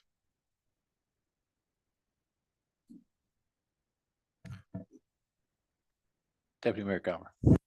Through you, your worship. So this would be a trackless machine identical to what we have now. And would all the other attachments and stuff still work with it? The proposal in here, a sidewalk plow, it would be tendered out, and then we would evaluate any of the tenders that come in, the attachments that are with it. This also addresses a 5-way plow. The plow that has on it it's every wear points beyond worn. The sander box is used up. I believe some of the attachments we have today may have went through a couple different machines already. So this is a complete purchase of the trackless machine, a new plow, a snow blower unit, a sander box, also a new flail mower, the flail mower for doing roadside ditches in our urban areas and some parks and different things. This would be replacing that as well. Oh, that's pretty decent for that kind of money then. Yes, yeah. Is there anything else?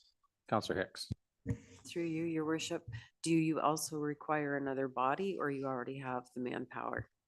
We already have, through your worship, we already have the manpower. Good, thanks. Deputy Mayor Gower.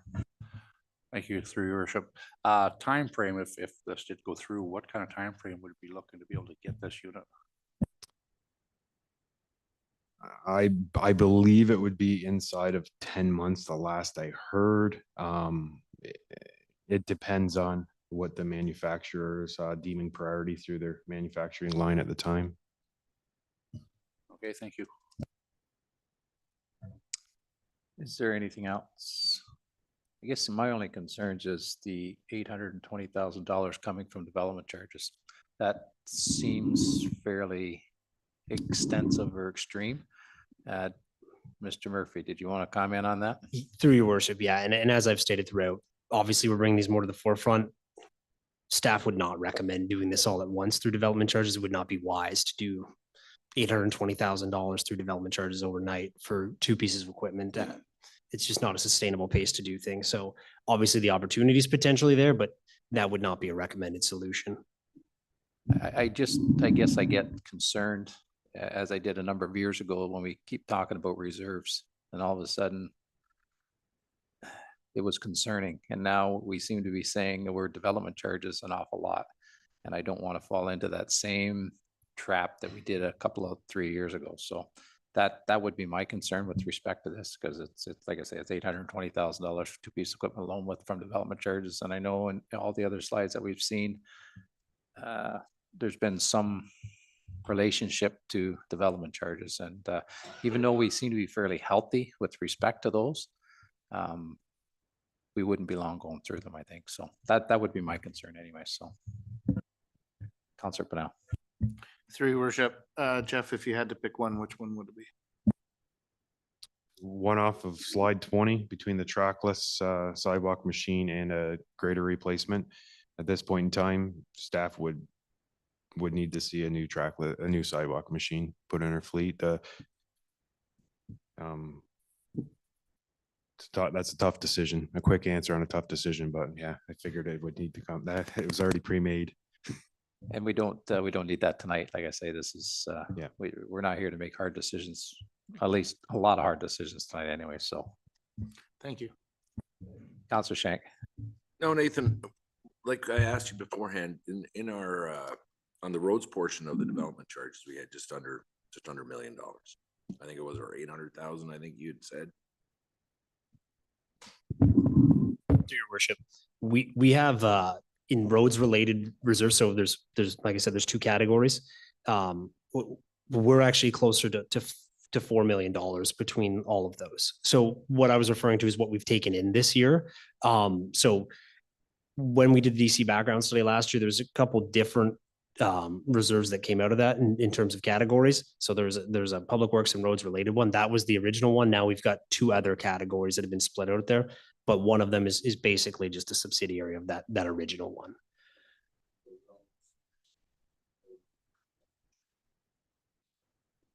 For roads related, yes. Now that we've created this separate one, or a separate one's been created for roads, fleet and facilities, there's a different category.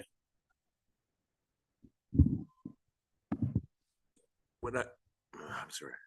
So when you go through your priority, high, low, and critical, and everything else, and your wish list from one end to the other end, how much of the development charges do you have left?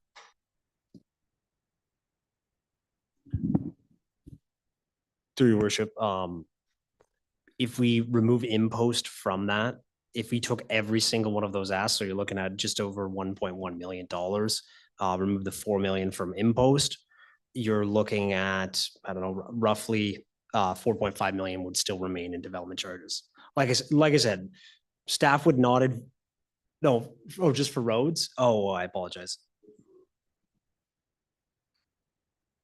No, I'd just like to know what the percentage of the development charge that's the roads portion of the development charge that they're actually asking for. Because I don't want to end up down the road that what we're in. It's nearly all of the ask tonight would be roads related, essentially. There's a small portion for the trailer, so it's only $20,000 of that 1.1 would be non-roads related. So if you're, so from that, if we're at 4.5 or sorry, 4 million approximately for roads related, deduct that 1.1 million, you'd be at 2.9. And still comes up with 8% that you're saying. The overall tax levy at the front of the page. Through your worship, yes. Those would not affect the tax levy if we're doing consideration for development charges, yes. Just to be clear, that $5 million figure too, staff are not recommending a $5 million capital budget. It's more in the range of 2.5 million when you consider OCIF, gas tax, development charges. It's the combination of those factors. The tax-based portion being proposed is in that range of $850,000. I'm just looking at how to reduce the tax rate. How much is on this side and how much is on that side? What can we do on the development charge? What can we do and still offer the tasks that all the wants that people want? That's what I'm looking at, you know, and that'll be at another day because this is going to get tiring after a while. Yeah, and I can appreciate that, and I can appreciate the fact that we may have underutilized development charges over the past few years. I don't want to overuse the development charges in the next few years, I guess is the best way to put it. So I just want to use some caution there. So go ahead, Jeff, sorry. And just, I don't think staff can iterate it enough, as Nathan has stated, that not a lot of these numbers weren't even baked into the budget tonight. And we're bringing these here to show you the state that some of our equipment is in, and it's beyond its useful life.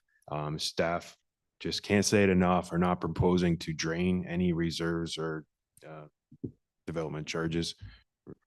We just want to put the information in front of you, council, and so you can make an informed decision. Yeah, and that's fair. Thanks, Jeff. Is there Councillor Hicks? I would just, through you, your worship, like to say that there is nothing on earth more frustrating than trying to get a job done and the equipment that you have been given to use does not work. Even 50% of the time the way it is supposed to. So I completely understand where you're coming from. Thanks. Thanks, Councillor Hicks. Is there anything else with respect to Public Works equipment? Seeing none, moving on to Parks and oh, sorry, Councillor Pennell. We got a late Your question. worship, while we change out to Parks, could I ask for a 5-minute recess, please? Yeah, we're getting up that 2-hour point, so I think we'll take another 10 minutes, let's say. Just we'll come back just before 9 o'clock. So thanks.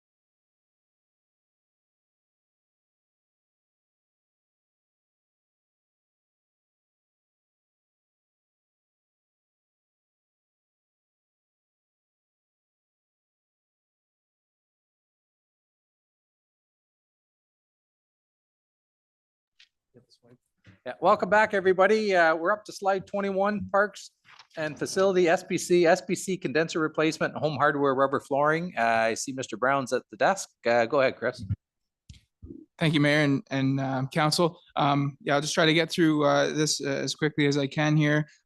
This is my only critical recommendation for this budget. The SPC condenser does need to be replaced. It's at its end of recommended life cycle, I will say. This is a straight recommendation from Simco Refrigeration Techs. They typically have a 20-year life cycle. The building will be 20 years old in 2024. And so this is critical because obviously without a condenser, if it does fail, that shuts down the refrigeration plant. And that would mean we'd have to shut down ice rentals until we could get an emergency replacement. I'll take any questions on that before I move on to the rubber flooring, if you'd like. Okay, yeah, we'll start with that. Does anybody have any questions with respect to the condenser replacement? Councillor Hicks. Through you, your worship, government funding, which, sorry, just, is that development charges? No, it's. Through your something worship, else. that, Okay. that would be through gas tax.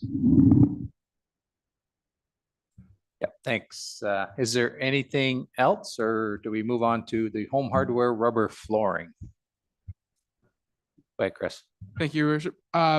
So in the home hardware rank inside the Strathcona Paper Center, the rubber flooring that would go from where it starts at the lobby end of the arena all the way to the back and where it comes around and connects to the Goodyear rink, as well as 2 dressing rooms that are more commonly used, rooms 5 and 6.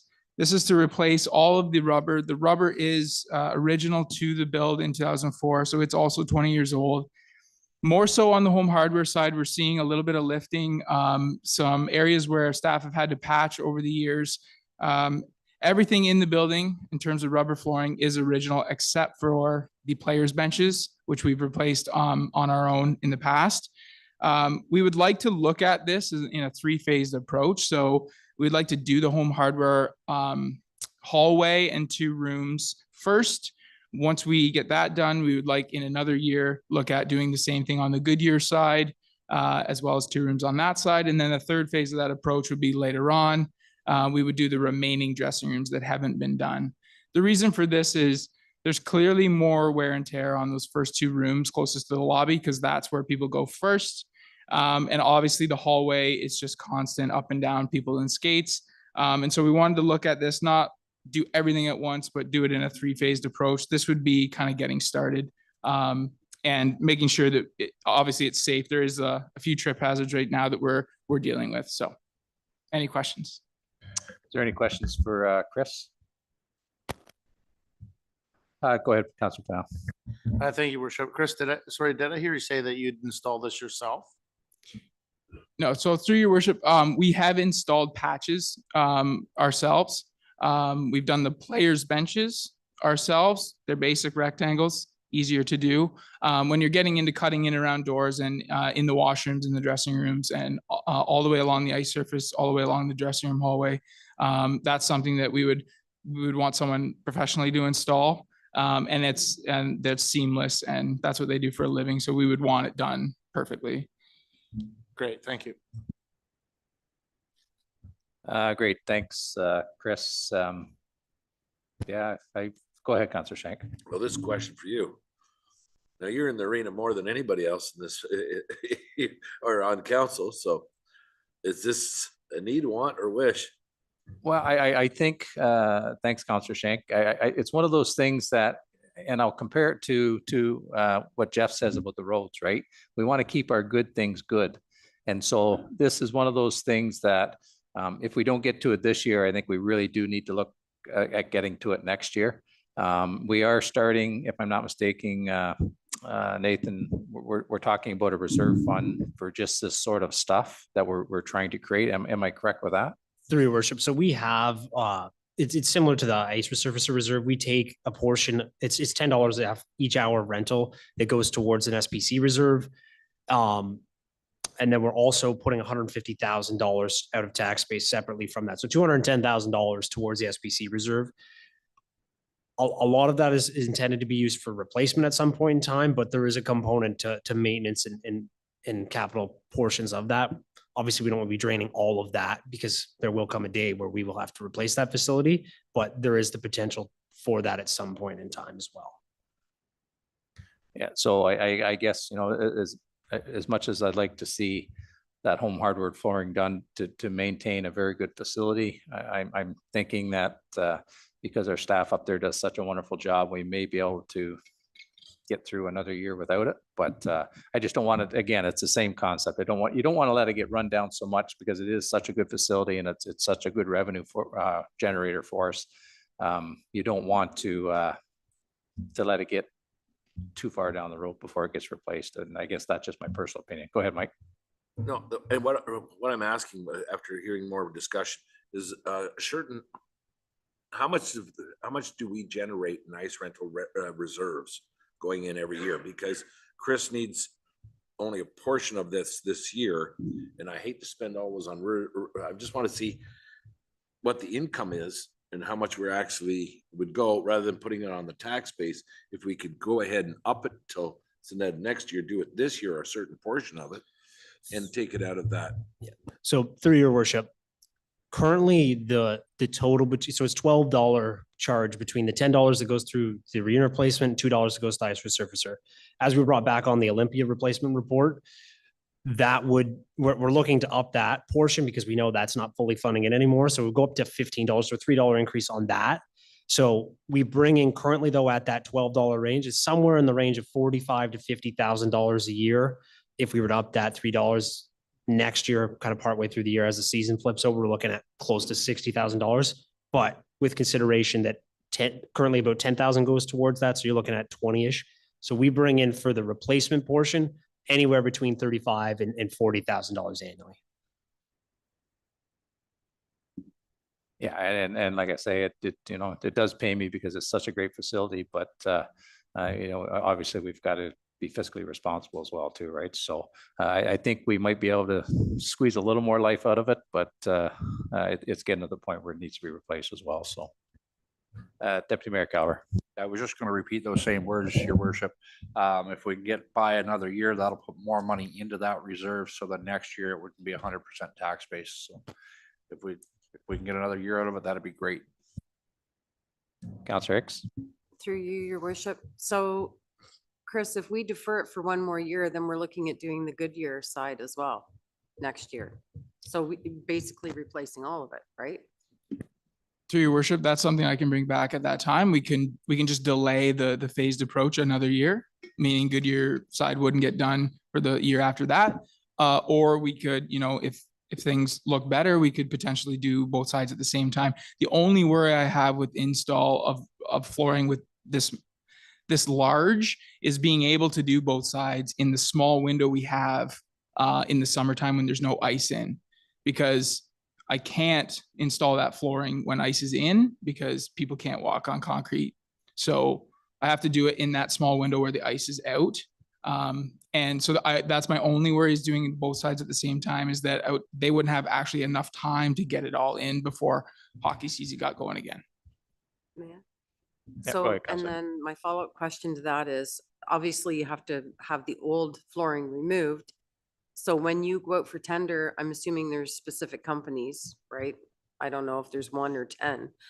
Do they include removal, disposal of the old flooring plus the supply and install of the new flooring? And could we save some money and potentially some time by having us do the removal and then have them just do the disposal and then supply and install? Through your worship, so this price does include removal, disposal, supply, install. That's everything. I could look into that. Certainly an option. I'm not sure what kind of specs they need when they lift up the floor, if they need to scrape it right down or what they need. So I'd have to look into that more. I just wanted to get that sort of overall cost to what it would be for the full picture. Fair enough. Thank you. Yeah, thanks, Councillor Hicks. And then just to back up, I don't think we really have a whole lot of choice with respect to the condenser, because if the condenser goes down, we're pooched, right? So, yeah, go ahead, Councillor Shank. Not to belabor this, but like I said beforehand, when we have our expenses are going up, that we have to increase our revenue. Now there's other sources of revenue that will be coming in. That if you can delay this by a year, a lot of these, as the revenue increases, then there's more things that can be done and fixed. So it's not like we're saying no to everything. It's just that as revenue comes in, your expenses go down, you have more of a margin. So I think it's a very good idea, but some of these projects through here that we might, if we kick it back a year, the ones that we can, that's all. Yeah, very, very, yeah. And I think it's important that we hear that needs to be done. It really does. So I think it puts it on a radar, right? So if there's nothing else, parks, facilities, ride-on floor scrubber, articulating boom lift. Thank you, Your Worship. So just before I kind of move on, I'm just going to say that when I started this, things are important for council to understand. I rated the flooring medium. Yeah, we can get through another year. I completely understand what we're up against. I have one critical thing I would like to do. My job is to make sure that you're aware of these concerns moving forward so that it's not the first time that you're seeing them when we're in an absolute emergency. So I just want to kind of make that clear as we move forward, because the very next one is a low priority.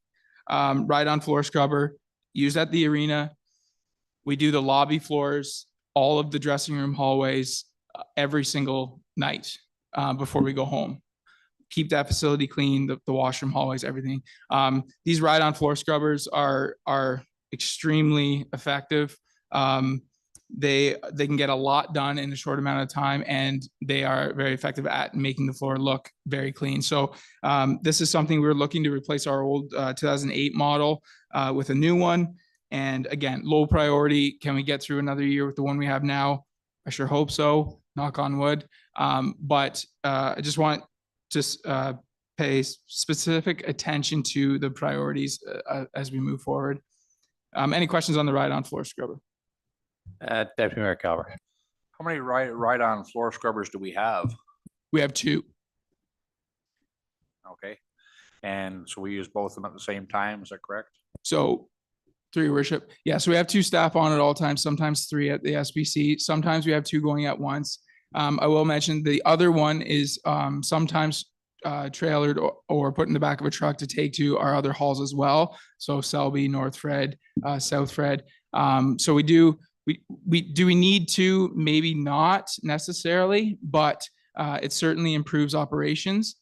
Now, we could look at in the future, if we were to replace our oldest one, potentially selling our other one to create a little bit of revenue that way. But 2 is very good for operations. 1, we could potentially get by with 1 in the future.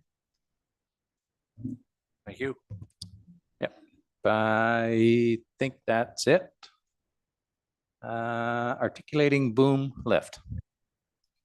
Thank you, Worship. So the blue lift is a smaller lift that we have. It's a Genie Boom, 35-foot reach. It's a 1999. We bought it used.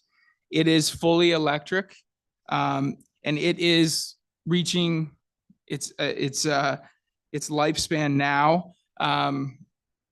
We have to fully charge the lift overnight in order to get it to go right on the trailer up the ramps, because it won't go on any sort of slope. It works fine mechanically. It's passing its safety inspections. We have spent money on it to make sure that it does pass those safety inspections, but it is losing its charge. It can only be used either inside or on asphalt, concrete, or packed gravel, because it won't go on grass anymore. So we definitely, this lift does not owe us anything. There's huge demand for our services using a lift. This is shared among all departments. And I know one of the first questions might be, do we need 2 lifts? I want to make it clear that both of our lifts serve different purposes. This Genie Boom lift is smaller. It has a much narrower wheelbase, so we can float that on our mower trailers. So we can move that around site to site very easily. Whenever the JLG lift, which is our other one, much larger, it's a 64-foot reach. Whenever that needs to be moved around, that has to be trailered with the Public Works big float trailer. But again, that is very useful for the tree work that Parks Facilities and Public Works does. Utilities and the electricians use that for sports lighting, replacing bulbs. We put the safety netting at ballparks, fairgrounds, Selby, that has to be used with the large lift. And this lift here that we're replacing, the main jobs that it does is it works inside, it's electric, no emissions. We're up in the rafters, we're doing banners, championship banners, lights, scoreboard issues. It can actually be driven right into the front doors at the arena. That's how much smaller it is than the large one. Downtown, when we're working with this lift, we can actually go on the sidewalk and do our work from the sidewalk, and we don't need traffic plans and things like that, or lane shutdowns downtown. We can get on the sidewalk. So if we use the larger lift, we have to be on the parking spaces, which are on the street, which we need lane closures, we need traffic plans. So the orange lift, JLG, that is much larger, it does serve a very good purpose for a lot of things. Downtown and inside the SPC, the smaller lift serves more of a purpose. So this one is just for the smaller one. Again, we will be buying a used lift, not a brand new one, a used one with gently used hours, so that we can get another lifespan out of this one. Councillor Pennell. Thank you, through your worship. Chris, I'm just wondering, did we look at replacing the battery? So we've done that multiple times.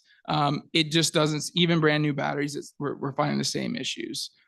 So if it's been working all day and we need to float it back, we have to find a close electrical source, plug it in overnight just so we can load it on the trailer the following morning. So it's, like I said, we use this all the time.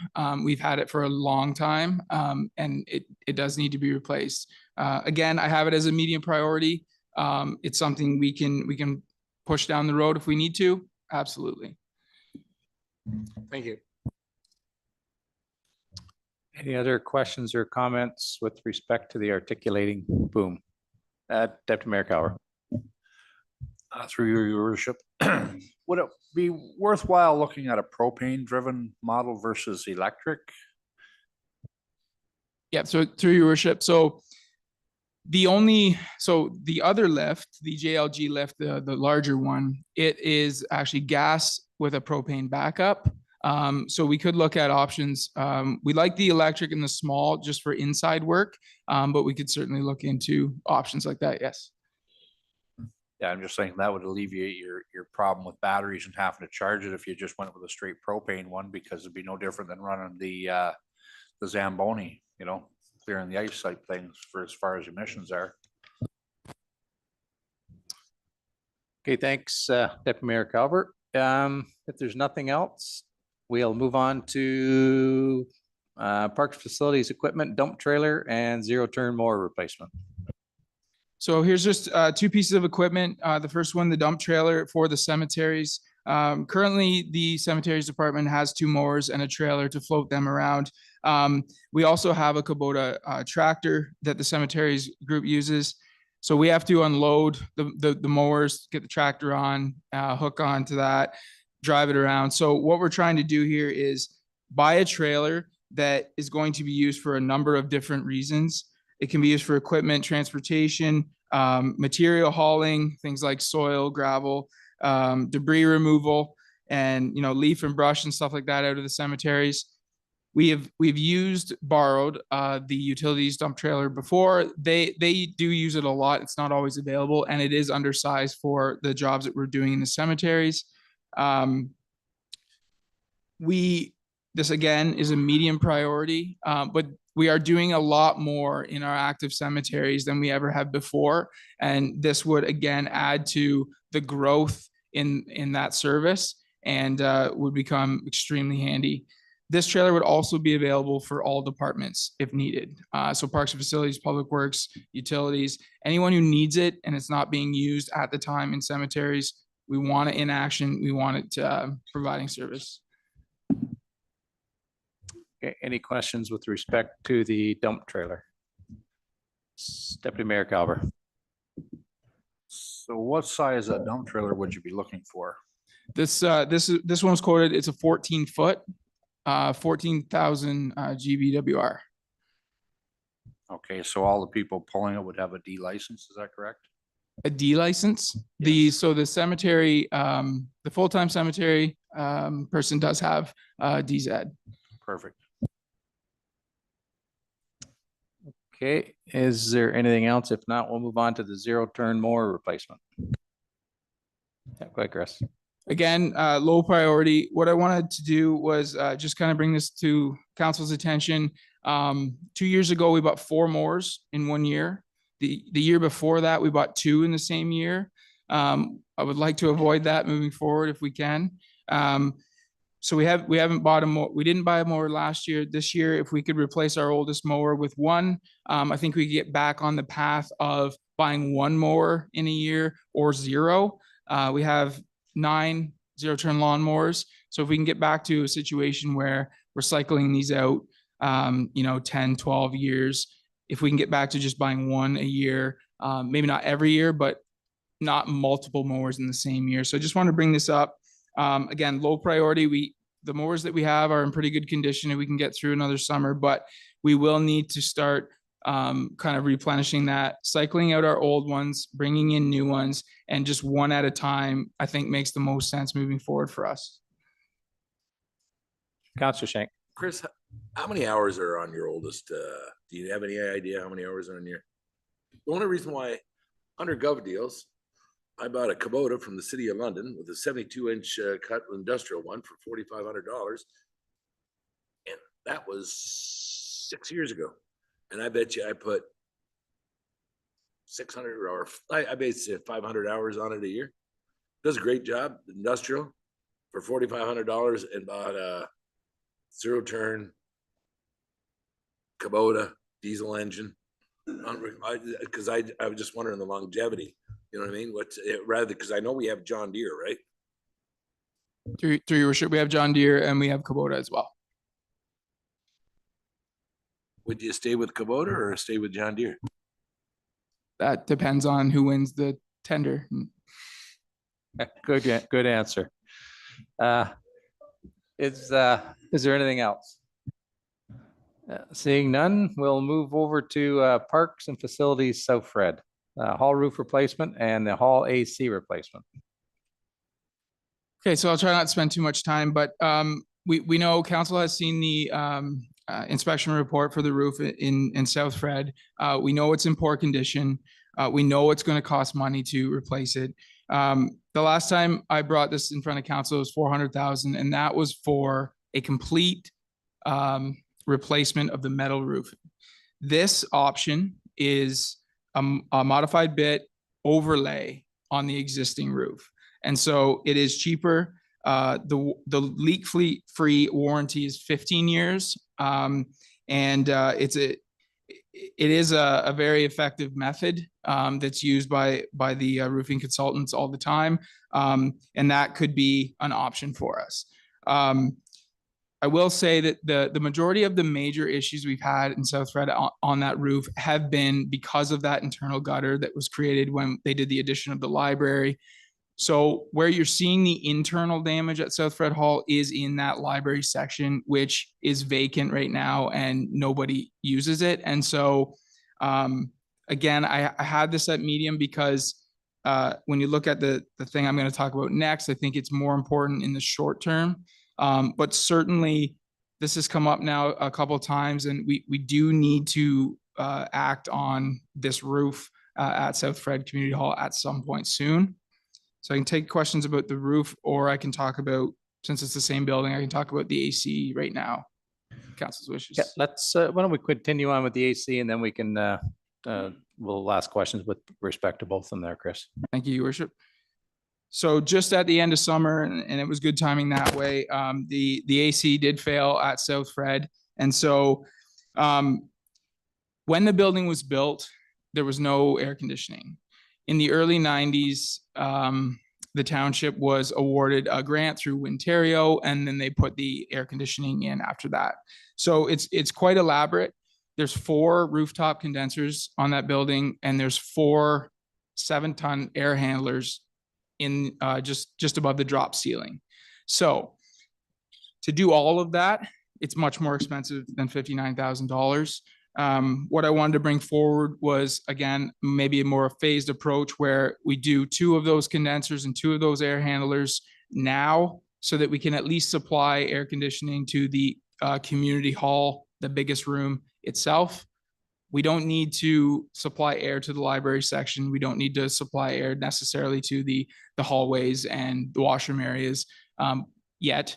But if we could do this first, then we can at least rent that hall this summer for things like weddings and receptions, and make sure that they're not sweating in there while they're enjoying themselves. So that was a phased approach. Again, the total cost to replace everything was more like 90,000. So this is to do 2 condensers, 2 air handlers, make sure we have AC in the actual hall part of the building.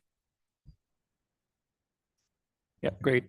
Thanks, Chris. Is there any questions or comments with respect to the South Red Hall roof and the AC replacement? Yeah, and you took the words right out of my mouth, Mike, is that without air conditioning at least the hall portion of it, there's virtually no chance of leasing it and renting it in the summertime, I'm guessing, right? So. Yeah, go ahead. We're just chuckling. You know, it's just like renting a car without the wheels. Yeah. Yeah, I know what you mean. So, okay, is there anything else with respect to that? Seeing none, looks like North Red floor replacement, Dorland Fire Hall furnace replacement. So starting with the North Red, the floor replacement. So throughout the building, when you first walk in, they have the main lobby reception area in the North Red Hall, and then they have the long hallway that goes front to back, which kind of separates the 2 sides of the building. The lobby, that entire hallway, the washrooms off of that hallway, and the entire large community hall space is tile flooring. Many of those tiles are starting to come up, particularly in the hallway section is getting really bad. We actually have some mats down now to make sure that there's no trip hazards. It's getting to a point where it is a high priority now. We have lots of activity in that building, which is awesome. That's also where we house our summer day camp programming with the kids. This cost would be to put in a seamless Sensiel epoxy flooring, which is similar to what you would see in like a school hallway. It's easy to keep clean. It's aesthetically pleasing. And it's what I think would be a really good look and easy to maintain, and for a reasonable price compared to the alternatives. Yep, thanks, Chris. Is there any comments or questions with respect to the North Red Hall floor replacement? Seeing none, I like the idea of maintenance free, and obviously we do get a lot of people in the North Red Hall right now, so it's rented fairly regular, I think. So Dorland Fire Hall furnace replacement. So at Dorland Fire Hall, we have 2 oil furnaces there. So we would like to replace these with more energy efficient propane furnaces at that location. Again, the reason I have it on priority low is because based on the estimated life cycle of these oil furnaces, we should be able to get a year or 2 out of the ones we're in. They've been maintained very well over the years, and they still have a little life in them, I believe. So that's why it's a low priority, but we want to get that in front of council because this is coming down the road. We'd like to switch this over to a more energy efficient propane furnace, 2 of them. Okay, Deputy Mayor Calver. Right off the top of your head, you may not know, but what is the oil consumption? Do you know what it costs to heat that fire hall for the winter on oil? I'd have to lean on the chief for this one. Through your worship, on average, we're about $4,500 a year. It's really more efficient than even the propane ones in Roblin, to be honest with you. So again, we just want to get it in front of council through Chris. We did he and a company did the building audit study. And they recommended immediate replacement. And we're like, we've got no issues with heat in the building. It's just they're getting old. And the oil tank will age out about the same time. So it would make sense if the oil tank ages out, the furnaces should be replaced as well. So. Yeah, I know that's very reasonable. I know propane is a lot cheaper than oil. I was just trying to get an idea how much cost savings it would be. Yes, I appreciate that. Thank you. Thanks, Deputy Mayor Calver. Is there anything else? Seeing none, we'll move on to Cuthell Lane boat launch dock and the SPC soccer field repairs. So at Cuthell Lane, we have a very old dock there. So we're looking to replace that with a more modern, safer dock. The current dock is beyond its useful life, and it does pose safety risks to not only boaters, but also staff that are installing, removing, maintaining. We actually need to have at least 4 staff members and hip waiters to manually put this dock in and out. And anytime the water level changes, we actually need to get the staff in the water and manually lower or heighten that dock. So it's, again, it doesn't owe us anything. That dock is in rough shape and it's been used for many years, but we do need to replace it. The new dock we'll be looking at would be a 44x6 aluminum dock. It would be on wheels. It would have a crank to adjust the height according to the water. It would have to be manually done, but it would only take like 1 staff member. The ramp would go right on shore. So when the water starts to lower, we can actually go down there, move that out. I know this year, if you went down there late in the season, you'd never be able to launch a boat there because the dock was so high above the water. We want to avoid that in future years. Thanks, Chris. Is there any comments with respect to the Cuthell Lane boat dock? Seeing none, SPC soccer fields, priority service upgrade. Again, this is a service upgrade. I just want to make it clear. I know we've had discussions about this during the operating meeting, but this would be to have turf professionals come in, Mary crush this field, pulverizing it, top dressing it, adding the sand into the root zone, reshaping its existing crown to a target of 1%. Sod supply and install, but this price also includes a full irrigation system, sprinkler system similar to what we have at the ball diamond outfields at the fairgrounds. Obviously, sod is going to cost a lot more than seeding it. It's estimated about $40,000 in savings if we were to, broadcast seed the field. But in talking to these turf professionals, they did caution me immediately about the extra care and maintenance that goes with seeding it. You're going to have at least a year to be ready to actually play on that. You're going to have weeds right from the start. They're difficult to control. You're going to need more care, overseeding and all of that stuff year by year.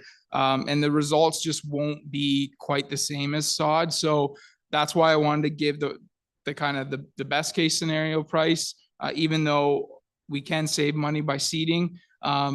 With sod, you're going to start with dense, thick green grass with no weeds in it. You're going to be able to soak that immediately and get those kids on the field that much quicker. So that's why there's, it comes at a cost. We didn't have a maintenance program in place. We're hopeful to get that started immediately. We let that field go, and now it's going to cost us more to kind of get it back. But I think that we need to aim high for this. This field, when this is completed, it needs to be pristine, something that we strive for all of our fields. And just happy to take comments on this one. Thanks, Chris. Any comments on the soccer pitch there? Go ahead, Councillor Hicks. Through you, Mr. Mayor. Chris, what's the potential, or maybe Annie, I'm not sure. You or Annie might be able to answer. The potential revenue for this field once it is brought back to the standard where you can get an older age group playing tournaments, that sort of thing. What are we looking at for revenue? Through your worship, I believe before COVID and before the soccer club deemed the field to be unsafe. I believe they were playing on it at least 2-3 times a week through the evenings and right into obviously darkness where the lights were being used. I also envision they have mini fields right now set up in the property between the soccer field and the Hampton Inn. I envision those mini fields being moved onto the newer turf. However, they design the mini fields on the big field, it would be up to the soccer club. But I envision it being used, 5-6 times a week, and certainly we're not getting any revenue from soccer pitch rentals now. And so above and beyond, it would depend on the number of hours, what the rate is per hour, and things like that. So I don't know if Annie wants to weigh in, but that's essentially, you could predict a ballpark margin, but I don't have those numbers in front of me right now. Great, thanks, Councillor Hicks. Councillor Pennell. Thank you, worship, through you. Chris, how difficult is it to get the irrigation out there? So thank you for your question, Councillor Pennell. The irrigation, we are lucky. We have water already out to the field in that small kind of hut building, I like to call it, on the top of the hill. That was already ran out from the building. So that's a huge cost savings when it comes to getting the quotes for irrigation. We already have water out there. They would hook into that water at the building. The water would come from the SPC and irrigate the field from that building, small building. Okay, great. Thank you. Thanks, Councillor Pennell. Is there anything else? Deputy Mayor Calver. Yeah, just to reiterate, we actually had the soccer people come to the rec committee and talk to us about this. We've missed out on tournaments in the past. I think there's a big tournament coming up this summer. The field just isn't in a playable, safe way to play right now. So we're missing out. And this is our only field in town, the only field period that has lights for nights. So I mean, we're missing out huge when it comes to doing soccer tournaments, revenue for the town, that sort of thing, and bring people in. And that's what we're constantly trying to do, is to bring people to our wonderful town. So thank you. Yeah, thanks, Deputy Mayor Calver. Councillor Shank. So Chris, I'm not sure if you already have, you probably already have, but is there any grants available that you can go ahead and apply for? Like, I remember years ago, there used to be into recreation, there used to be some grants you could apply for here. I'm not sure, maybe, do we have anybody on staff that looks at grants all the time? That looks at what can we go, what are applying for and stuff like this, that we don't miss out on any grants? Not sure who Through can your answer. worship. Yeah, go ahead, Nathan.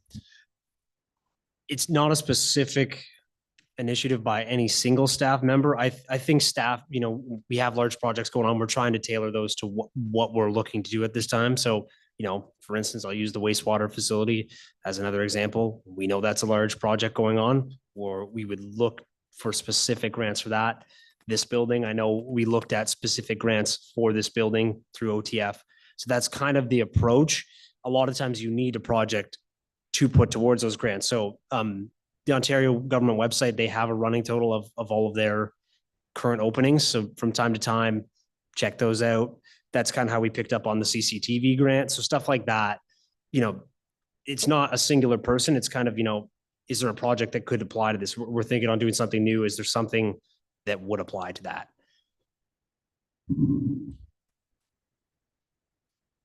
Sorry, thank you. Thank you, Nathan. And I know that it is on our radar to maybe explore the fact of seeing if there are some folks out there, what be a consultants that take a cut of any grants that we do apply for and are not gained. We are sort of exploring that too. It's really in its infancy, but there are an option there to explore that. So, was there anything else? Okay, seeing none. I think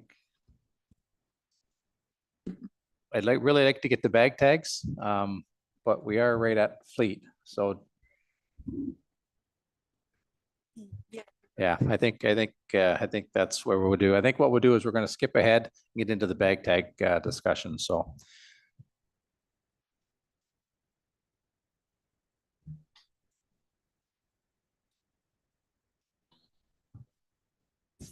5.2, funding of curbside collection for garbage recycling in 2024. And I see Christie's coming up. So welcome, Christie, and thanks for bearing with us. And I'll turn the floor over to you.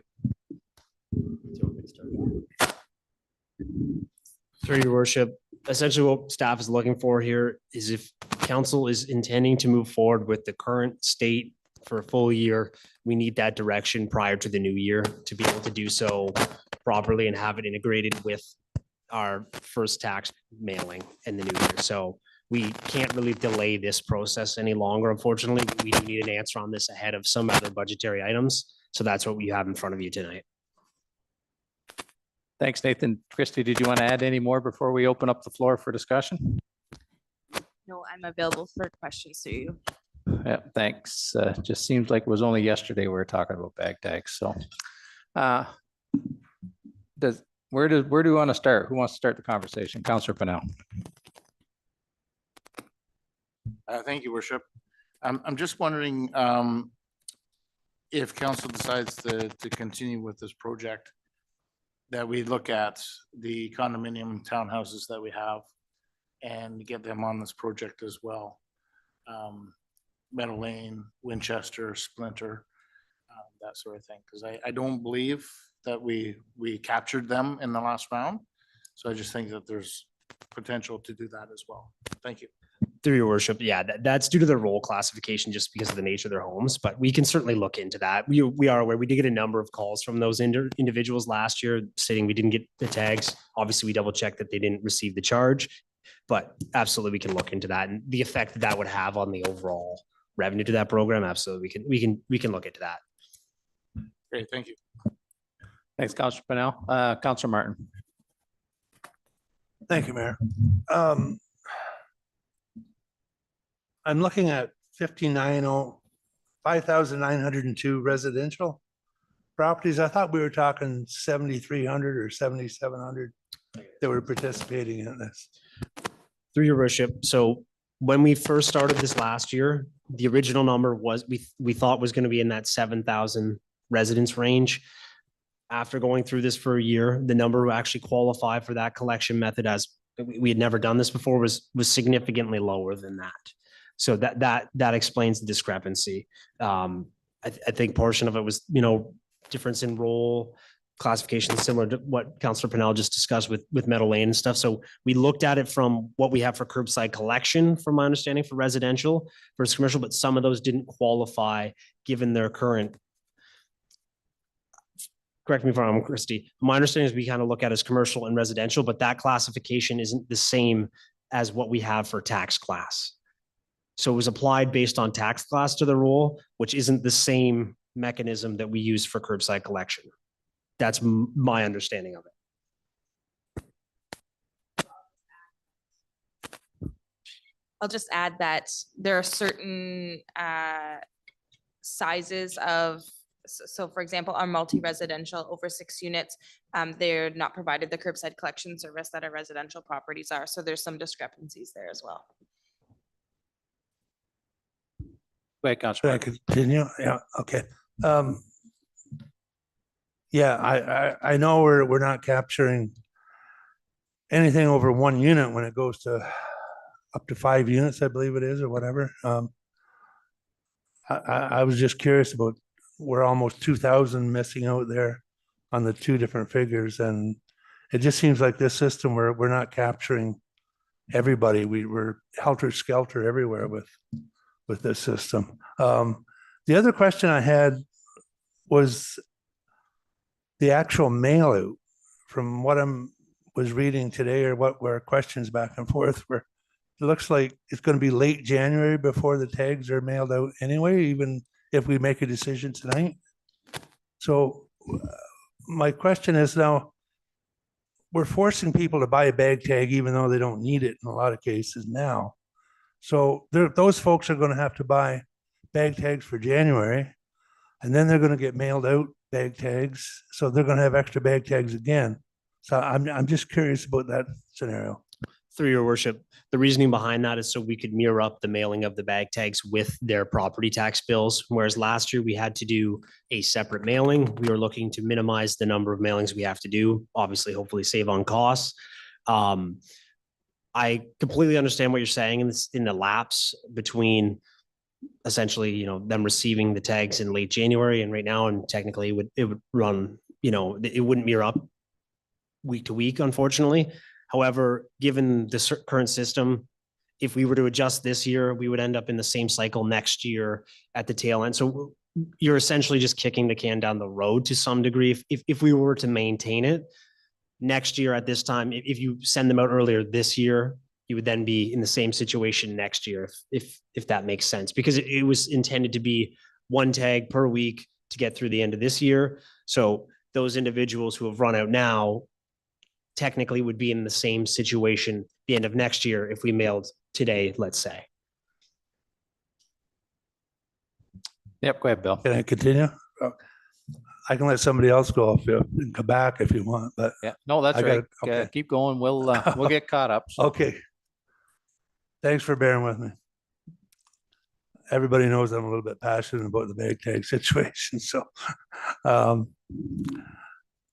So we're missing out. We're causing a problem with tenants and landlords as well. Commercial properties aren't involved in this, but in a way they are. I don't know if everybody's noticed, but a lot of the commercial properties are removing their garbage cans. I've noticed, well, even if you go to Tim Hortons, you used to be able to throw your old coffee cup in the garbage at the speaker and order a new one and take it. Now we got to take our garbage home. So we're technically removing their garbage for them now because of that situation. The other situation I had was, and Dave Pennell, Councillor Pennell can relate to this because it's when buyers and sellers, if a seller sells their property. And I know the standard answer was, well, they can include it in the adjustments. So there's another problem we're creating because now lawyers have got to get involved in it. And is he going to count the number of bag tags left that a seller has and credit the buyer? I mean, it just seems to me that we've created a whole very unreliable system here. And I understand, well, Christy knows well that I mean, with being on the waste diversion committee, the other problem I have with it actually is waste diversion because we're decentralizing the system. I mean, people are using less blue box. They're throwing blue box material into garbage now because a lot of them have so many tags they want to get rid of them. It's unfortunate, and we've been monitoring month to month the waste and blue box material. It just seems to me that instead of penalizing people for recycling, we should be encouraging them to recycle. So I just a few comments on there. No real question in that. I'm just putting that out there. Christy knows how I feel about that, and she's done a marvelous job, by the way, and the whole waste diversion committee has with coming up with other ideas as far as reducing our costs and landfill diversion in itself. But I'll stop there. Yep. Thanks, Councillor Martin. Is there Councillor Pennell? Thank you, Worship. This a comment. Again, if council continues with this program, I'm wondering if we could release a date to the public to say when these tags will be mailed out so that they could prepare and not buy too many in advance. And because the project is only for 50 tags, there's 52 weeks in the year, so that we could just be prepared so people don't overbuy. As Councillor Martin is stating, there is some residents that aren't using a bag a week. Sorry, through your worship.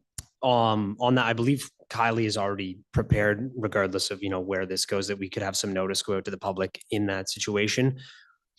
A number of people have come into our municipal office and asked what's going on, and staff have been informed that there will be a decision coming through, but have been telling people at this time, you're probably better off just to buy to get you to January until a decision is made at that point. So that has been given to residents when they come in to purchase. So we're not getting into a scenario where somebody's buying 30 bag tags and then January 15th rolls around and they are now getting mailed 50. So we have been trying to get ahead of that, because regardless of what happens today, they would still have time to make adjustments, hopefully.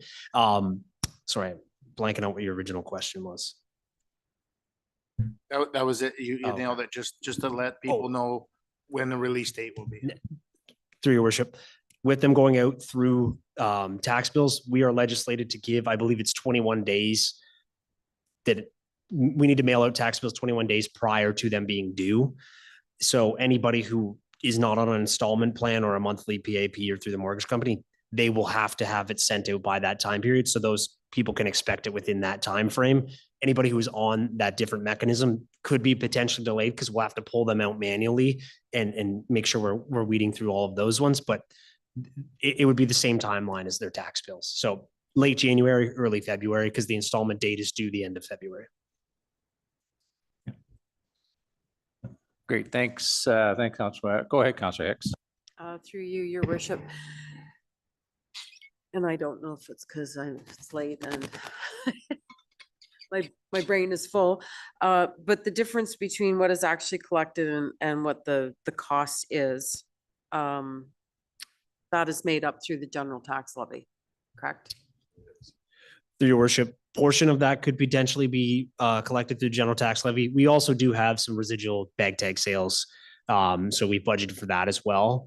Obviously, with this being a newer program, we're being relatively conservative with that. We don't really know what that'll take into effect after a full year. We are starting to see, I've noticed in the last couple of weeks as we get to the year end, that some of those stores in there, which are bulk buyers essentially, have started to come in a little more frequently to purchase. So we will have a better sense of that in the future if we continue. But as of right now, a portion of that would be covered off through that.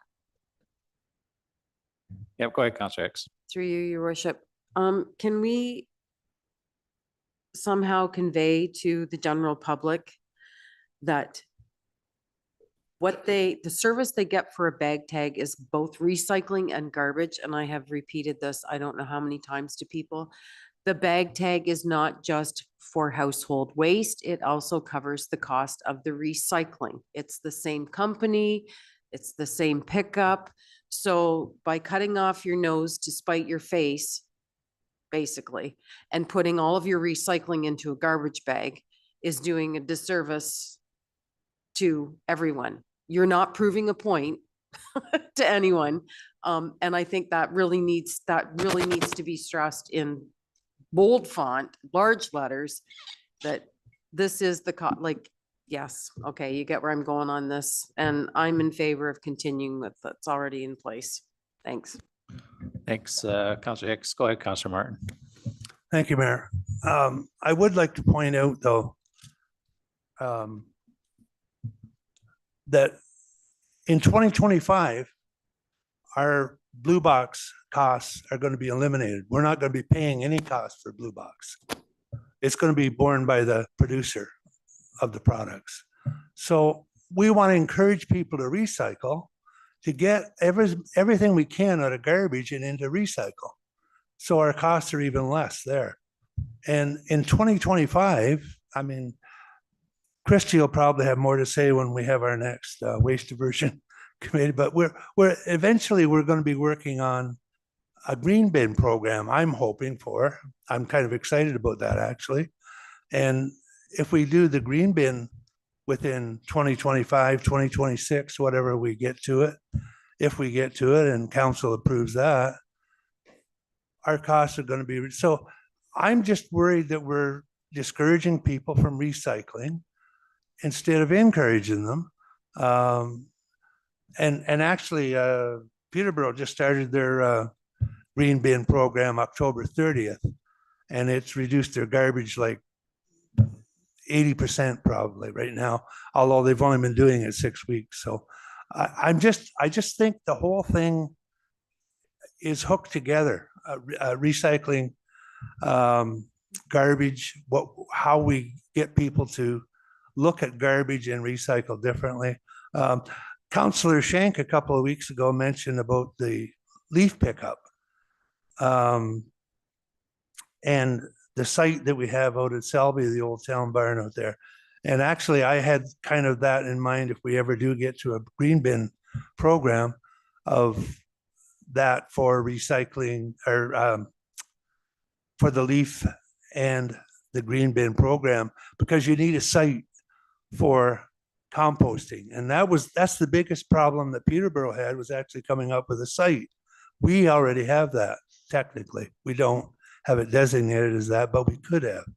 So I'm just concerned, we have the opportunity to have a whole program altogether. And I'm just concerned that we're blowing it up here. Thank you. Yep, thanks, thanks, Councillor Martin. If you're gonna make a motion, I think, Councillor Hicks, or do you want to comment first? Well, okay. Now that you've. I given will me the leave that up to opportunity- you. Yes, I was going to make a motion. Thank you, Your Worship. But again, Bill, it's education. And when I say it's education, I mean the public, the general public. If you read Facebook and you listen to people standing in line at the grocery store, no, they all have so many bag tags, they don't know what to do with them. It's not that they're running out, it's they've got so many, they got enough bag tags to do them for the next 2 years. Cause I only put out 1 bag of garbage every 2 months. That's what it sounds like. Okay. So the recycling, it's an education thing, and it needs to be explained to people that in 2025, the producers are supposed to be taking this on. But for the right here and the right now, the decision, I think, has to be, how are we moving forward? And I think it has to be made tonight. And so I'm going to move staff recommendation, and that this continue for 1 more year, even though I'll hear all sorts of flack about it. But it's I think the only way to move forward until we see what's going on with 2025 and the green bin program. I'm as excited as you are. I have a composter in my backyard, so I'm lucky. Yeah, I'm lucky. I live in the country. It's not an issue for me. So, but yeah. So the motion is made. Motion and is on the floor by Councillor Hicks. Do we have a seconder seconded by Councillor Pennell? Do you have what you need, Madam Clerk, for the motion? Okay, if there's no further comments, questions, or concerns, go ahead, Councillor Martin. Thank you, Mayor. I just want to make one more comment before the vote. I think that this tax is setting our blue box program back 40 years. And I respect everybody else's decision. I understand where you're coming from. I don't have any animosity towards you for that. I just feel that this is really important, and I'm definitely going to be voting against it again. And by the sound of it, I won't have a lot of support from the rest of council, but that's okay. That's okay. At least we get to talk and get ideas and stuff out there. So I'm good with that. Thank you, Mayor. Yep, thanks, Councillor Martin. Is there any other questions or comments before we call the vote? Seeing none, all in favor of the motion that's on the floor? Opposed? Motion's carried. Thanks, folks. It's now 9:59. We are very close to finishing. I don't know if there's any will. We just need to do fleet, but we'll need a motion to go past 10 o'clock. If not, we can. Councillor Pennell making a motion to go past 10 o'clock. Is there a seconder? Deputy Mayor Calver. If there's no further comments, questions, or concerns, all in favor of that motion? Opposed? Motion's carried. And I think all we have left now is fleet. And I see Mr. Brown's coming back up.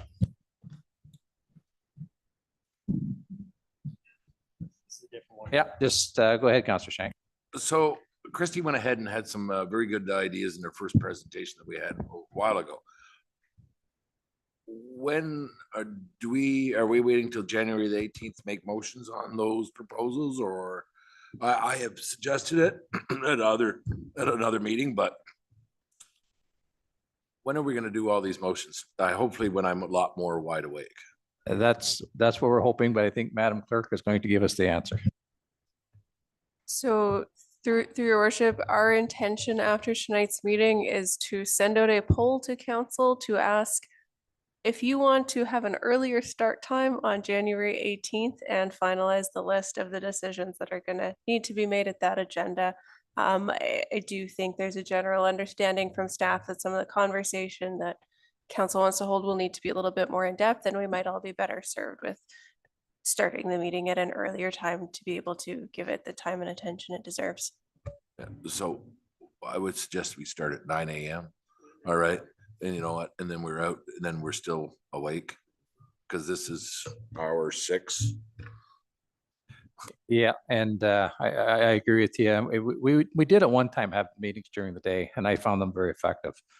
So I think maybe that's what we can look at in January to start during the day earlier. And as long as it's going to fit into everybody's schedule, we can see if we can do it that way as well. So let's move on with fleet. Go ahead, Chris. Thank you, Your Worship. So just try to get through this as quickly as I can and try to abbreviate some of this stuff. Just looking at slide number 2. Heavy fleet to start. So you've seen this breakdown before. 14 heavy trucks, 10 of them are tandem axle dump trucks, 3 single axle dump trucks, and 1 service mechanic truck. I have a little pie graph there to show you kind of 4 categories of age. So less than 5 years old, 6 to 10 years old, 11 to 15 years old, and then greater than 15 years old. So obviously we're split pretty evenly there, which is all right. Over on the fire side, we have 8 fire trucks, 1 ladder truck, 1 heavy rescue truck, 3 pumper trucks, 3 tanker trucks, and that's actually split completely even. 2 of those trucks are in each category. Looking at our 5-year replacement schedule for heavy fleet, you've seen this slide before in a pre-budget meeting. The only difference is we went back and we looked at the pricing. The increases in prices have gone up, and so that means our yearly average has gone up. But in 2024, we're looking at replacing 2 of the tandem axle dump trucks and as well as a single axle dump truck. Now, it's important to note that the 1 tandem axle dump truck that we are looking to replace, we're looking to upsize that to a tri-axle truck. So that is going to be the capital ask for heavy fleet in 2024. Looking beyond that, we can see that it is a little bit lighter until we get to 2028 when we have to look at replacing our ladder truck. I did summarize that, an average of almost $1 million every year for the next 5 years for heavy fleet replacements. Light fleet, just a breakdown of where our 40 light fleet vehicles lie. 6 in fire, 3 in development services, 1 in legal services, 9 in cemeteries, 9 in utilities, 1 in cemeteries, parks and facilities, 8, public works, 11, and we have 1 shared use vehicle that's parked at 99 Advance to be used by any of the office staff members. Diving a little further into that, we look at what vehicles the fire department has. So truck 951 is used for the wildland, pulling that trailer that Chief Hammond spoke on earlier. 1856 is the on-call duty officer. 2153 is the squad medical vehicle. 2154 is the fire chief. 2155 is the deputy fire chief. 2166 is the fire prevention officer. When we go into growth and expansion, these 3 vehicles are for the 3 building inspectors. Any vehicle that is under the enterprise lease program, I've put in brackets in caps lease. We have 6 of them in total. 2 of them are in this department. The other 4 are half-ton 150s in the public works department, but those are the 3 in growth and expansion. Utilities has 9. I probably don't need to go through every vehicle. You guys have the slides in front of you. I thought it was important based on comments from Councillor Hicks last meeting, just to give a brief description or rationale behind what that vehicle does and, potentially who drives it. But if there's any questions along the way, or after, feel free to stop me. Moving forward to parks and facilities, we have 8. You know, I've sort of broken down the description rationale on kind of what the main function of the vehicle is in the summer months and how that flips over to what the main functions of those vehicles are in the winter months. Then we go over to the public works, 11 light fleet vehicles. Again, 4 of those, which are at the bottom of this page, are leased on 5-year terms.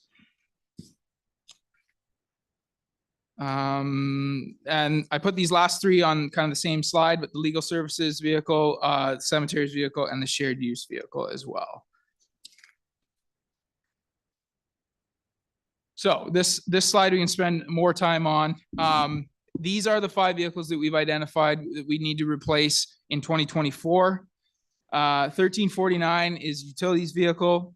So that one doesn't hit the town budget, that hits the utilities budget, which was already budgeted for in Christie's presentation. Whether or not we lease or buy, that's kind of the question I need answered tonight. But I wanted to provide council with as much information as possible. I'm neutral. I can manage either way. We just want to get council's wishes tonight. So sorry, backing up to the 1349, this is utilities kind of main plow truck. It does need to be replaced. We've already put out tenders for these vehicles, and so we have the pricing back. This is the true cost of the municipality to purchase that vehicle outright, $73,500. When you're looking at the lease option, it's gonna be a 48-month term to lease the same vehicle as I went out for tender for. The annual cost, $16,957. The term cost is a little less, but that's only after 4 months. And so like I said in previous meetings, the only way you see savings in the enterprise program is if you get all your vehicles in it, and then you're not going to see those savings till down the road. So you have to be patient. It's a long-term model for savings. What happens is over that 4-year term, you create equity in that vehicle. And so when they flip that vehicle out, that equity gets rolled into your next vehicle's lease payments, which lowers those payments. And so after you cycle the one vehicle out, you see some lower payments. And then once you do that again, even lowers. But it's a long-term strategy to see savings. Whereas we purchased the vehicle for $73,500 and we hold on to that vehicle for 10, 12 years, depending on, you know, factors like age, the condition of the vehicle, how many kilometers are on it, what it's being used for. We can hold on to these vehicles. So going down to 1235, that's our 1-ton chassis in the facilities department. Again, makes more sense here considering there's a couple factors with the chassis cabs in the lease program. 20% down on chassis cabs is a requirement in the enterprise lease program. Plus there'd be an additional $20,000 to put that dump body on the truck. I can get that truck the way I want it delivered if we purchase that for $112. Just moving down the list, 1053 is the garbage truck in the facilities department. That truck started in the fire department. It got moved over to facilities. We have like the big back rack cage on it so we can carry more load. But that's the truck that's going around to all the parks and the buildings and collecting that garbage and taking that. And you can look at the financial breakdown as well on your slides. 1154 and 1155 are 2 half-ton trucks that Public Works has. We would want to upgrade these to 3/4 ton. They're doing these are for the lead hands. These trucks, they're doing a lot of towing to and from jobs, getting everyone set up. They're also carrying multiple people with them usually when going to these jobs. So I just wanted to note that those half tons would be replaced with 3/4 tons if council approves. If I had to rank these, because we've kind of ranked everything else tonight, so if I had to rank these, 1349 would be number 1, which is the utilities truck. 1235, the facilities truck, the 1-ton chassis would be number 2. The 1154 and 1155 would be 3 and 4, and then the last would be the 1053 facilities garbage truck. That was a lot, I know. any questions at this point? Yep, go ahead, Councillor Pennell, then we'll go to Councillor Shank. Thank you, worship, through you, Chris, with excuse me, with 1235, I know it's a 2012, but look at the mileage on it. It was averaging 536 kilometers a month, 64,000, just a little over 64,000 a year so far in its life. Other than the year, why are we looking at getting rid of that or replacing it? Through your worship. So this truck is in rough condition. Those are hard miles. That's our main plow truck in the wintertime, doing all of our municipal parking lots. And so, you know, forward, reverse. It's our main landscaping truck in the summertime. And so it's getting beat with hauling gravel and topsoil and mulch and everything like that.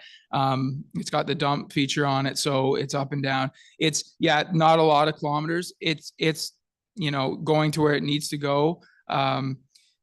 So if we're going to drive a long distance, we're not going to take our heaviest truck, right? So it's more local, and it only goes out into the rural parts and like if there's a specific job. So I just, it is in rough shape. I don't know if you've seen it, but if you looked at it, you would say, without knowing what year it was or how many kilometers, you would say that needs to be replaced.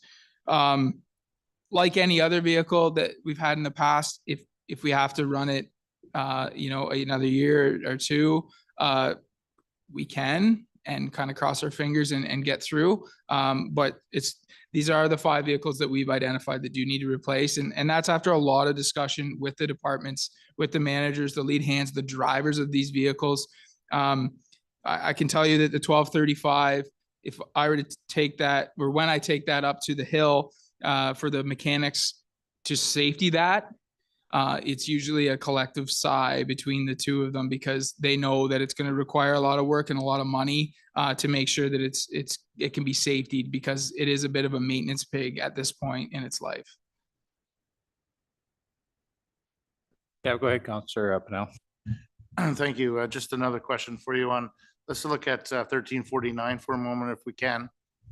I think I'm hearing you correct by saying that we could purchase a replacement truck for 73,500. But if we went to lease this from Enterprise for 4 years, 48 months, it would cost us at the term of 67,000. And that's 4 years. And then we do something with it, or can we keep it for longer?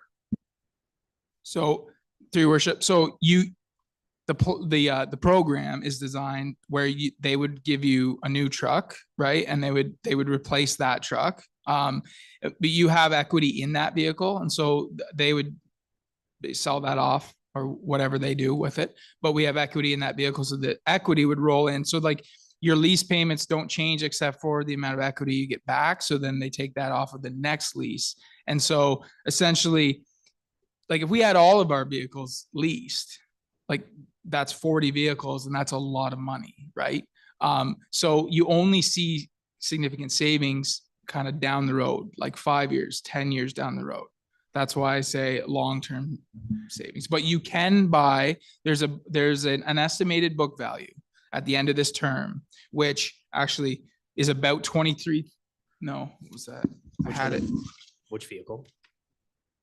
Yeah, so the RBV at term would be 13,400. So we could, at that point, that's assuming that the truck is still in good condition, because that's an estimated, because we got to look at how bad did it get dinged up, what kind of dents does it have, what kind of scratches does it have.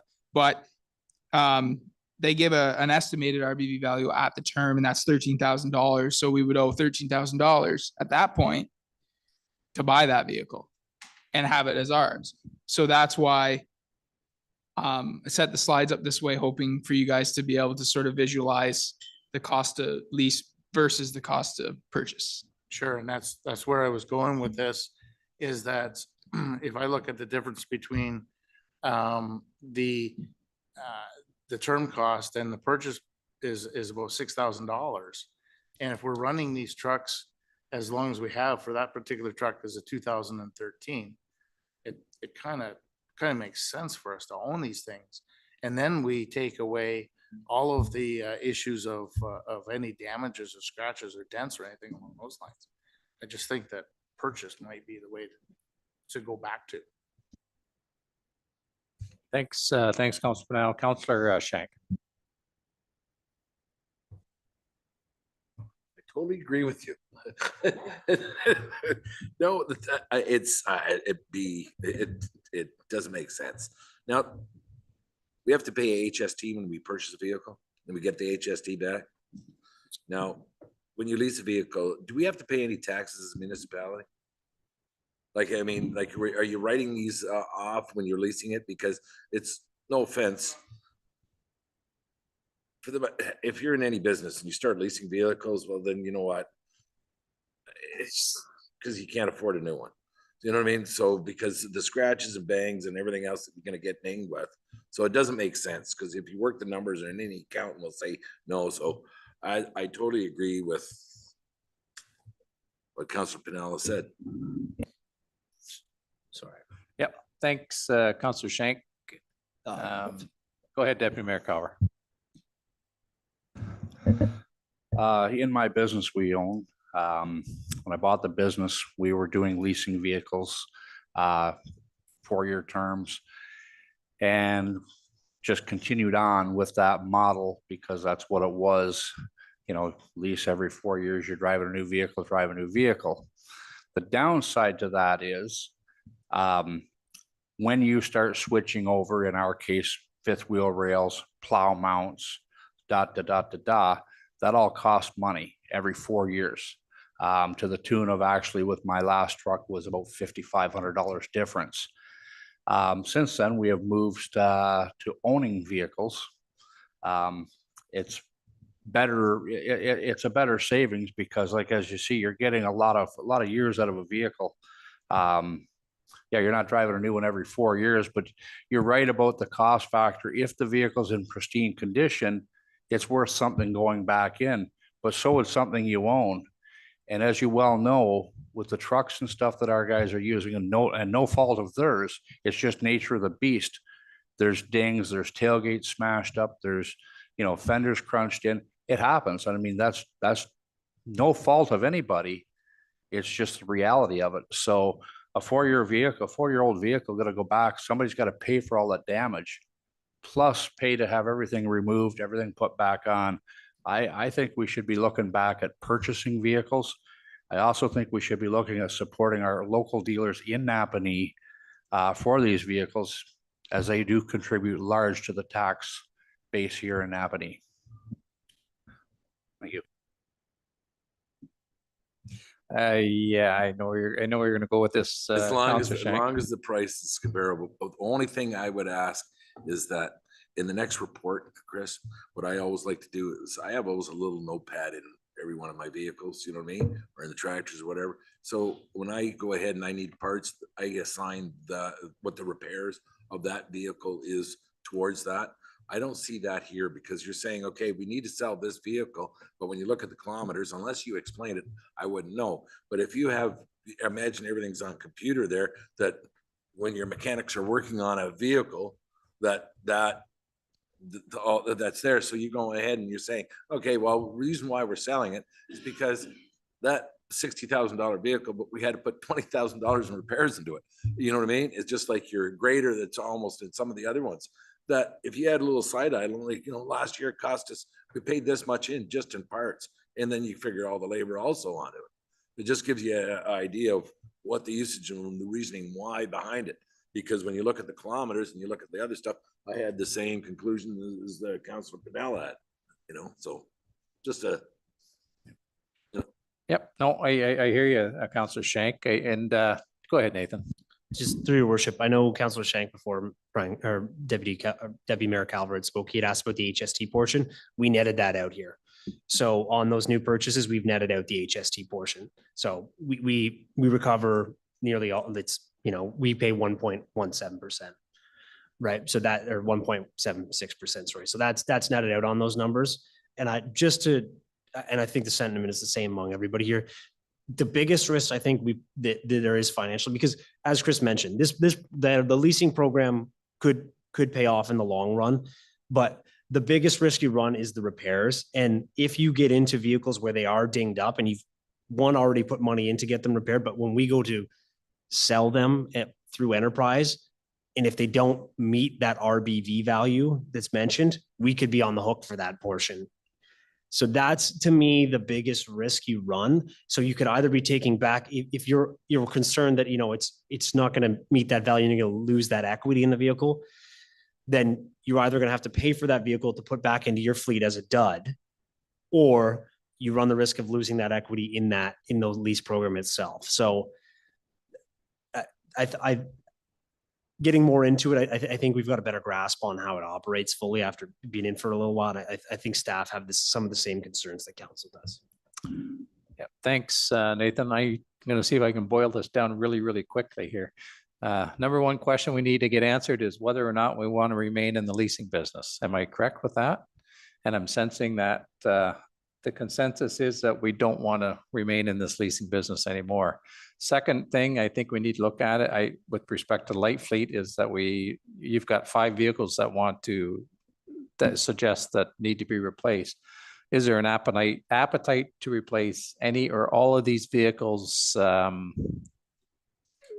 during this taxation year, I guess? Is that another decision that I think we're hoping to get tonight, or at least in the not too distant future?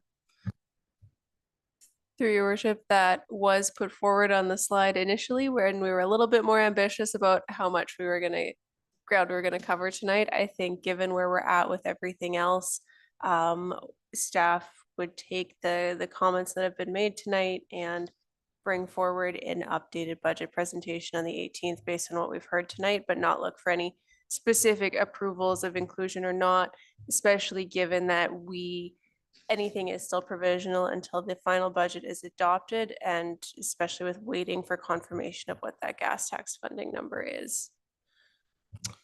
Very eloquently put, Madam Clerk. Having said that, is there any further comments, questions, or concerns with this discussion? Councillor Hicks and then Councillor Pennell. Thank you, Your Worship. I know I'm jumping ahead a bit here, but summer rentals. So you've got 4 vehicles here. So where are you renting them from? And what are the insurance? What sort of costs are we looking at to insure 20, 18-year-olds on rented vehicles? Just curious. Through your worship, we have a blanket fleet policy currently, so it's per vehicle. I haven't dove into a ton of insurance stuff at this point in time. I just did the allocation, but our fleet listing is just shown on a per vehicle basis, and then we have general liability policy. So I don't know how that's evaluated, unfortunately, but that's in our auto policy. It's a general blanket fleet policy, and it just states the cost for each vehicle individually. So on this slide, sorry, through your worship. So on this slide, then it's the total times 4 for 4 months, right? Yes, that's correct. I will speak to that slide when we get there. Okay. Okay, thanks. I think we might be there now, are we? Or did we have something else? One more before it. Sorry, go ahead, Chris.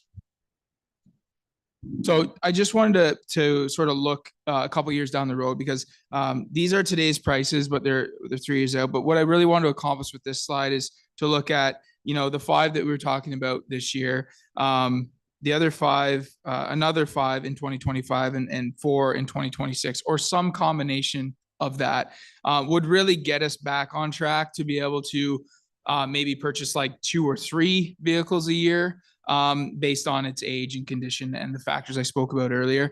So we're really not that far behind if we can find a way to fund some vehicles here, especially if we are going to move back into that old model that we've always done, and have that 10-year fleet plan and look far out and know kind of what's coming up, but still have those annual investigations into, talk with each department, talk about what vehicles that they recommend replacing, and not just base it on age and kilometers, but really look at the needs of the department and what vehicle makes sense to go. It might not always be the oldest one, and we need to look at those and just do a better job of managing those assets, like Councillor Shank talked about, with the mechanics being to basically it's asset management, documenting that there was an oil change done, documenting that rotors and brakes were replaced.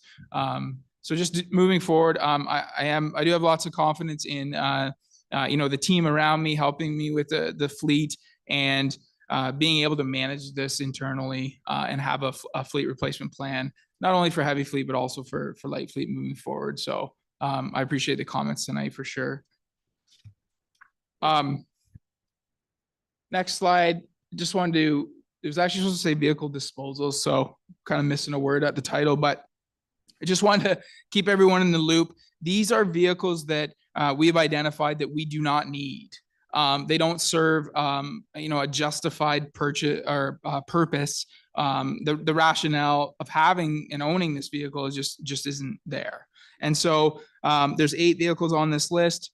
3 of them we've actually already sold. I will be looking to sell the rest in the new year, depending on any further direction from council. And we would like to see the proceeds from these sales go into a fleet reserve and start building that back up. Yeah, questions? Very good, good plan. Go ahead with Council Panel. Thank you, through your worship. Chris, did you sell 1804? No. Okay, is there anything really wrong with it that we can't swap that out for another truck and maybe hold off one of the purchase ones for a couple more years? So there's not necessarily anything wrong with it. It's a regular cab truck with a short box. So it's not it doesn't really meet the needs of a lot of the jobs of the vehicles that we are replacing. So it's just like, yeah, it's just a smaller pickup that not as useful for us right now, but because of its age, the kilometers on it, we feel that we can get good return on investment with that vehicle in particular. Okay, thank you. Quick, Councillor Shank, then we'll go to Deputy Mayor Cower. So instead of going through gov deals where they get a cut and everything else, can you sell them privately? Can we sell those privately, or do we have the facilities? All I'm saying is in gov deals, sure, you can have a reserve and you can do this, but is it, I'm just thinking, it's a 2018, it's not that old. You know what I mean? So instead of, I'm just thinking of more money this way. Through your worship, that's something staff would have to look into. I don't know that off the top of my head. I was looking to see if Chief Hammond was still here, because I know he's got a lot more experience in that field, but I don't know myself. And I know Chris is relatively new to this as well. So it's something we can certainly look into, though, for sure. You may not get the same network of people, but if you have somebody who's interested, you have somebody's interested. I just don't know if we have the ability to do that. Yeah, and without knowing the actual procedural bylaws, there may be a procedural bylaw, but there may not be. But the other thing is that it may open us up to criticism with respect to who may buy it. So the whole concept of gov deals is really quite a So cancel that. All right. a really nice, clean one, if you know what I mean. There you So, go. Yeah. anyways, that's just my thoughts on it. So go ahead, Deputy Mayor Cower. Thank you, your worship. So these vehicles we're wanting to dispose of, is there any of them that we could use for the summer rentals for the students to use? I mean, we already own them, we have them, they're ours. Is that something we could use? Yeah, so through your worship, I'm going to speak about that a little bit more in the next slide, but with these vehicles, it's so if you look at some of them, there's 2 Chevy Sparks, like small cars. The reason we need summer rentals, or I shouldn't say it like that, summer rentals is an option for us. The reason that we need extra vehicles in the summertime is because we're adding like 20 summer students to our workforce, and we need to make sure that we have enough vehicles so that our operations aren't affected. So things like smart cars or regular cab trucks, they don't work the greatest for the job that needs to get done. And similar to the Elantra car, we don't need cars. So these vehicles staff looked at as, do we really need to hold on to this vehicle? Do we really need to own this vehicle? Can it help in any way in day-to-day operations? And these were the 8 that were identified as like, we can get rid of these vehicles and not own them anymore. But I think to further answer your question, I can talk about that a little bit more. The summer rental is an idea that when those students come in, we get a vehicle in a rental program for 4 months. As soon as the students go back to school, we get rid of those vehicles and send them back.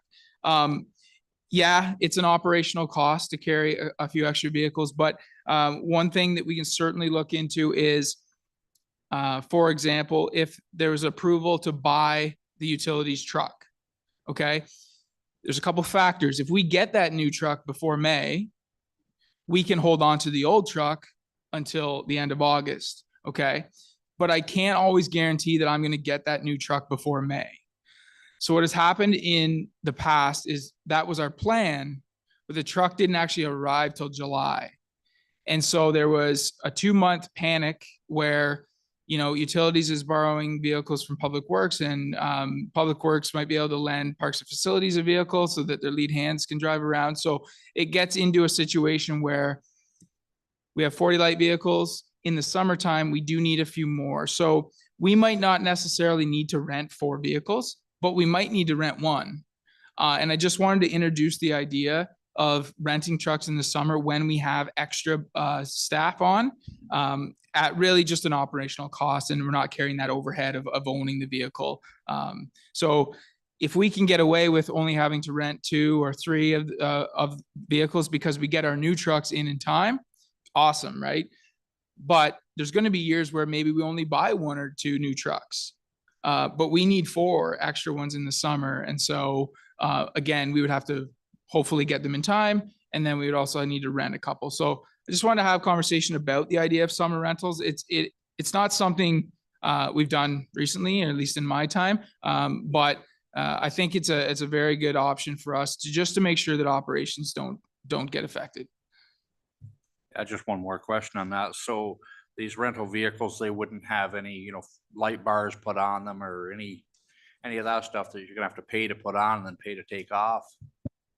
No, so we would not be adding any additional things to the vehicles. And one more thing I forgot to mention was that if there is a sudden breakdown of one of these rental vehicles, we get a new one within 24 hours to replace that. So again, these ones would be primarily utilities, certainly the hydrant students, the cemeteries crew. It only has 1 truck, and so it needs a second one to tow the mowers, and then that leaves 1 truck available to either tow a new trailer that we may or may not get. But if we don't have that, we still have to go to multiple locations at the same time, and so it keeps that efficient operation happening. Parks and Facilities, these are just trucks to get from point A to point B. When all the students come in and we crew up, the lead hands actually don't have a vehicle to drive around.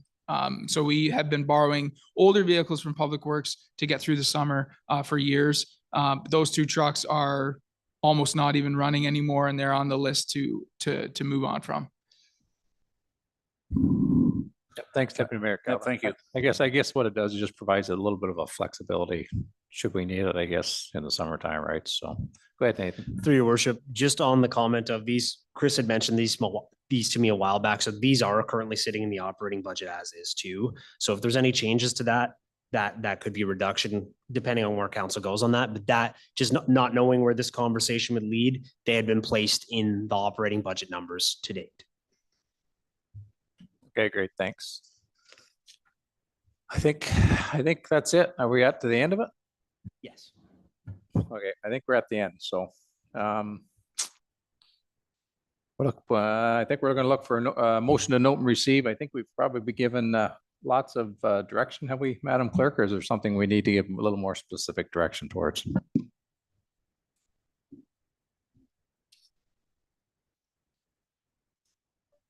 We're good.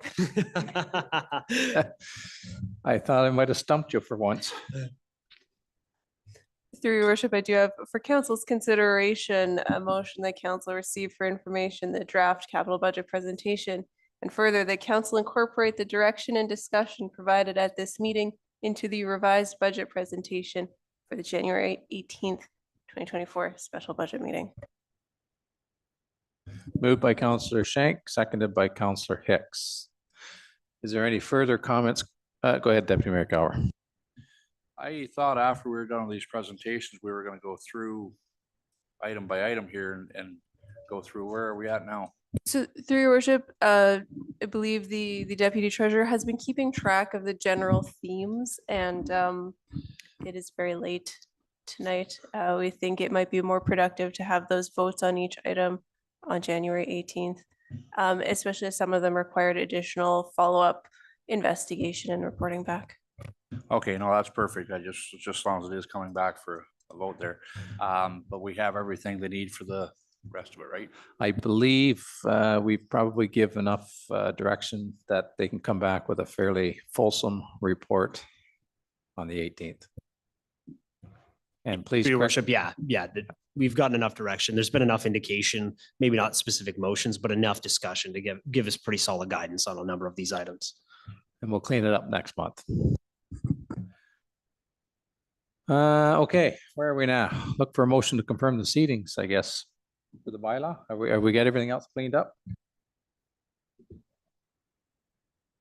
Oh, sorry, we haven't got a mover and seconder, do we? Or don't we? We got a mover and seconder, didn't have a vote. So with respect to the, sorry, it's getting late. With respect to the motion that's on the floor, all in favor of that motion? Opposed, motion's carried. Now we'll look for a motion to confirm proceedings, bylaw to confirm the proceedings of council. Moved by Deputy Mayor Calver, seconded by Councillor Martin, read a first, second, and finally passed the 6th day of December 2023. All in favor of that motion? Opposed? Motion's carried. Motion for adjournment, moved by Deputy Mayor Calver, seconded by Councillor Pennell. No further questions, comments, or concerns. All in favor of that motion? Opposed? Motion's carried. Thanks, folks. It's been a very long and productive evening, and we'll see you in a couple weeks.